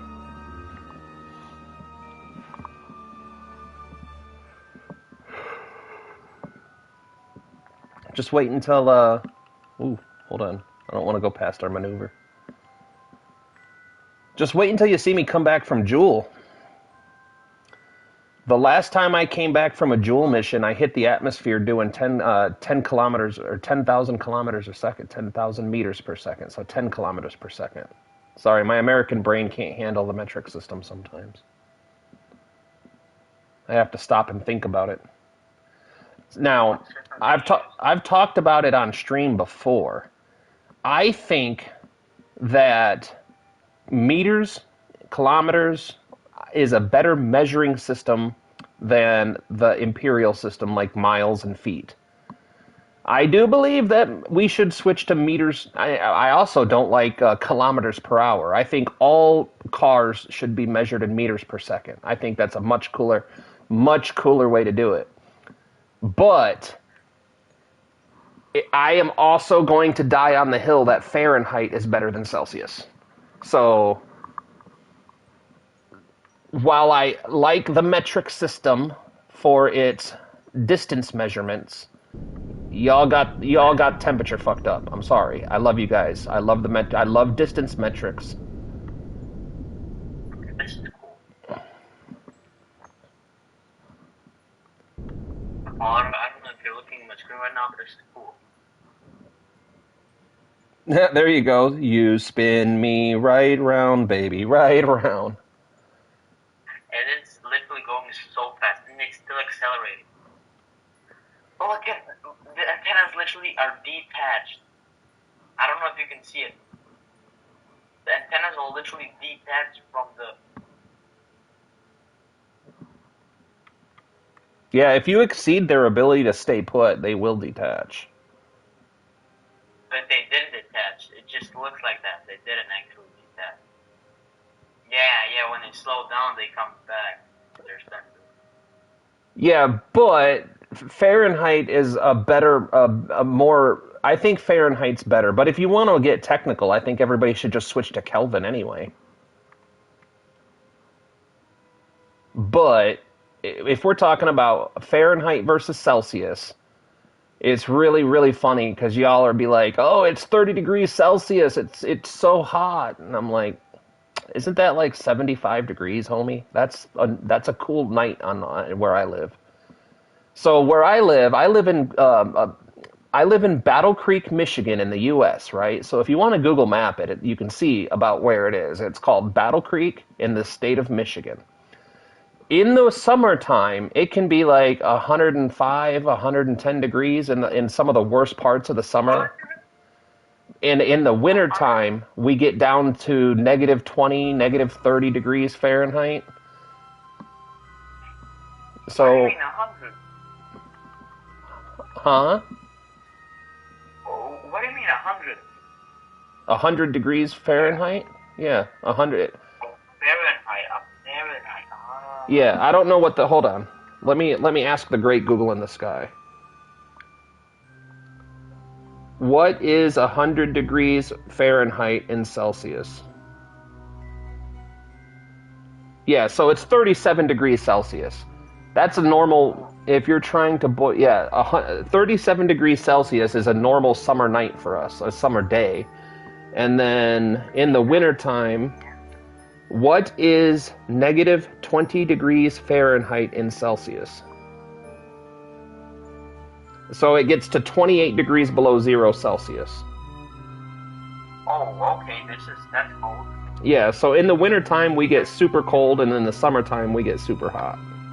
Like, So, right this second, it is 47 degrees Fahrenheit where I live. So what is 47 degrees Fahrenheit? What is 47 degrees Fahrenheit in Celsius? 8.3 degrees Celsius. oh, I mean, that's kind of cold.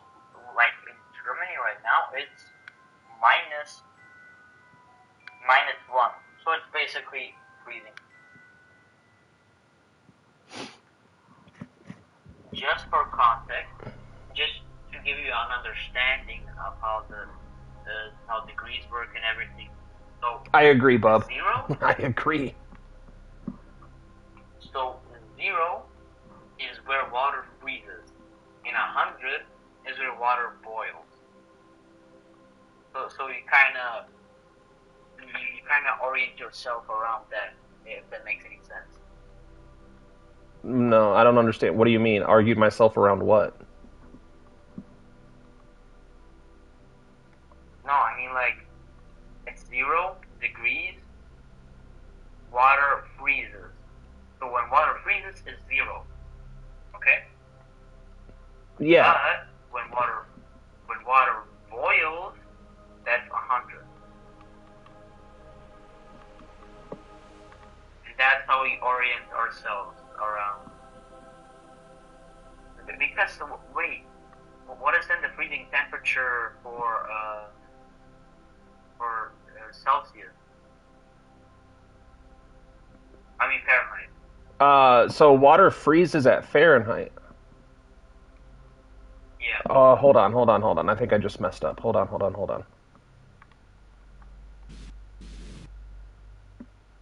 Where are my Kerbals then? Hold on. Where you detached.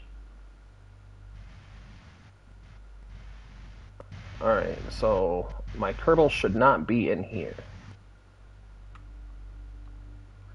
Okay, alright. No crew on part. I can handle that. Alright, now we're good. I was making sure. I didn't want to crash them into Kerbin if they weren't on board. Alright, so let's do radial outburn. And see if that gets us out of a collision course. No.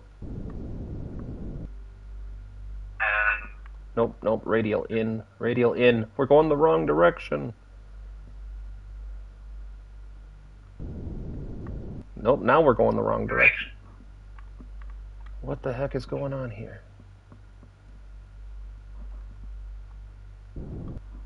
Alright, hold on. Prograde. Maybe that's what I'm doing wrong. Yeah, I think you're supposed to go prograde and then.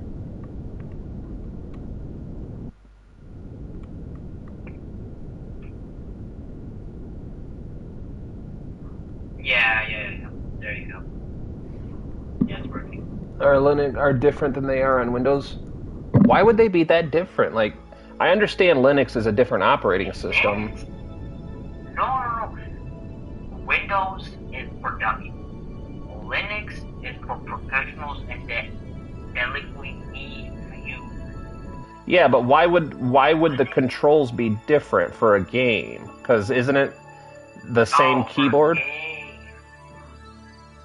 Because Bub said that he said, I hate that the KSP controls on Linux are different than they are on Windows. And I'm like, I understand different operating systems, 100% understand that. But why, it's the same keyboard, so why would there be a need to have different controls? No, that shouldn't be happening. Yeah, Linux loves games, come on. I'm just joking, by the way. Linux is literally just for, Linux is just for work purposes. It's not, yeah, you can like pirate stuff and like just watch games.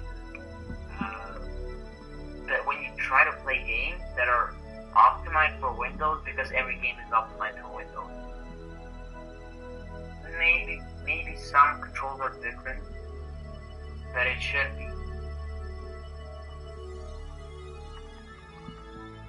Yeah, just a few, because so KSP was made for Windows. Every single game, every single AAA game, it was made for Windows because 98% of computers use Windows. That's why, but there are.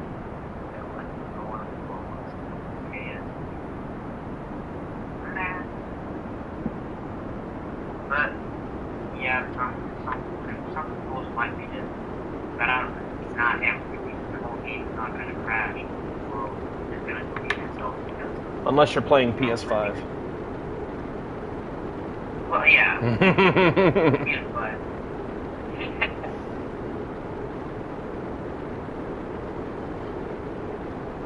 I mean, it's just. I don't know. I'm not used to it.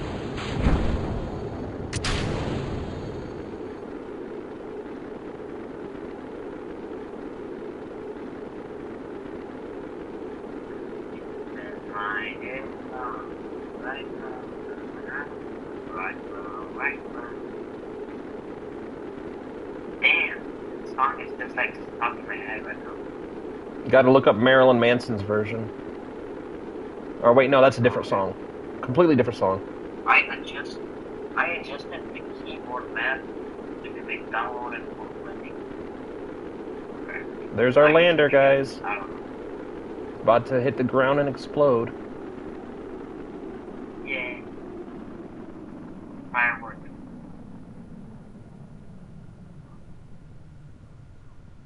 Flawless victory.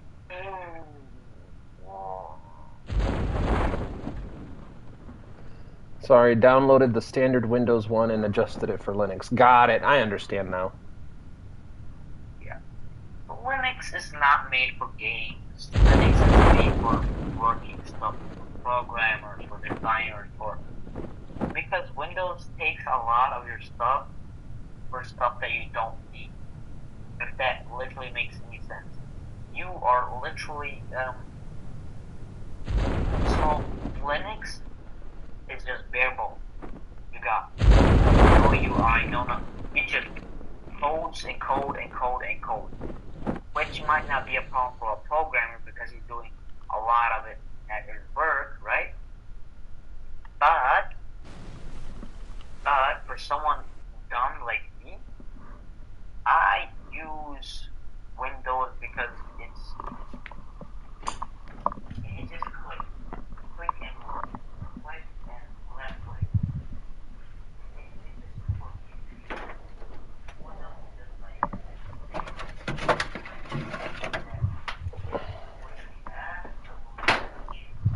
and that makes any sense. So you might have problems with Linux, and that is to be expected because Linux is made for working purposes and not for gaming purposes. But it should still work. Zero Delta V. It should. How do you get zero Delta V? Like, no engine? Like, I'm so confused. Maybe he turned off the engine like completely. Wow, that was not as much science as I thought we were going to get. Oh, he's using a prop. Well, yeah, and that, yeah, okay. Apollo, I think this is your field right here. You're supposed to answer that question. What's the question? From Bubble Game or Bubble Game or Bubble, it's the same thing. Zero Delta V, he said. Not propeller. Come on, you already have nuclear propulsion. Come on, man. Yep. Wait a minute, go down. Wait a minute, go down. I'm all the way down. You gotta give it time to catch up. Wait a minute. Yeah. So you see, wait a minute. You are there. Yeah, so I just need to find out how it's called. Wait, hold on. Because I think you can buy.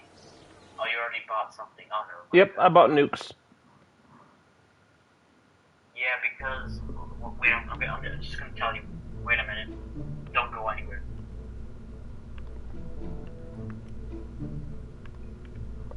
So, I'm just going to show you. So, you have space exploration. If you go to the science thing, you have space exploration. But if you just look down a bit on the tech tree, you'll see advanced science tech. And I think that like you would need that. Oh, yeah. You can select sim. Yeah. Select sim for that. You can change the colors and... Oh, that's cool. That's cool, I like that. Yeah, I like that.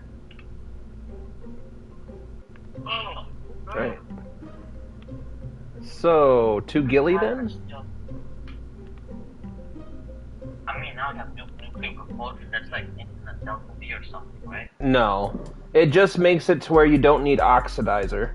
So, the nuclear engine runs on liquid fuel only. So, like, imagine you have 100 pounds of liquid fuel and 100 pounds of oxidizer. You don't need the oxidizer, so you end up saving a little bit of weight. Yeah. Okay, yeah, I get it now. I thought it was just like infinite fuel. No. You can make what's called a Kraken drive, which gives you infinite fuel, but all that does is spoof the game. So how I remember it, there's also a thing called a ionizing engine or something like that. I'm not sure. Yep, that's an electric engine. But yeah, electric engine, and that is infinite also, I think. But it is like super weak. What is our delta V numbers? Yeah, we don't have enough delta V to go to Lathe, buddy. Give me a minute. Let's go to Gilly real quick. We're gonna go to Gilly, and then that'll give us the science we need to go to Lathe. We need to go to KSP here. I need to make a separate chat for this picture, so that way... Chat, I think I'm going to mute myself real quick. I want to go see if new food has appeared in my fridge. Be right back. But we will go to Lathe Spoon, I promise you. We just got to get the parts that we need.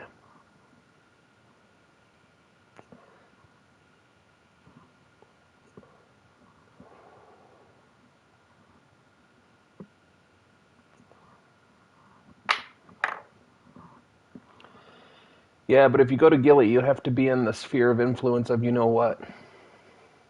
That's okay. Eve is beautiful. She's just waiting for a good probe to come and take all of her science away. And I'm ready to be that probe. I'm ready to probe Eve for all of her science.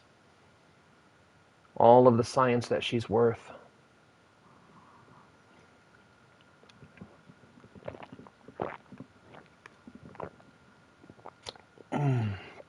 You know, I'm not supposed to be drinking any soda pops, but my wife bought this wild cherry and cream Pepsi, and it's kind of delicious. So yes, I'm making very poor life decisions right now. But yesterday when I had 2 cups of coffee, I kind of felt like crap around dinner time. So I'm hoping, oh, you're sipping on the Peps? Yes, I'm sipping on the Peps. My favorite thing ever, if you ever get bored, YouTube Japanese commercials for Pepsi or Korean commercials for Pepsi. I love how the Asian community says Pepsi. You Pepsi? You want a Pepsi? You drink a Pepsi. You don't want cock, you want Pepsi. Yes, yes, no cock. Sorry, that's racist. But I don't feel like it's racist if it's true. And I'm definitely not meaning it in like a malicious way, so it can't be bad. It's all right. Throttle up. I'm not gonna bother checking staging.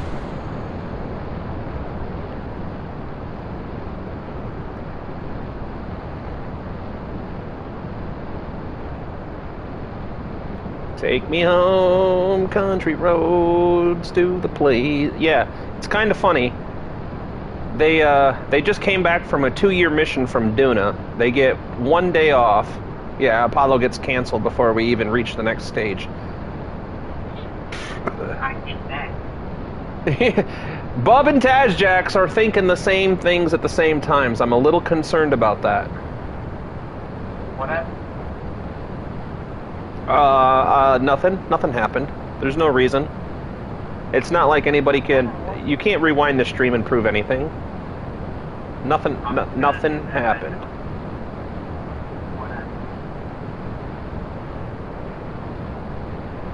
What happened?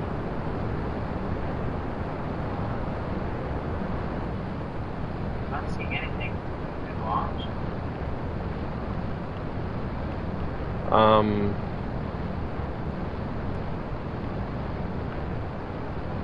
I mean, nothing happened. Staging's not working.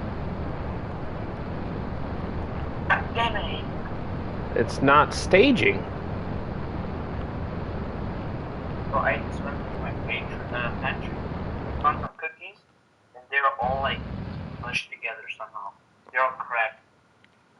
Call it smash cookies. You'll make millions off it. Yeah, I have millions of them. Tiny little pieces.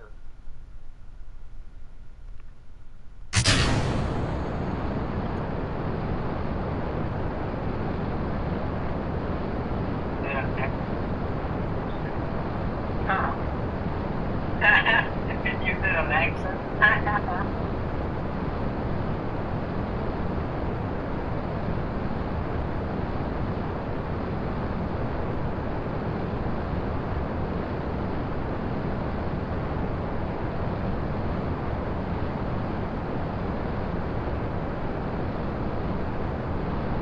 Oh man, I just realized all that time warping we did got undone. Frickety frack. Oh well. Wait a minute. I want to play something, but what is there to play? There's nothing to play.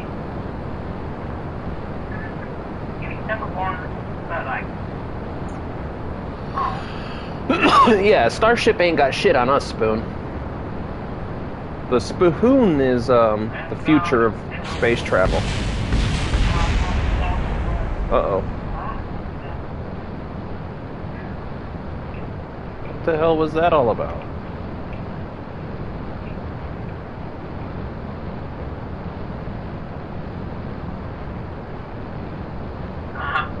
Free game alert.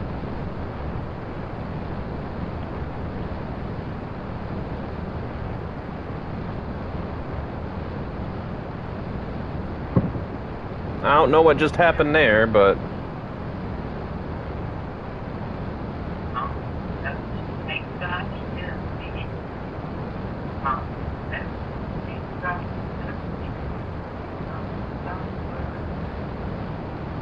Let's see. What is this? What is this game? What are you selling Steam? What game is this? Oh my god. I cannot say this on stream. Steam is cracked. Man, I'm telling you, I downloaded Steam to my phone like a month or so ago when my wife started really talking about getting a PC. I haven't been on Steam since my computer died like 4 years ago, almost 5 years ago. There is so many porn games on that damn website now. I know. I just looked and there's like a what's it called? DLC for a game that is I do not can get you canceled, but it starts with. I don't think I can be canceled. Can you cancel someone who's like not monetized? Like, I mean, I guess they could just shut my entire channel down. That would suck. Well, who would even tell? Like, you usually have no fans, but you usually have nobody in your chat. Oh, we have lots of people. Tazjax has multiple personality disorders, so I mean, that's like 10 people right there. Yeah, I know. 10 people. And all 10 of them are Tazjax. That's the secret. Nobody in the chat's real. They're all just different versions of Tazjax's psyche. Exactly. I bought Hogwarts Legacy, and oh my freaking god, is the game good. Oh yeah, it's a great game. Oh my freaking god, the game is so big. That's what she said. It still takes 60 gigabytes. The game is 60 gigabytes. What am I supposed to do with the 60 gigabytes? Throw it on mine. Like, I just have 100 gigabytes on my whole PC, which I'm regretting buying, but damn. I need some discounts, Steam, donuts. Come on. Under $5. Now then read scrolls online. Oh shit, you know. This is It'll so be fun. fine. This is literally a bug I just found. Nope. When I gotta do it. So, look at this crap. So, a game on Steam was discounted from $4.99. Do you know what price? To $4.98. No, to $4.99. It's the same fucking price. That's great. And it says discounted. How are you discounting something that is not discounted? I think the nuclear engines were. Wait, hey, there's a DuckTales remastered? What the hell? Hold on. I need to see something here.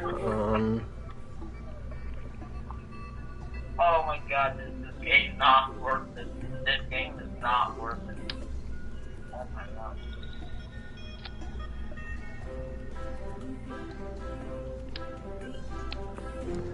Alright, so.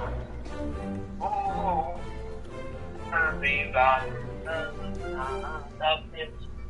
So that's 451 as opposed to. Okay, it's a banger. Banger song.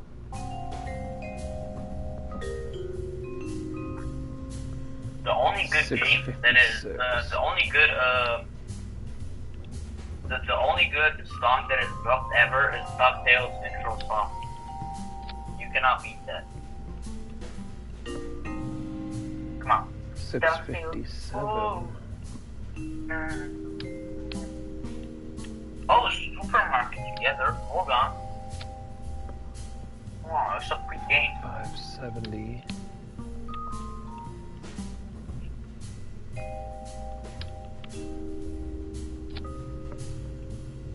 $657. So I think $657 is the most we're gonna get out of this. We're going nuclear.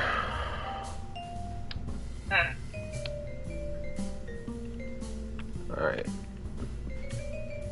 Auto strut. Disable staging.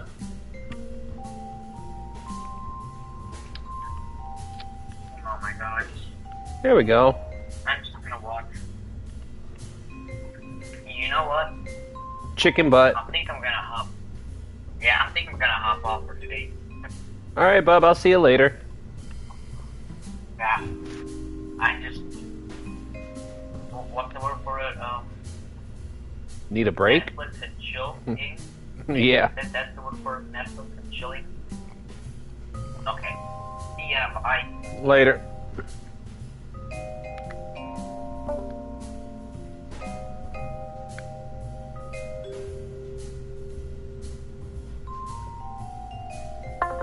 Alright, I'm gonna shut that off for now. My phone needs to be charged anyway. Alright, guys. So, let's go to Gilly real quick, gather up a bunch more science, and then we'll start building,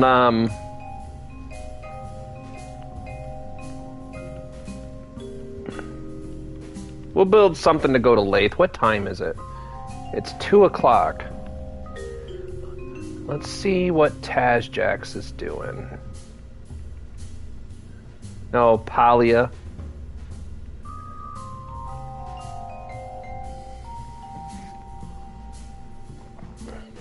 I do need to get into recording some more Green Hell, but if he's playing with Ben, I'm not gonna ask him to change what he's doing. Well, I guess this is a Gilly mission.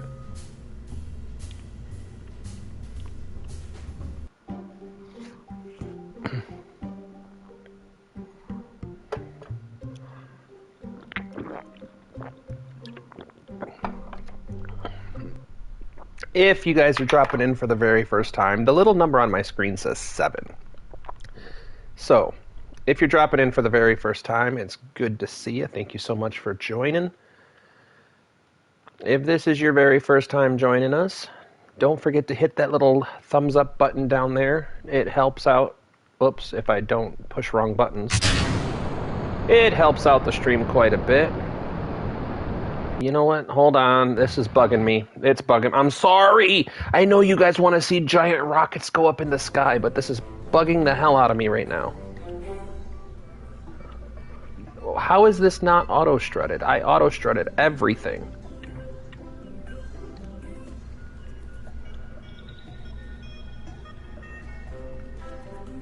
Stupid auto-strut.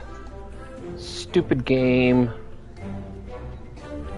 Auto-strut. Yeah, that's auto-strutted. Why is everything not... Oh. Grandparent part.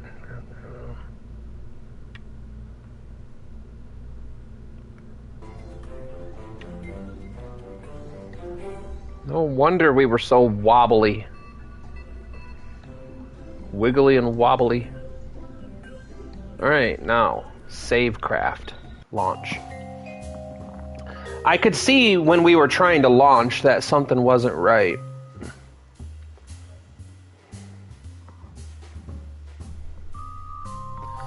Doo-ba-doo-ba-doo-boo-boo-boo-boo-doo. That's a lot better. Not perfect, but a lot better. Now, I bet you that was why it was trying to explode us the last time we launched.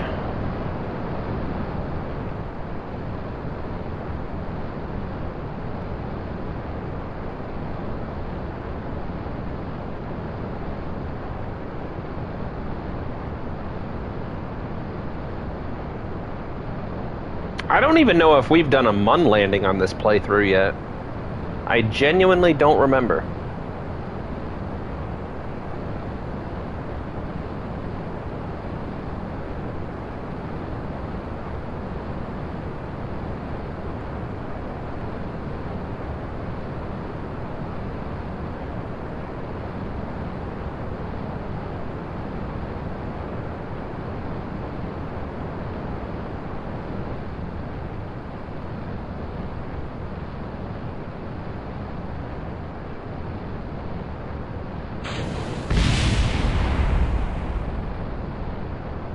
What is the deal here?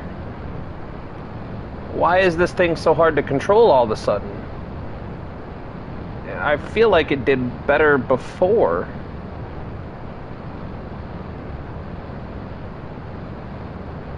Like, I'm not trying to do this rolling around and crap. It's doing it on its own.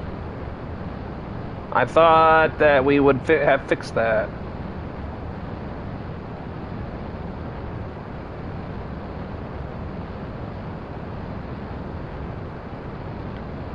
It's not exactly the most efficient ascent in the world, but we're not dead yet, so there's that.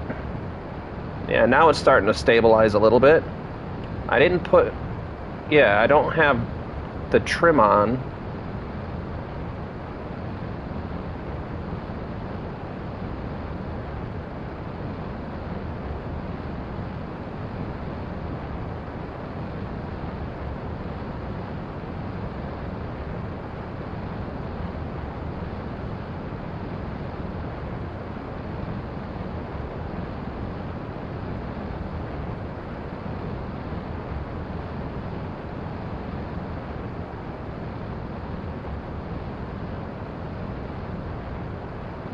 I don't know.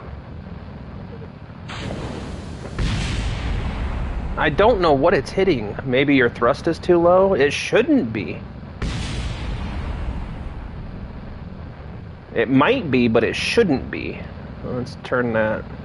Gravity turn. Screech, urch, skeet, skeet, ert.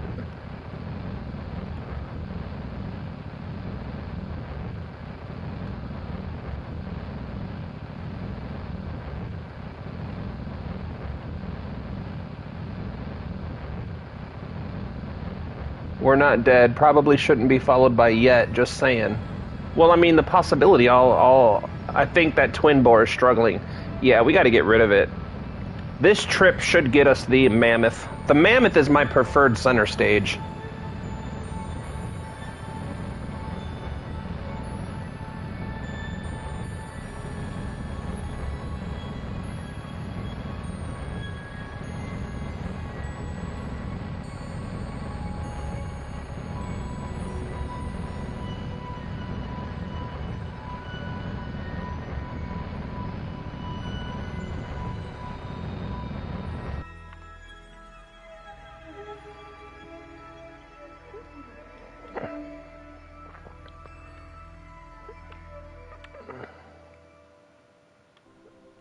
You know what? We're going to take a few seconds.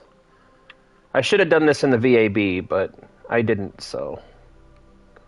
Lights. Where? Here. There.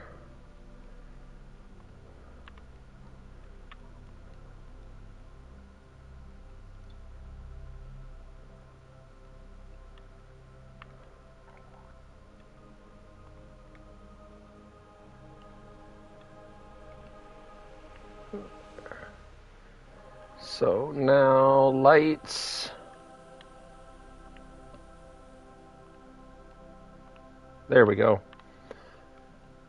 There, I'm feeling more like a professional Kerbler, setting up custom action groups and stuff. Alright, you know, Eve is a little bit off of where it should be, but I want to see what it would cost us to get an encounter real quick. It can't be off by a bunch. Give me a second, and I'll go to first person. We'll ride this whole trip out in first person. I'm cool with it.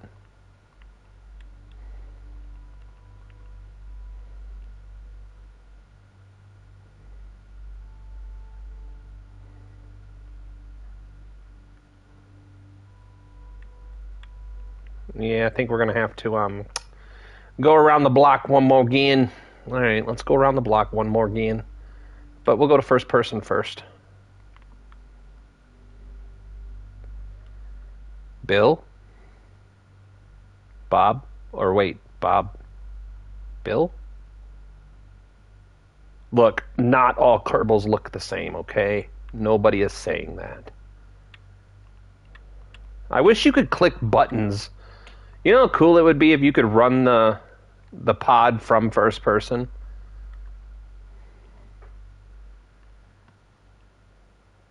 Click, click, click, click, click. I mean, I can do stuff.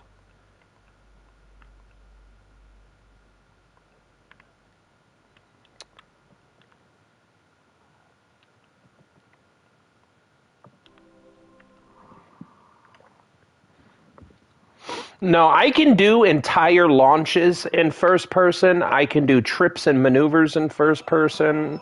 Well, not really maneuvers, but like I can like point retrograde and slow down and stuff like that. But I'm not brave enough to try landing in first person. Unless it's a parachute landing.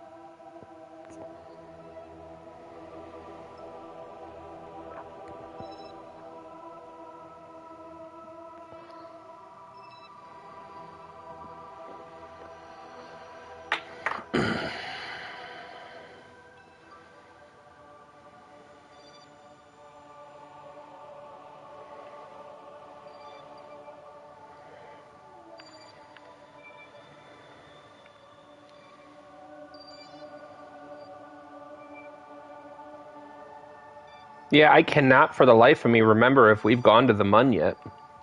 I'm pretty sure we did a flyby, but I don't think we landed.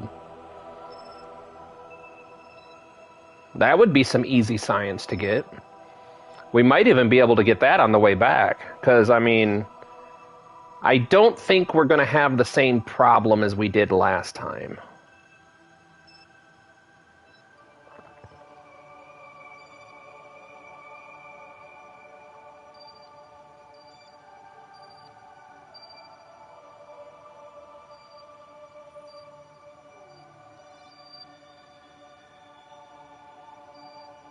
We're going to pay way more closer attention to our staging on this run.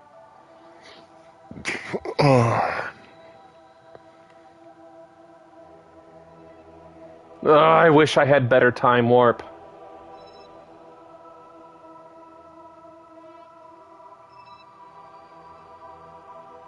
I wish there was a button that you could click and say, time warp to Eve transfer window.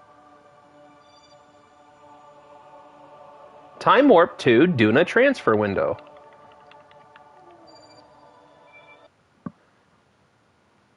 I think that would be great. If you want the Mun, you'll have planted a flag. Check the flags button. You know, you're right. Let's go to map. Whoop, whoop, whoop. Come on, come on. Nope, stop it. Stop it. There you go. Come on. Where are you at? Where are you at?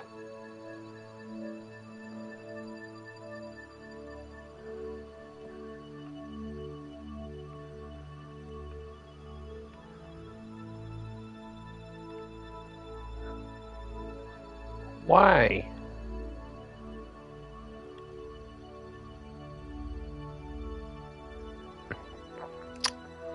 Fine.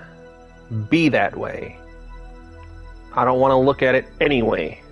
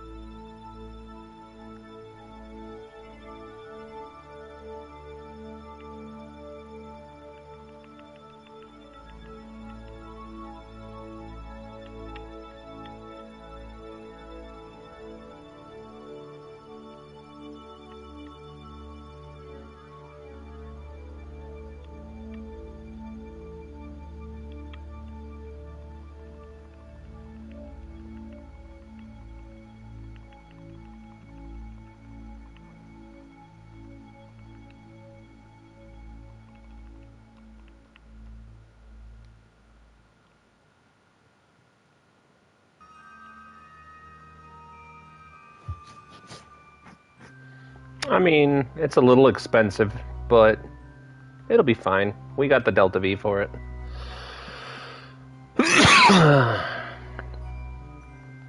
There. Holy crap.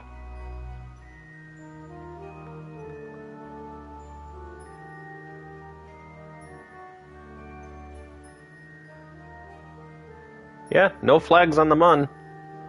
I don't think we've landed there yet.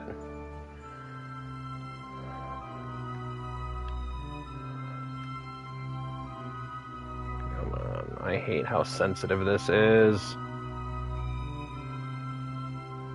Oh my goodness. Can I just do this? No? Alright, whatever. I'm not worried about it. I'm not worried about it. I don't care. I do not care. It doesn't bother me. It doesn't bother me.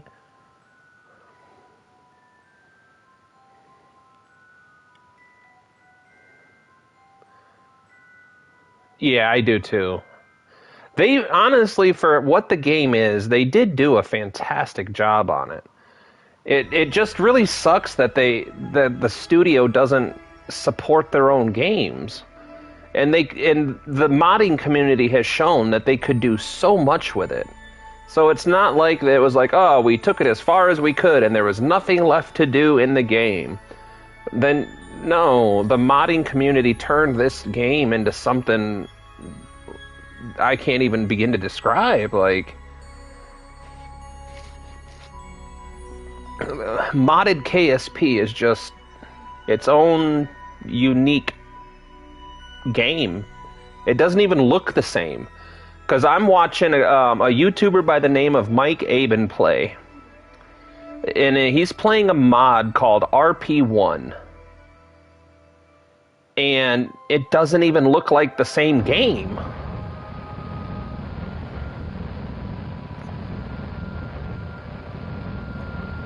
It doesn't even play like the same game. Like, his tech tree is so different. How you unlock stuff is so different. Like, it's not the same game. But it is. It's just Kerbal Space Program with mods.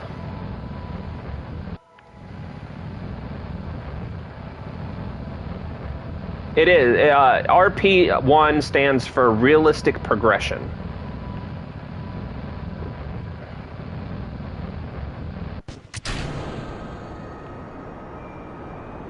So, I mean, it is a realism. It's a. I don't even think it's one mod, actually. I think RP1 is a pack of mods all put together, if I remember correctly.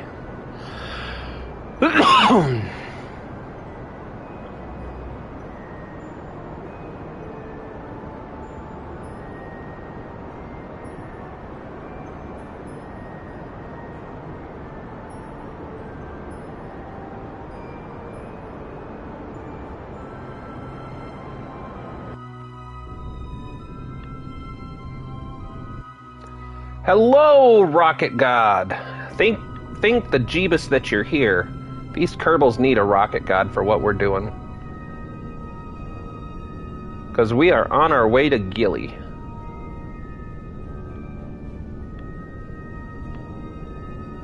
How are you doing today, though, Rocket? How is the God life treating you?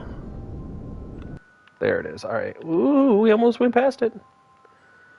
Let's set up our mid-course correct. Oh, wait. Well, I was already in the right menu. Why did I do that? I don't know. Because I'm a big old silly stupid head. And I love pushing wrong buttons. Alright, let's dial that down. Okay, let's go ahead and dial that up. Personified. Yes. Absolutely, Spoon. It sucks the life out of any Kerbaler daring enough to try to land on Eve. Especially on console. Actually, for a Gilly landing, that's actually not a bad angle to come into, but we'll leave it there for now. Whoops, nope. Other way.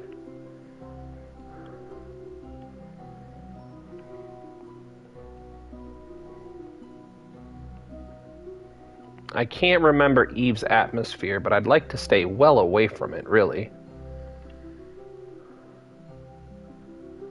Being the Rocket God is good, but I gotta make sure everything goes good. Sometimes hard, like what the fuck happened on Starship IFT-1.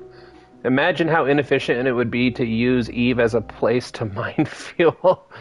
That would be the definition of frivolous.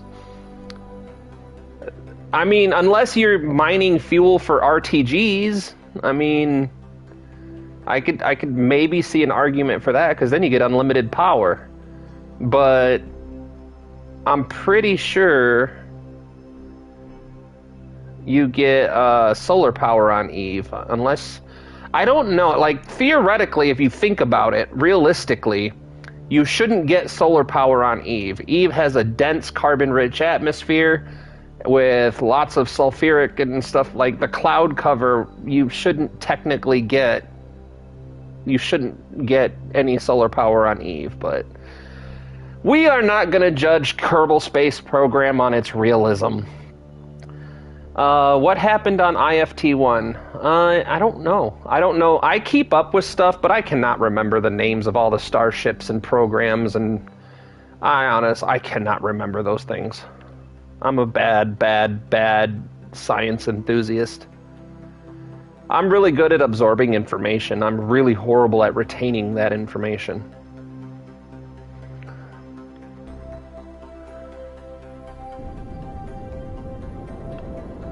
It went kaboom. Ah, that makes sense. We like kabooms, though.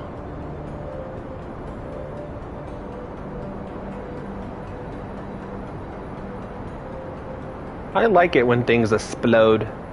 As long as there's nobody that explodes with it. I'm not so keen on the whole exploding people thing.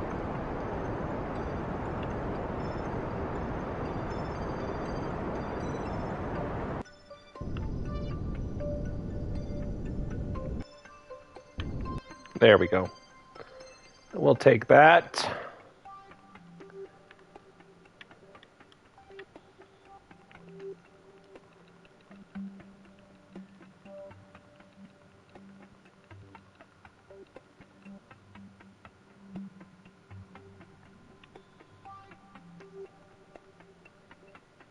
I should have probably done a quick save, but I'm also bad at kerbling.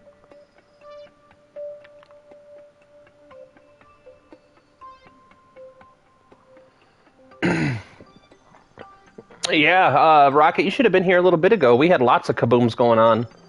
You know, when you don't do your staging right, and you don't do strutting right, and...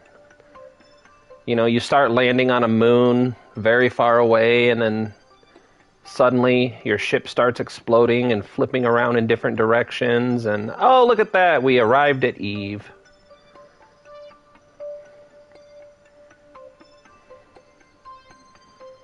Um, 2 minutes and 30 seconds-ish. If you don't land this, I will give bad luck. If I don't land it, well, can I get good luck to land it right? And then we'll go from there. Probably somewhere in here. Whoops.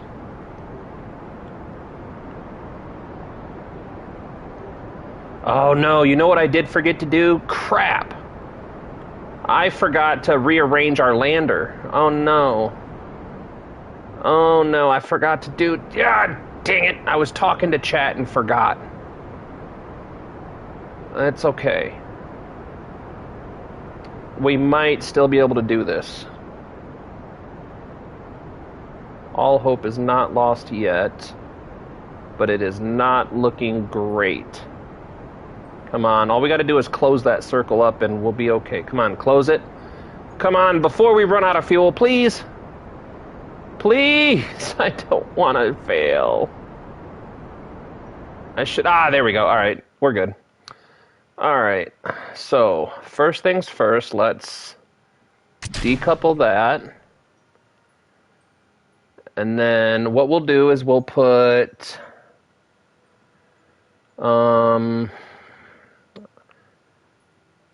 We'll put Bill, and then we'll put Bob in there too, because they're going to be the ground crew. Okay, now, if we do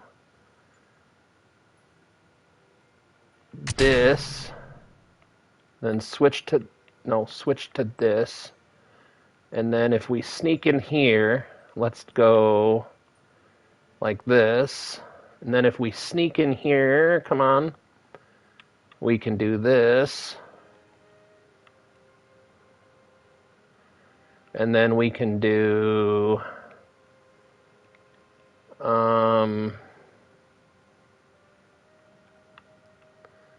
Come on, before it gets out of camera. Oh, come on. I hate that stupid crew hatch thing. No. No. Come on. There. Oh, wait. We want to do this. All right. Aim at target.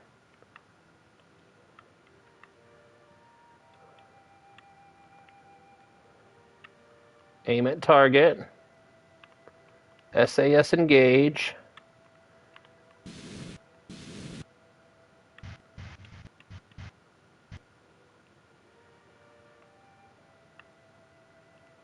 There we go. There's no way the snacks inside the command pod, snack drawers are snacks. It's just got to be full of tequila, space tequila. Yeah, tequila. That's all that's in there. There's no Kerbal Coca-Cola.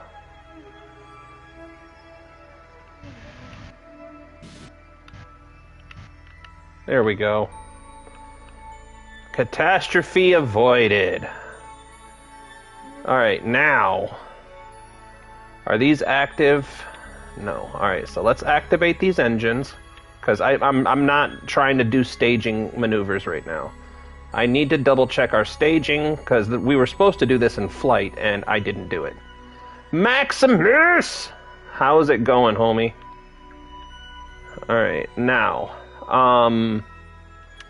Can I rescue this by just doing this?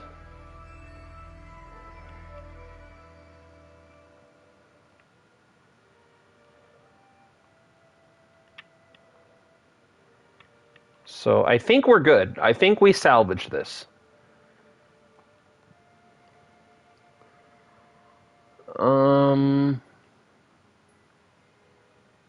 Yeah, I think we're okay.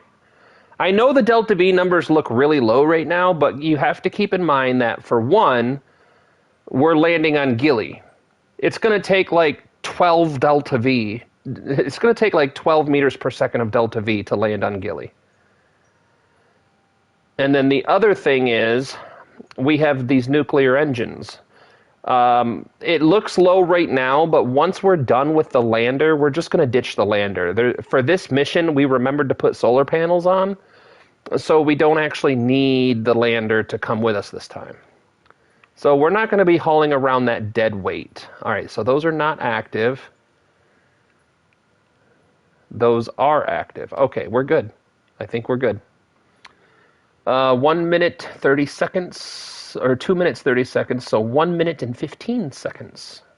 We'll do 1 minute, 16 seconds, because it's 32 seconds. 10 seconds, come on. Come on. Almost there. 1 more second. Fire engines. All right, let's catch up with chat. There's no way snacks... Okay, we're all caught up with chat. Look at that. We're pretty talented like that.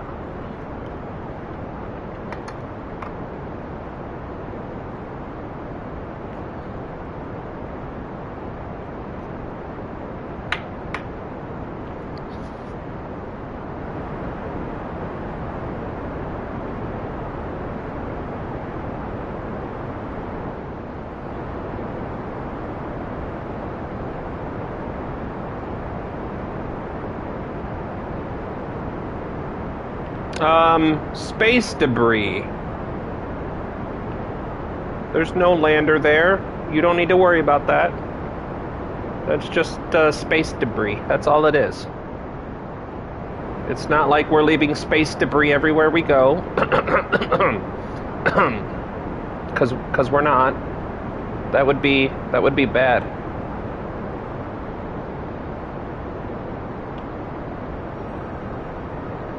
Alright, you know what? I'm not going to try to get that orbit. We're just going to shut down now. So, before we continue, let us do science. Aim camera. Open. Observe material bay. Space near Eve. 157. We'll take that. Log temperature. We'll take that too. Pressure data. Yeah, as if it were a vacuum. Imagine that. In the vacuum of space. It's a vacuum. Who would have guessed? Crew report. Come on, Bob. Time to earn your paycheck.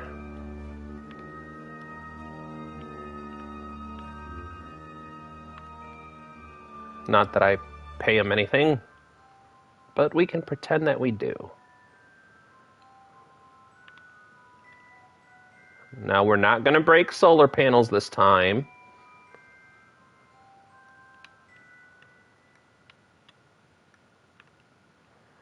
All right, collect data.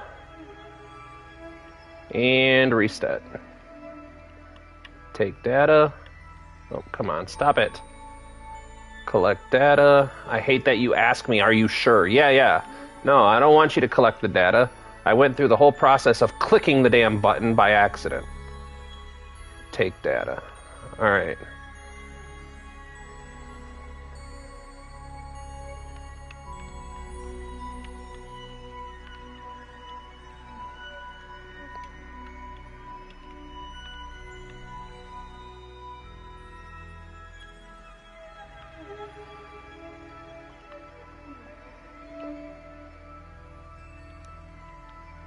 All right, come on now.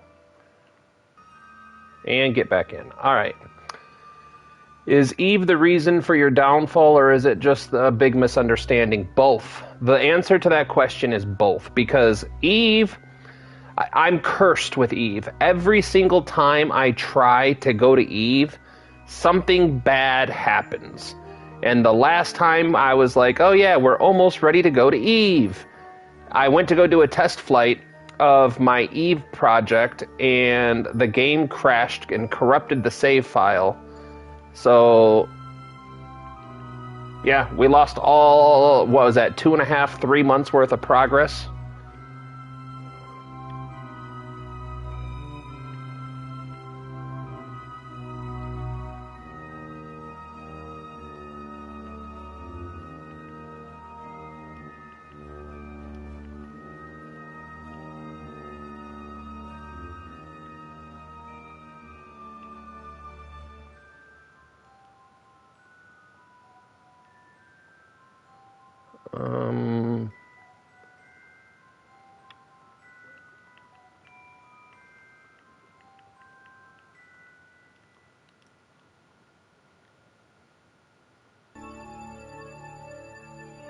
Okay, this is going to be a wee bit on the tricky side, I see.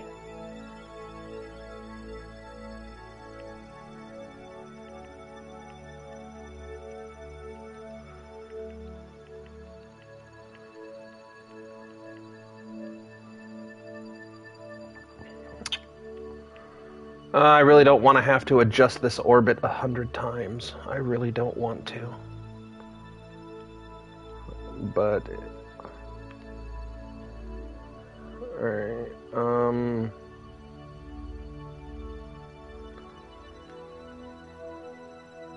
come on, line it up. Oh, this camera. The struggle is struggling. Fine, you know what? We'll work with that. So, can I go down? Nope, go up. Okay. So, I guess a little time warp to that maneuver. I think we'll have plenty, honestly, Spoon. I got too greedy in my other save file and sent my main crew of Jeb, Bob, and Bill to land on Eve. They didn't return because it was too hard to lift off. So, in the last save file that we were doing, we came up with the project that we called the Black Star. And it was a modified SSTO. So instead of being a single stage to orbit, we made it a space plane with multi-stage to orbit, including drop tanks and an ascent module powered by 4 mainsail engines. And I was convinced, and I still am convinced, that with a little bit more tweaking, we could have landed that bad boy on Eve and taken back off again. Yeah, like a shuttle, just a little bit bigger. Imagine an SR-71 Blackbird on the instead of the space shuttle on top of the boosters.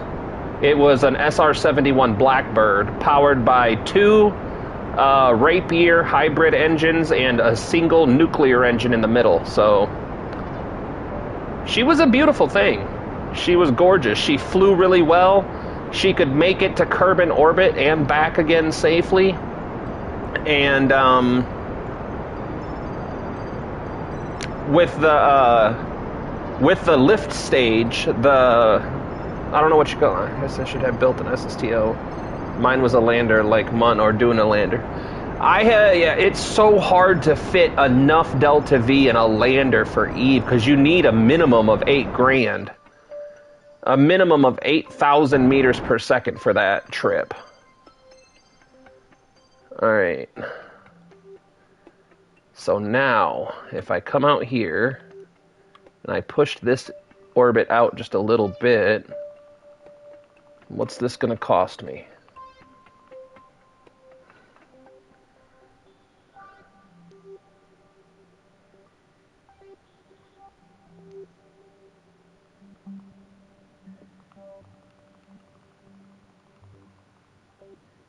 Alright, so what we'll do is we'll speed to that.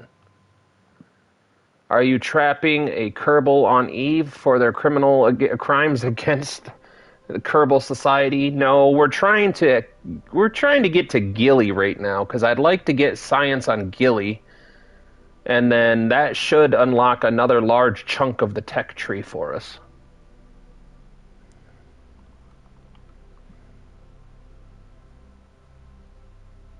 Oh no, I thought we went past it. Oh, whew.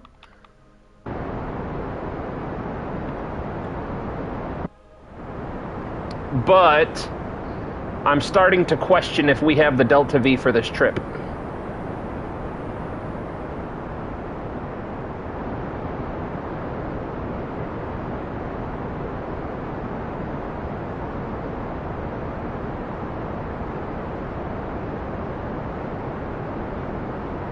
We may be sending a rescue mission.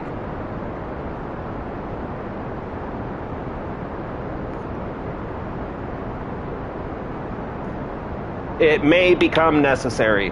And since we have 10 people in again, welcome to Kerbal Space Program on the PS5. Thank you so much for clicking on the stream.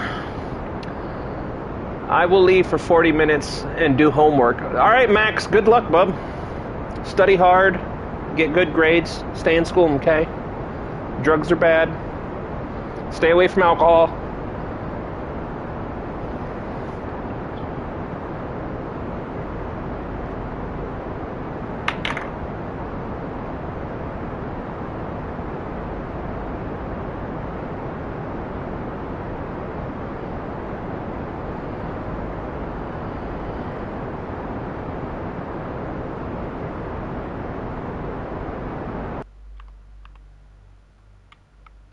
Alright, now can we get to Gilly?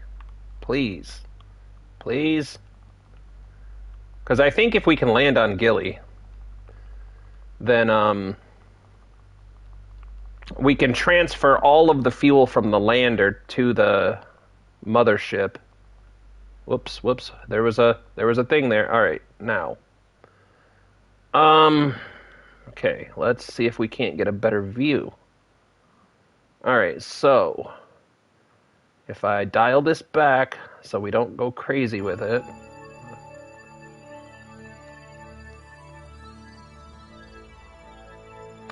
But I'm hoping it's going to cost us almost nothing to land on Gilly. So once we're done landing on Gilly, all of the unused fuel from the lander can be transferred into the mothership, and really hoping If we can get at least 1,000 meters per second back out of this, then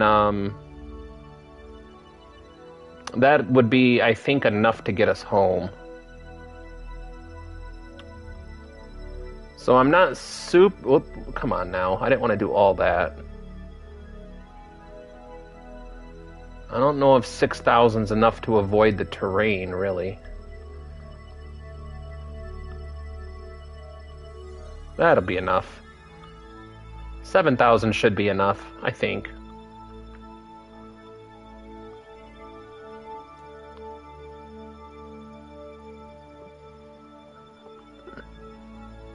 And I'm looking at the numbers. I don't think these numbers are going to number. Hold on. No. What we'll do is we'll do this.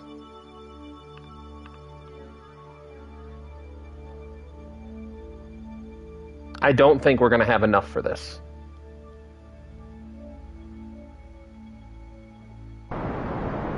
Oh, wait. That's way too early. Cad, flabbit. Stupid dog, you made me look bad.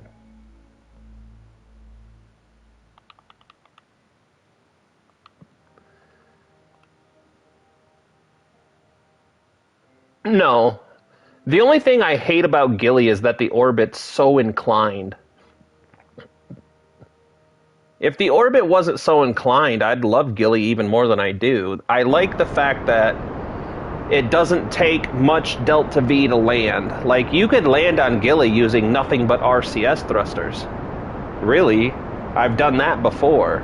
I built a lander that had nothing but RCS on it, and it did great as a Gilly lander.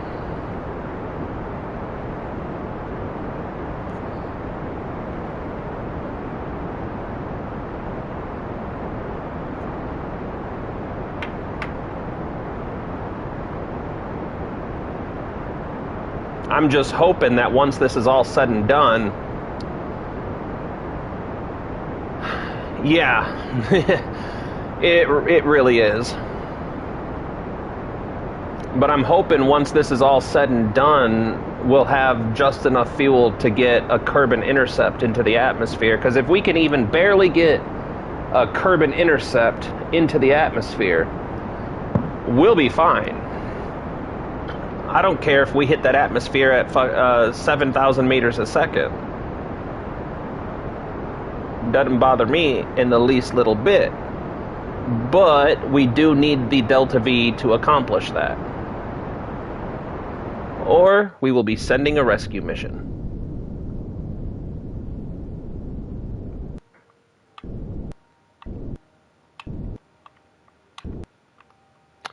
Good enough. All right. Now, the real question is,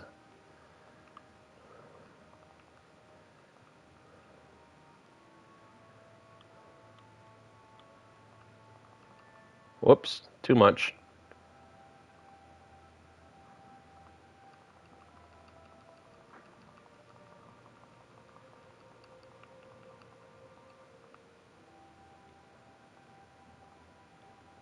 So the real question is, we need 318, so we'll do this. We'll do this. If I... Come on, stupid camera. If I do this, I do this.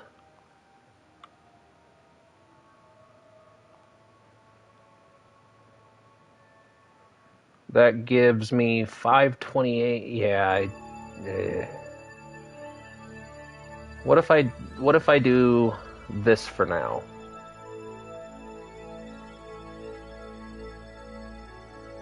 Then do this for now.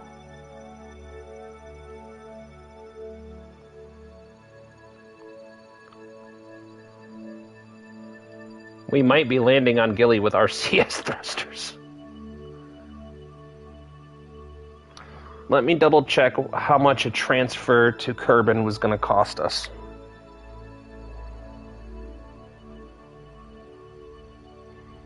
Rocket God, thank you so much for your subscribe, man. I appreciate you. Welcome to the club.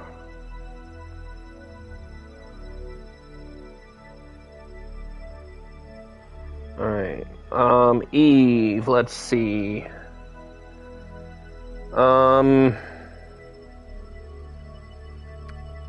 Yeah, we're not gonna have enough. Not even close. Even if we left now, I think we'd be cutting it really close. So, 430. So, 430. Oh, wait, that's 90. 90. 170. 170, 180, 190, 200, 210, 220, 230, 4, 5, 6, 40. I think you need about 640 to get back. But hold on. What happens if I do this?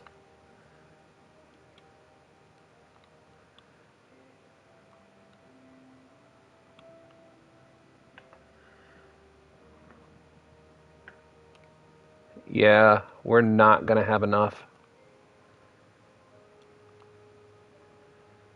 Crap.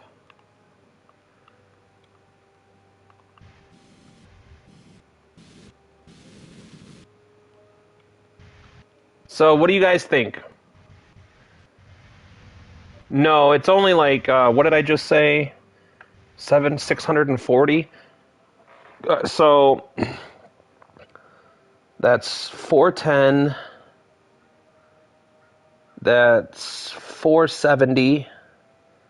470, 480, 490, 500, 510, 520, 530, 540, 550, 560, 570, 580, 590, 600. I fucked myself up. All right, so 410. That's 470. 470. 480, 490, 500, 510, 520, 530, 540, 550, 560, 570, 580, 590, 600, 610, 620, 630, 640. It's going to be a minimum of about 650, between 650 and 700 meters per second to get back to Kerbin from where we are. So probably about, let's say, 700 meters per second. If you fully fuel the lander, decouple, can you use the lander to drag the Mark III command module back to Kerbin? I doubt it. Let's see what the numbers look like. So if I take this out.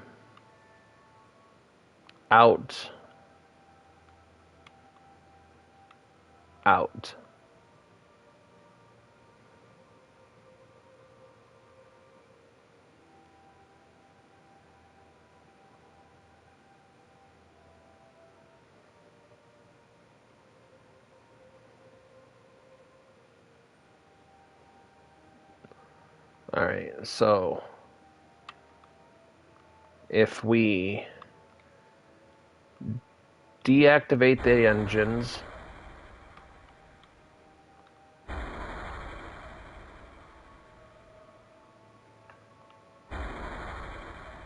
I mean, we could if we left right now. Well, not right now. If we would have done that before we did a transfer to Gilly, we might be able to make that happen.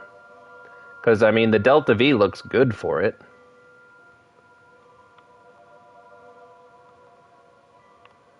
I mean, we could theoretically load. That's actually a good point. Thank you, Kerbinaut. Crew report. Give me my crew report. Thank you. We can run science.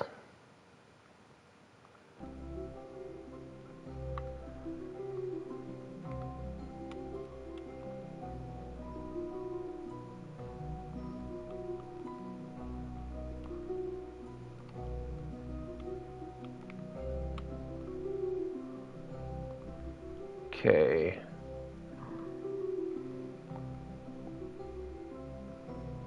Yeah, just like Apollo 13, sort of.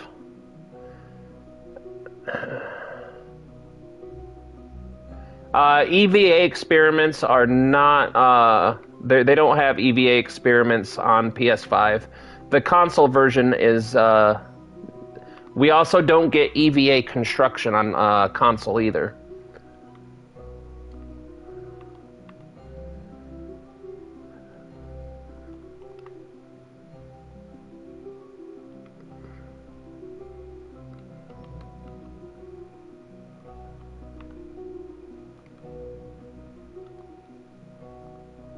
It is, yeah, it's really unfortunate. Some of the things I'm like, I try to remind myself, I'm just happy I get to play. Because, I mean, there's a lot of games that they never bother putting on consoles, so. Alright. Now, the question is what do you guys think? Should I reload my last save point before we did the transfer?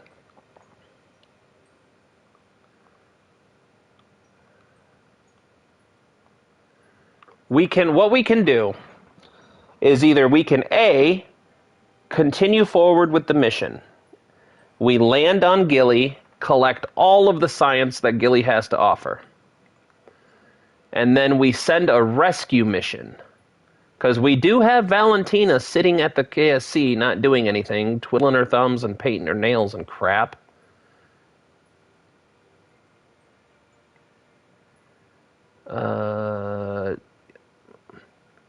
Alright, so I'll show you what we got. KERBS.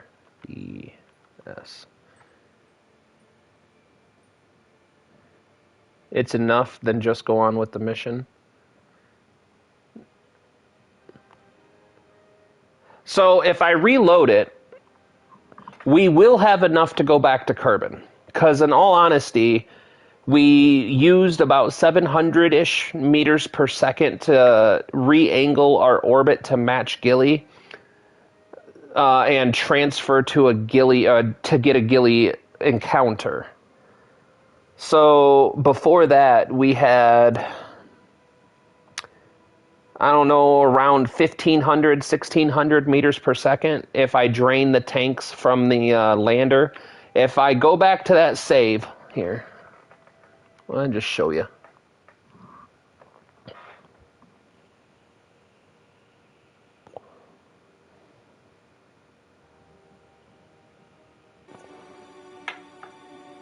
So,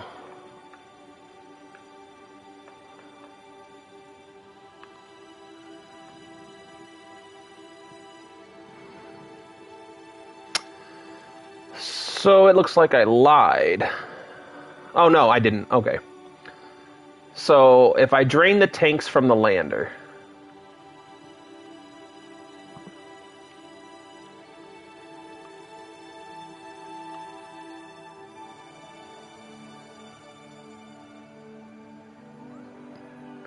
we now have enough to get home.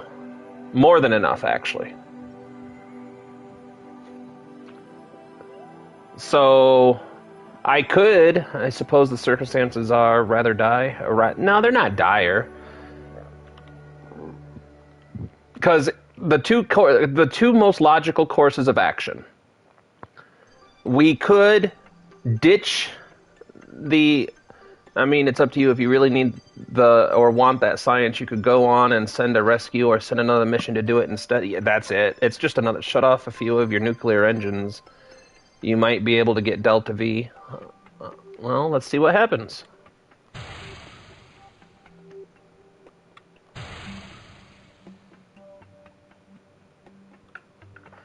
$12.62. $12.62. Now, the other thing is, if we... stupid crew hatch. If we drop the weight of the lander...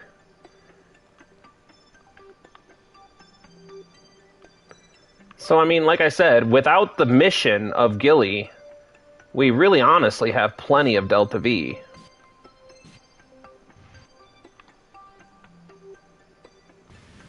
Oh, wait a minute.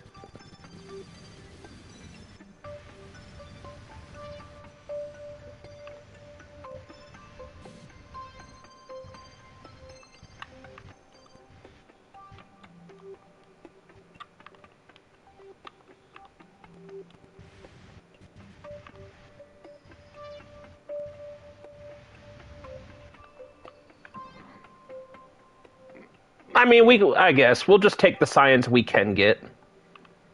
We'll take the science we can get and call it okay.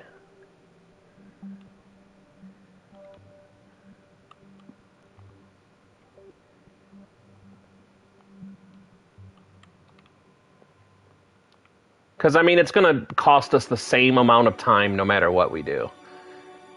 If we landed on Gilly right now, it's the same exact amount of time as just sending a rescue mission. So, I mean, we might as well just take the science we can get, unlock parts of the tech tree that we don't have, make a better ship, and then come back and do a proper Gilly landing. With more fuel!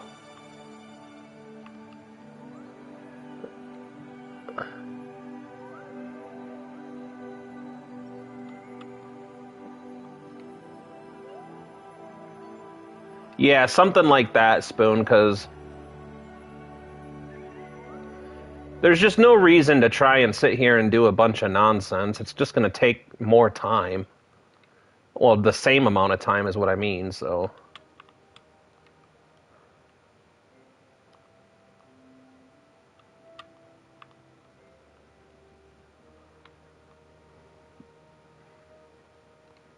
And I mean, we can even leave the lander in this orbit and come back and grab it, you know, and refuel it and use it later. Because that's always an option, too.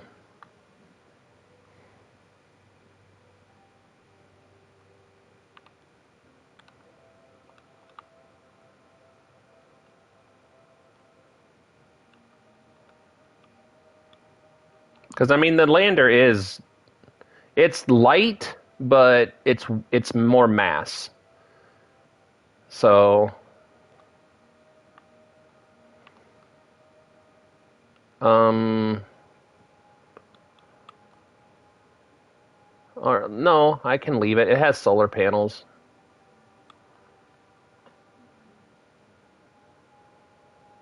Well, I mean, compared to the other landers that I've made and compared to the mothership, it is.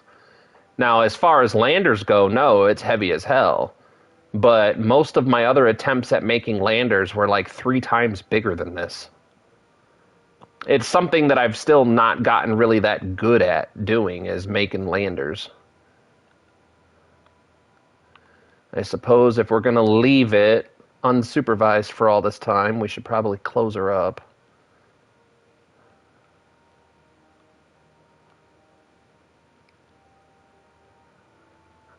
All right. Come on. Show me the money. Wait. I should probably make sure it's not in our way. Yeah, exactly. That's why I'm like... we could... The thing is if we had just a tiny bit more Delta V... Just a tiny, tiny bit more... We could just land on RCS. Legitimately. I'm pretty confident that the RCS thrusters would do just fine. The big cost of this comes from getting a Gilly insertion. Because that takes up like 300 or 400 meters per second of our overall leftover Delta V, and then leaves us with like 700 or something at the end of all of it.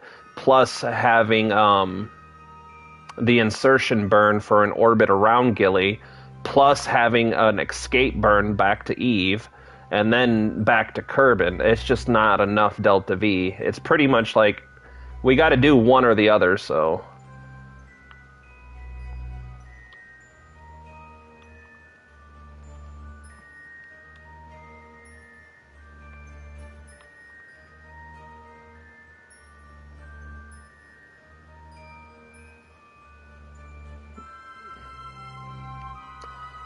All right. What is the return trajectory? Return.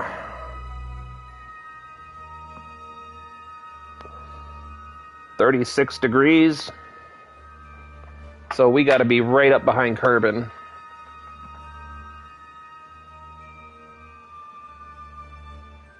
Yeah, that's definitely an option. We could do almost anything.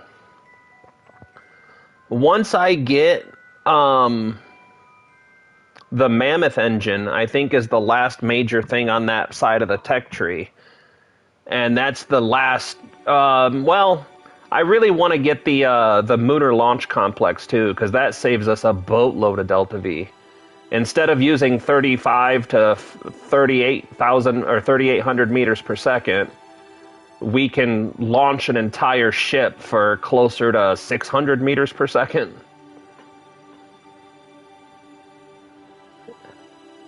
I mean, we're talking launch pad to high Kerbin orbit in a matter of less than 1,000 meters per second worth of Delta V.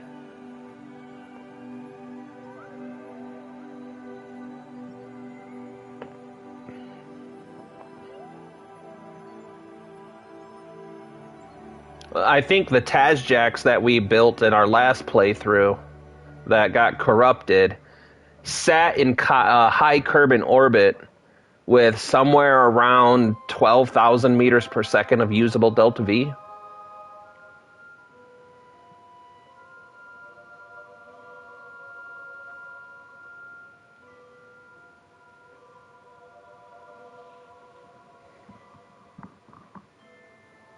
$1776. I hear that was a great year for the United States. Freedom!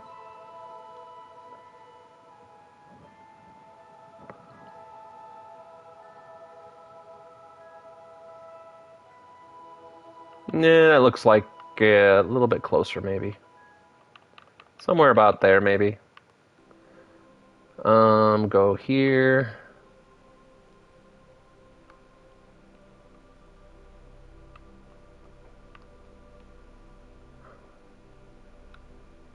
Go here, go here, go here. Clicky, click, click, click. Click, click.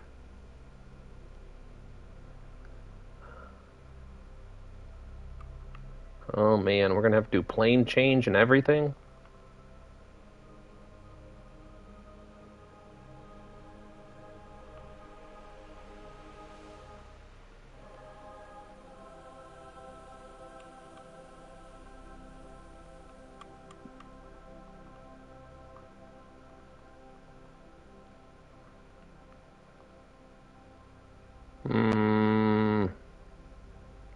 Shit.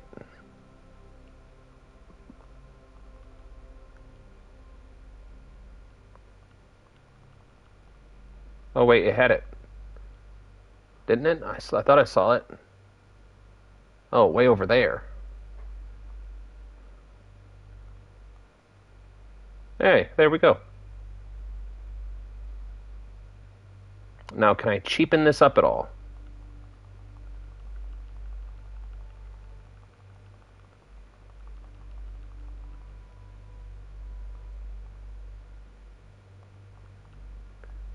Oh yeah, no. This is not the closest I've ever cut an encounter before. I promise. I've done way worse than this. I really wish you guys could have seen my very first Joule mission. It was way tighter.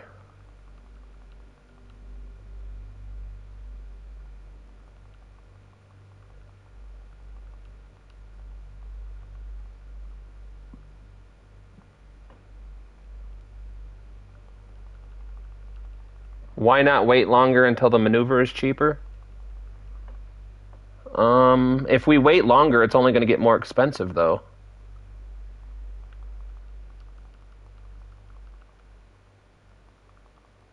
Right? Am I thinking about that wrong, Kerbinaut? Because, I mean, we're already a little bit past the optimal transfer window.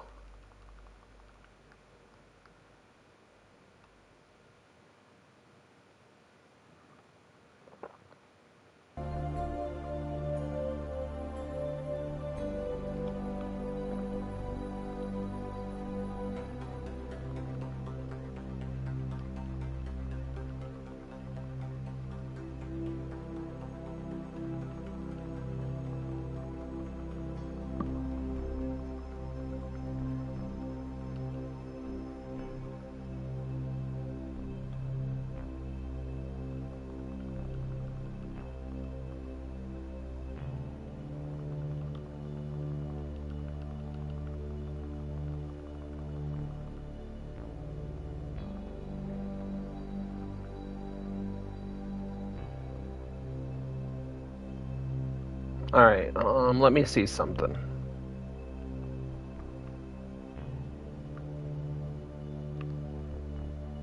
Alright, somewhere in about here, maybe? So now...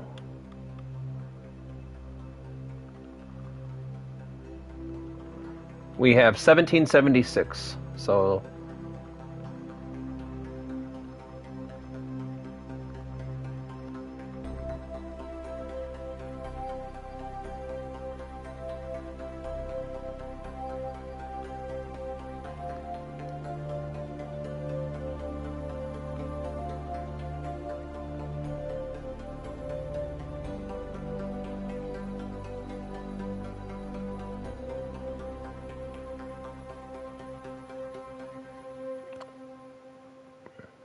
I'm not going to fuss with it.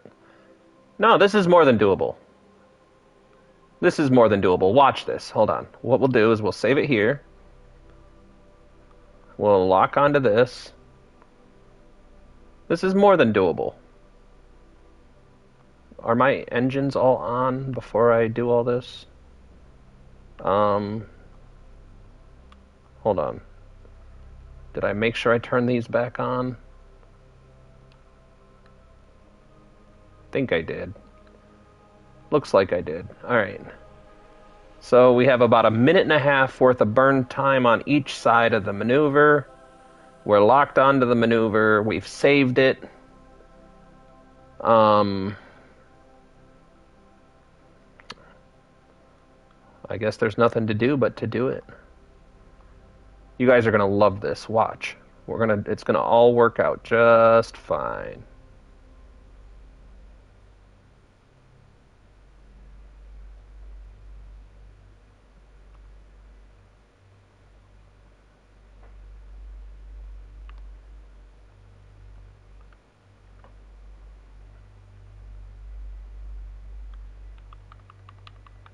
All right, taking all bets, taking all bets.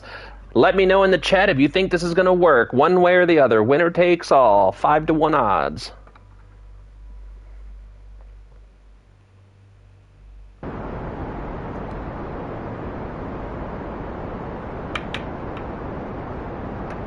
Oh, ye have little faith, Kerbinot. I am the master at cutting it this close. He said we're going to be at... See, I love the confidence there, Spoon. I love it.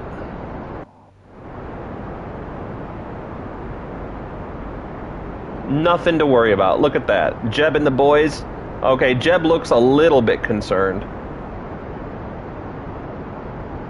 How high is the re-entry, though? Yeah, we're not going to talk about how high the re-entry is. We don't need to worry about our pretty little heads about that. We're going to smash into that atmosphere. Whoops, I didn't mean to do that. Zoom back out. Focus view.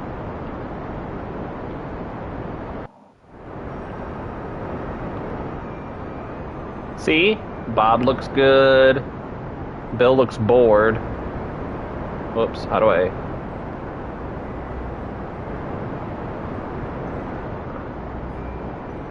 I guess Jebediah kind of looks bored too.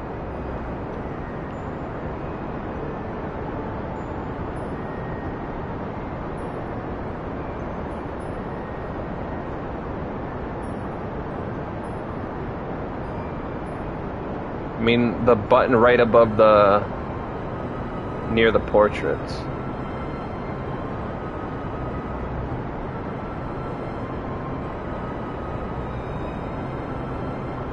Hold on a second. We're coming to the last part of the burn. The button above their portraits.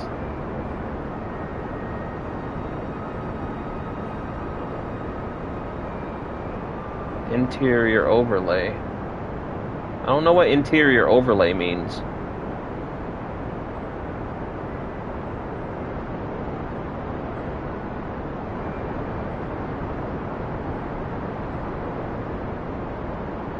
Okay.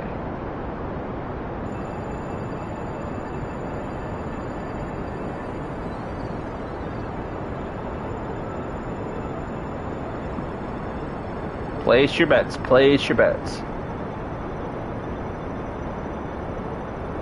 Hold on a second. I'll go look, Spoon. Give me 1 second, buddy. I just want to make sure we don't overcook this.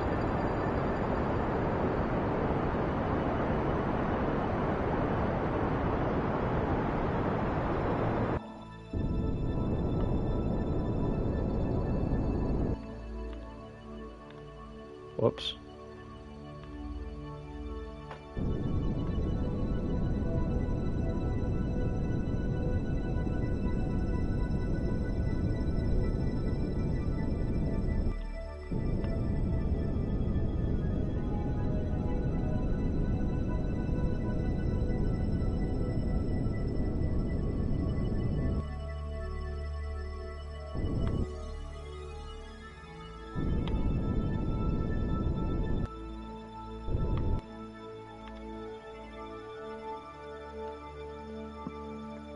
Alright. So now we can go here.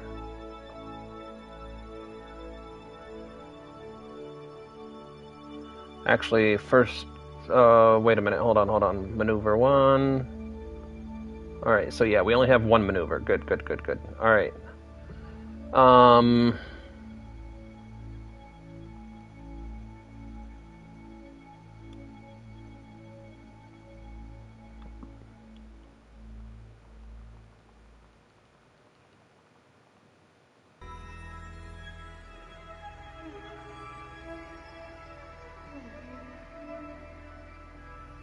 Well, that's not good.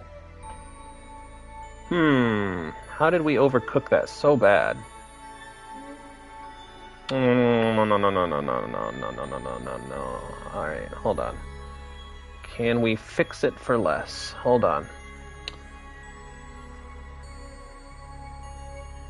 Get out and push, yes.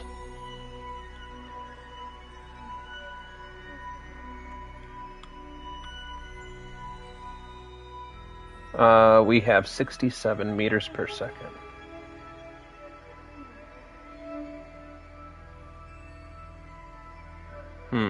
What can we do to fix this? I wonder...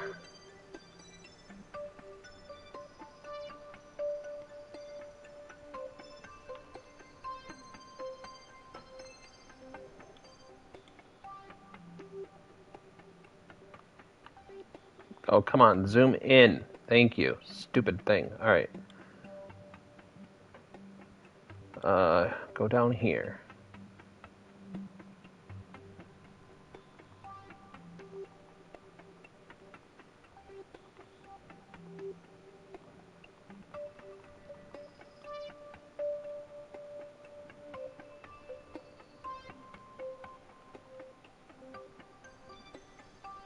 Damn it.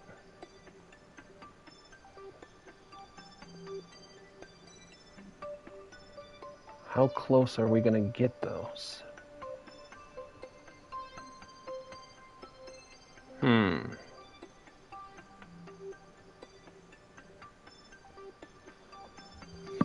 Okay. 66. Okay, hold on. Whoops, didn't mean to do that either. Alright. Alright. What if I do it here? Because the farther away we do this maneuver, the cheaper it's gonna be.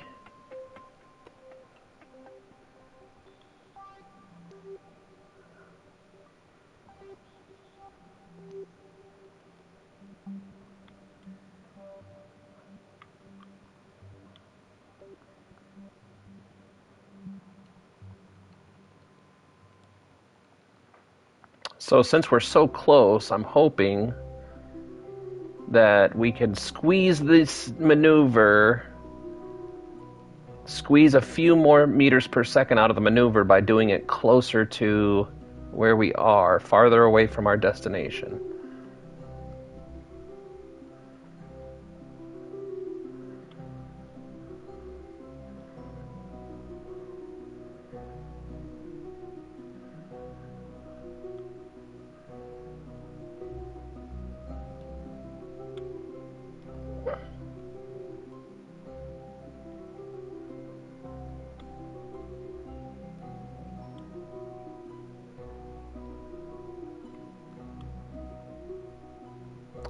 36.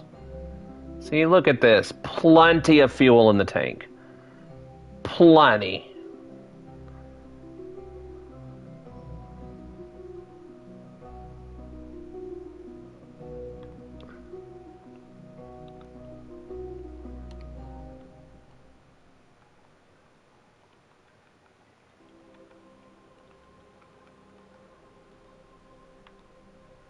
All right.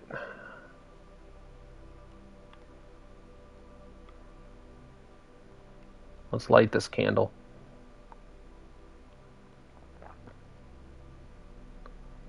All right, now this, normally with a mid-course correction, I can do this burn whenever we want.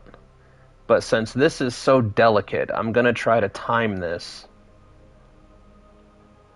about perfect.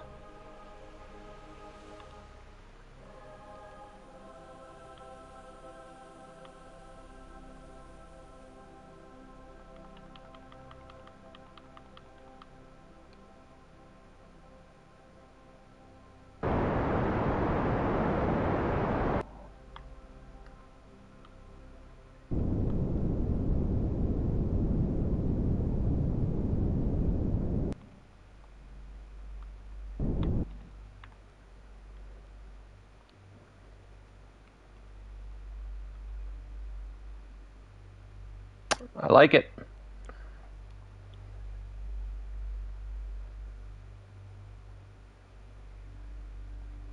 All right, now, what do you, oh, I never knew you could do that. That is kind of cool.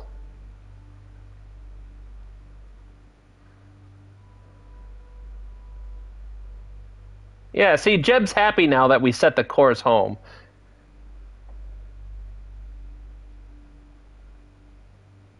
Yep, Curbinot, that's what we just did. Yep, they're all not even worried. Now they're watching their favorite YouTube creators. Oh wait, no they're not, because I never put the antenna on. Here. There. Now they're watching their favorite CurbTube creators.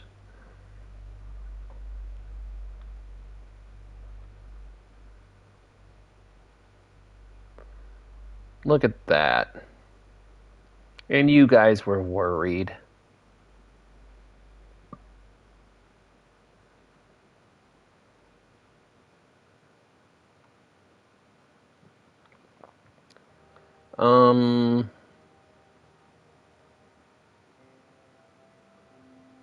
I think I'm coming in on this one. Yeah, yes, he is.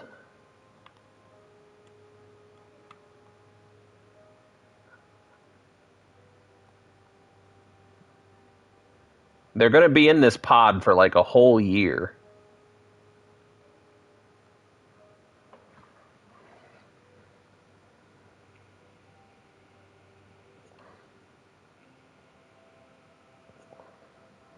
I can't believe you guys were worried. No. No, it's not, you know, it what happens in the space pod on the way back to Kerbin stays in the space pod on the way back to Kerbin, okay?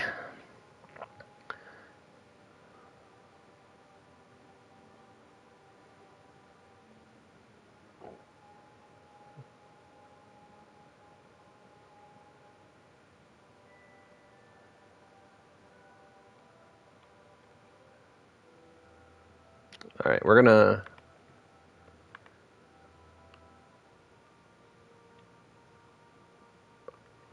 Okay. And look, we even have Delta V to spare.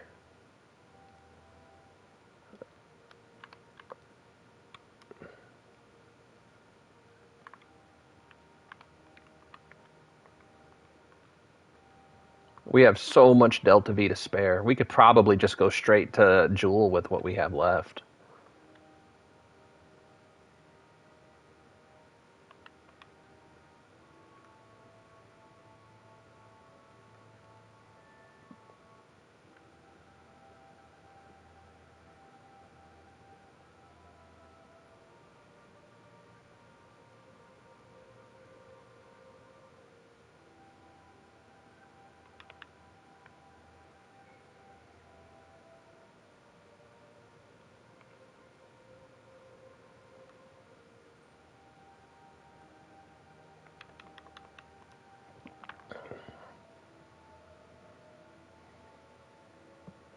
Did you know that EVA jetpacks have EVA propellant in them? Such a cool fact that no one knew about. I didn't know that. I know that in the on the PC version, you can take the EVA packs off, and it saves a little bit of weight. You can't do that on console, though.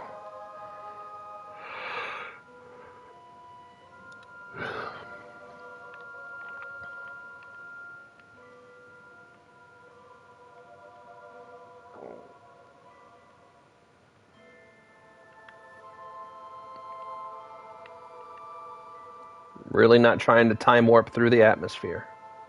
Fun fact for you guys, if you didn't know, if you have an entry like this and you fast travel, time warp, the atmosphere does not do damage or slow you down. It doesn't exist at all.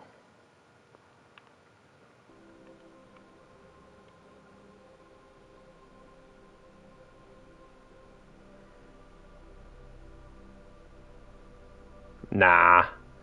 We're going less than 3,000 meters a second right now. This isn't even a fast entry. So have I, Spoon. Clipped through entire planets. Yeah, I was so upset. Let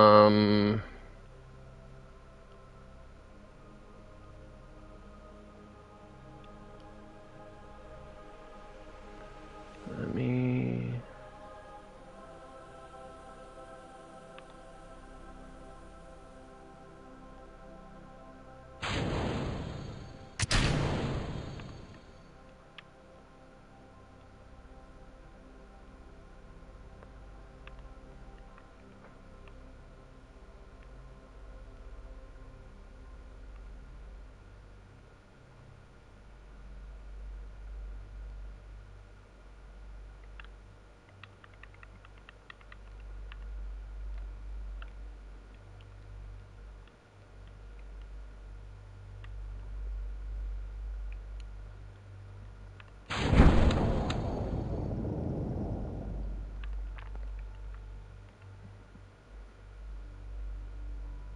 All right, we're going a little fast.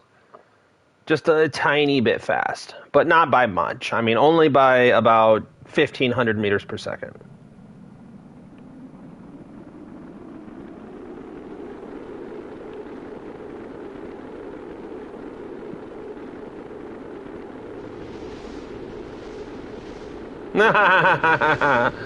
And we got to watch that blow up.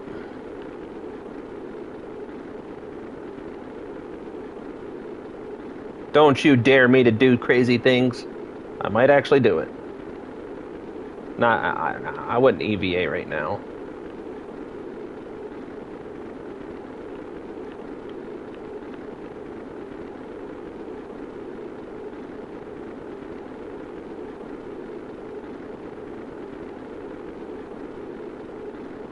I wouldn't do that to my Kerbals. I love my Kerbals.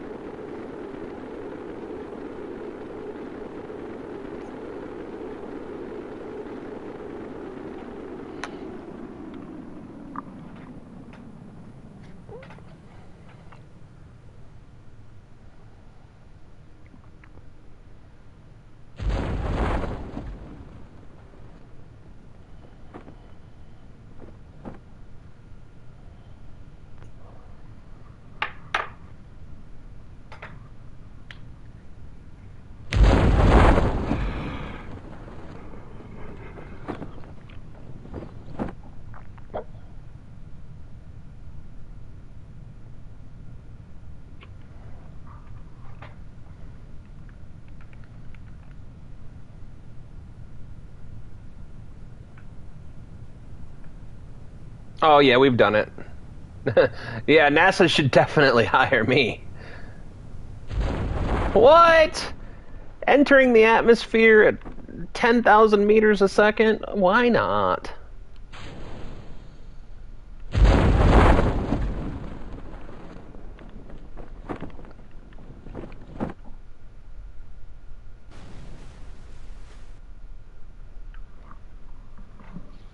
I should probably lower the altitude that the parachute's fully open to. The last 700 meters takes so long. But look, we didn't even use up half of our monopropellant. We have most of our electric charge. We have science. The Kerbals are happy. They're going to go home.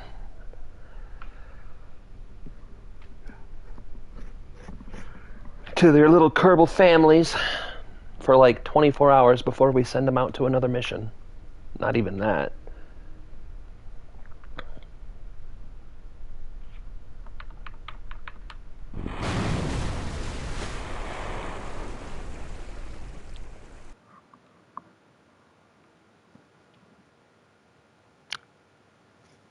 And just like that. Told you guys. Not enough Delta V. Ugh. Can't believe it. That's 550, but what does that actually give us? The Rhino, the Mammoth, the Vector, all good ones. The Mastodon. I don't know if I've actually used that one yet. I need to use that one. Where's the Lunar Launch Complex? Alright. I guess.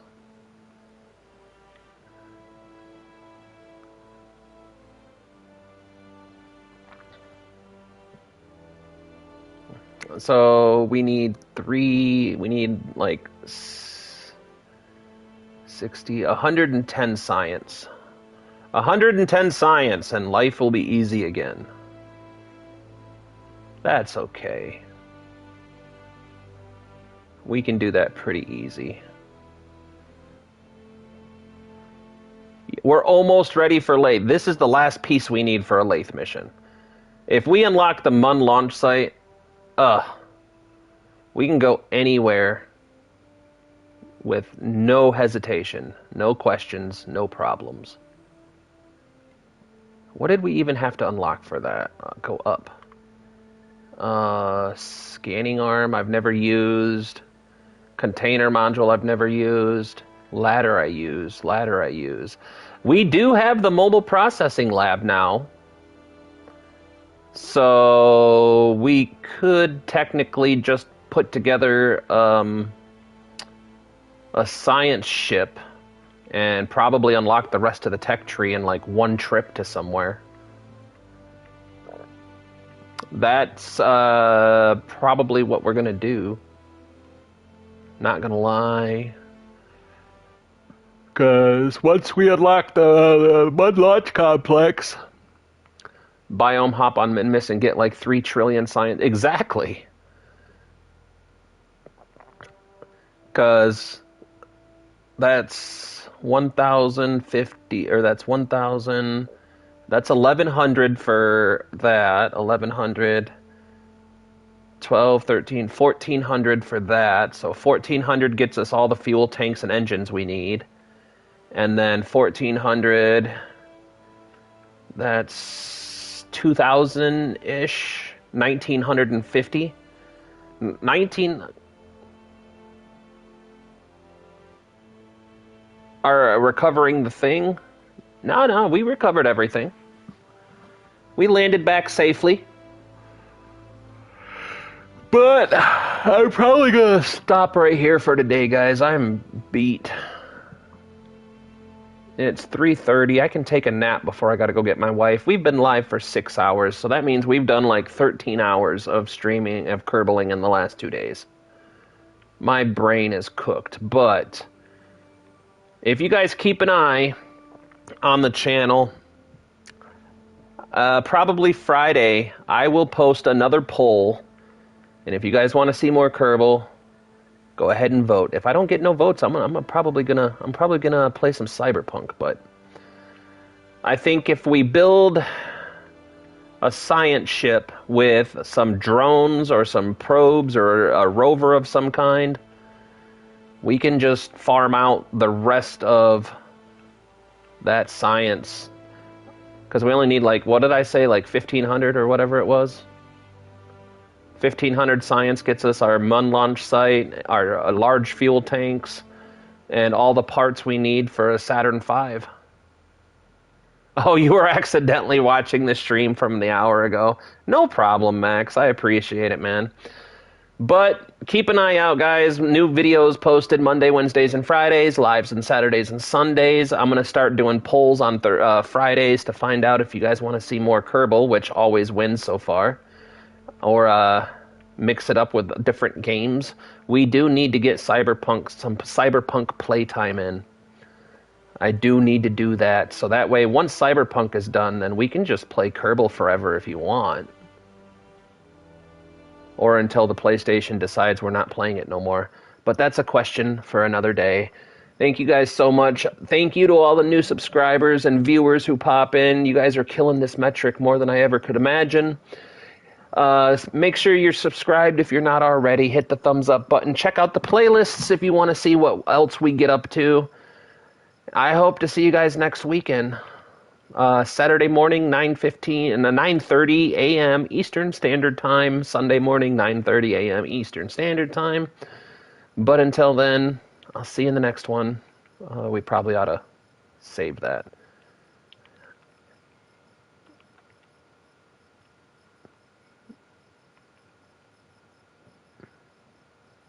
Bye-bye!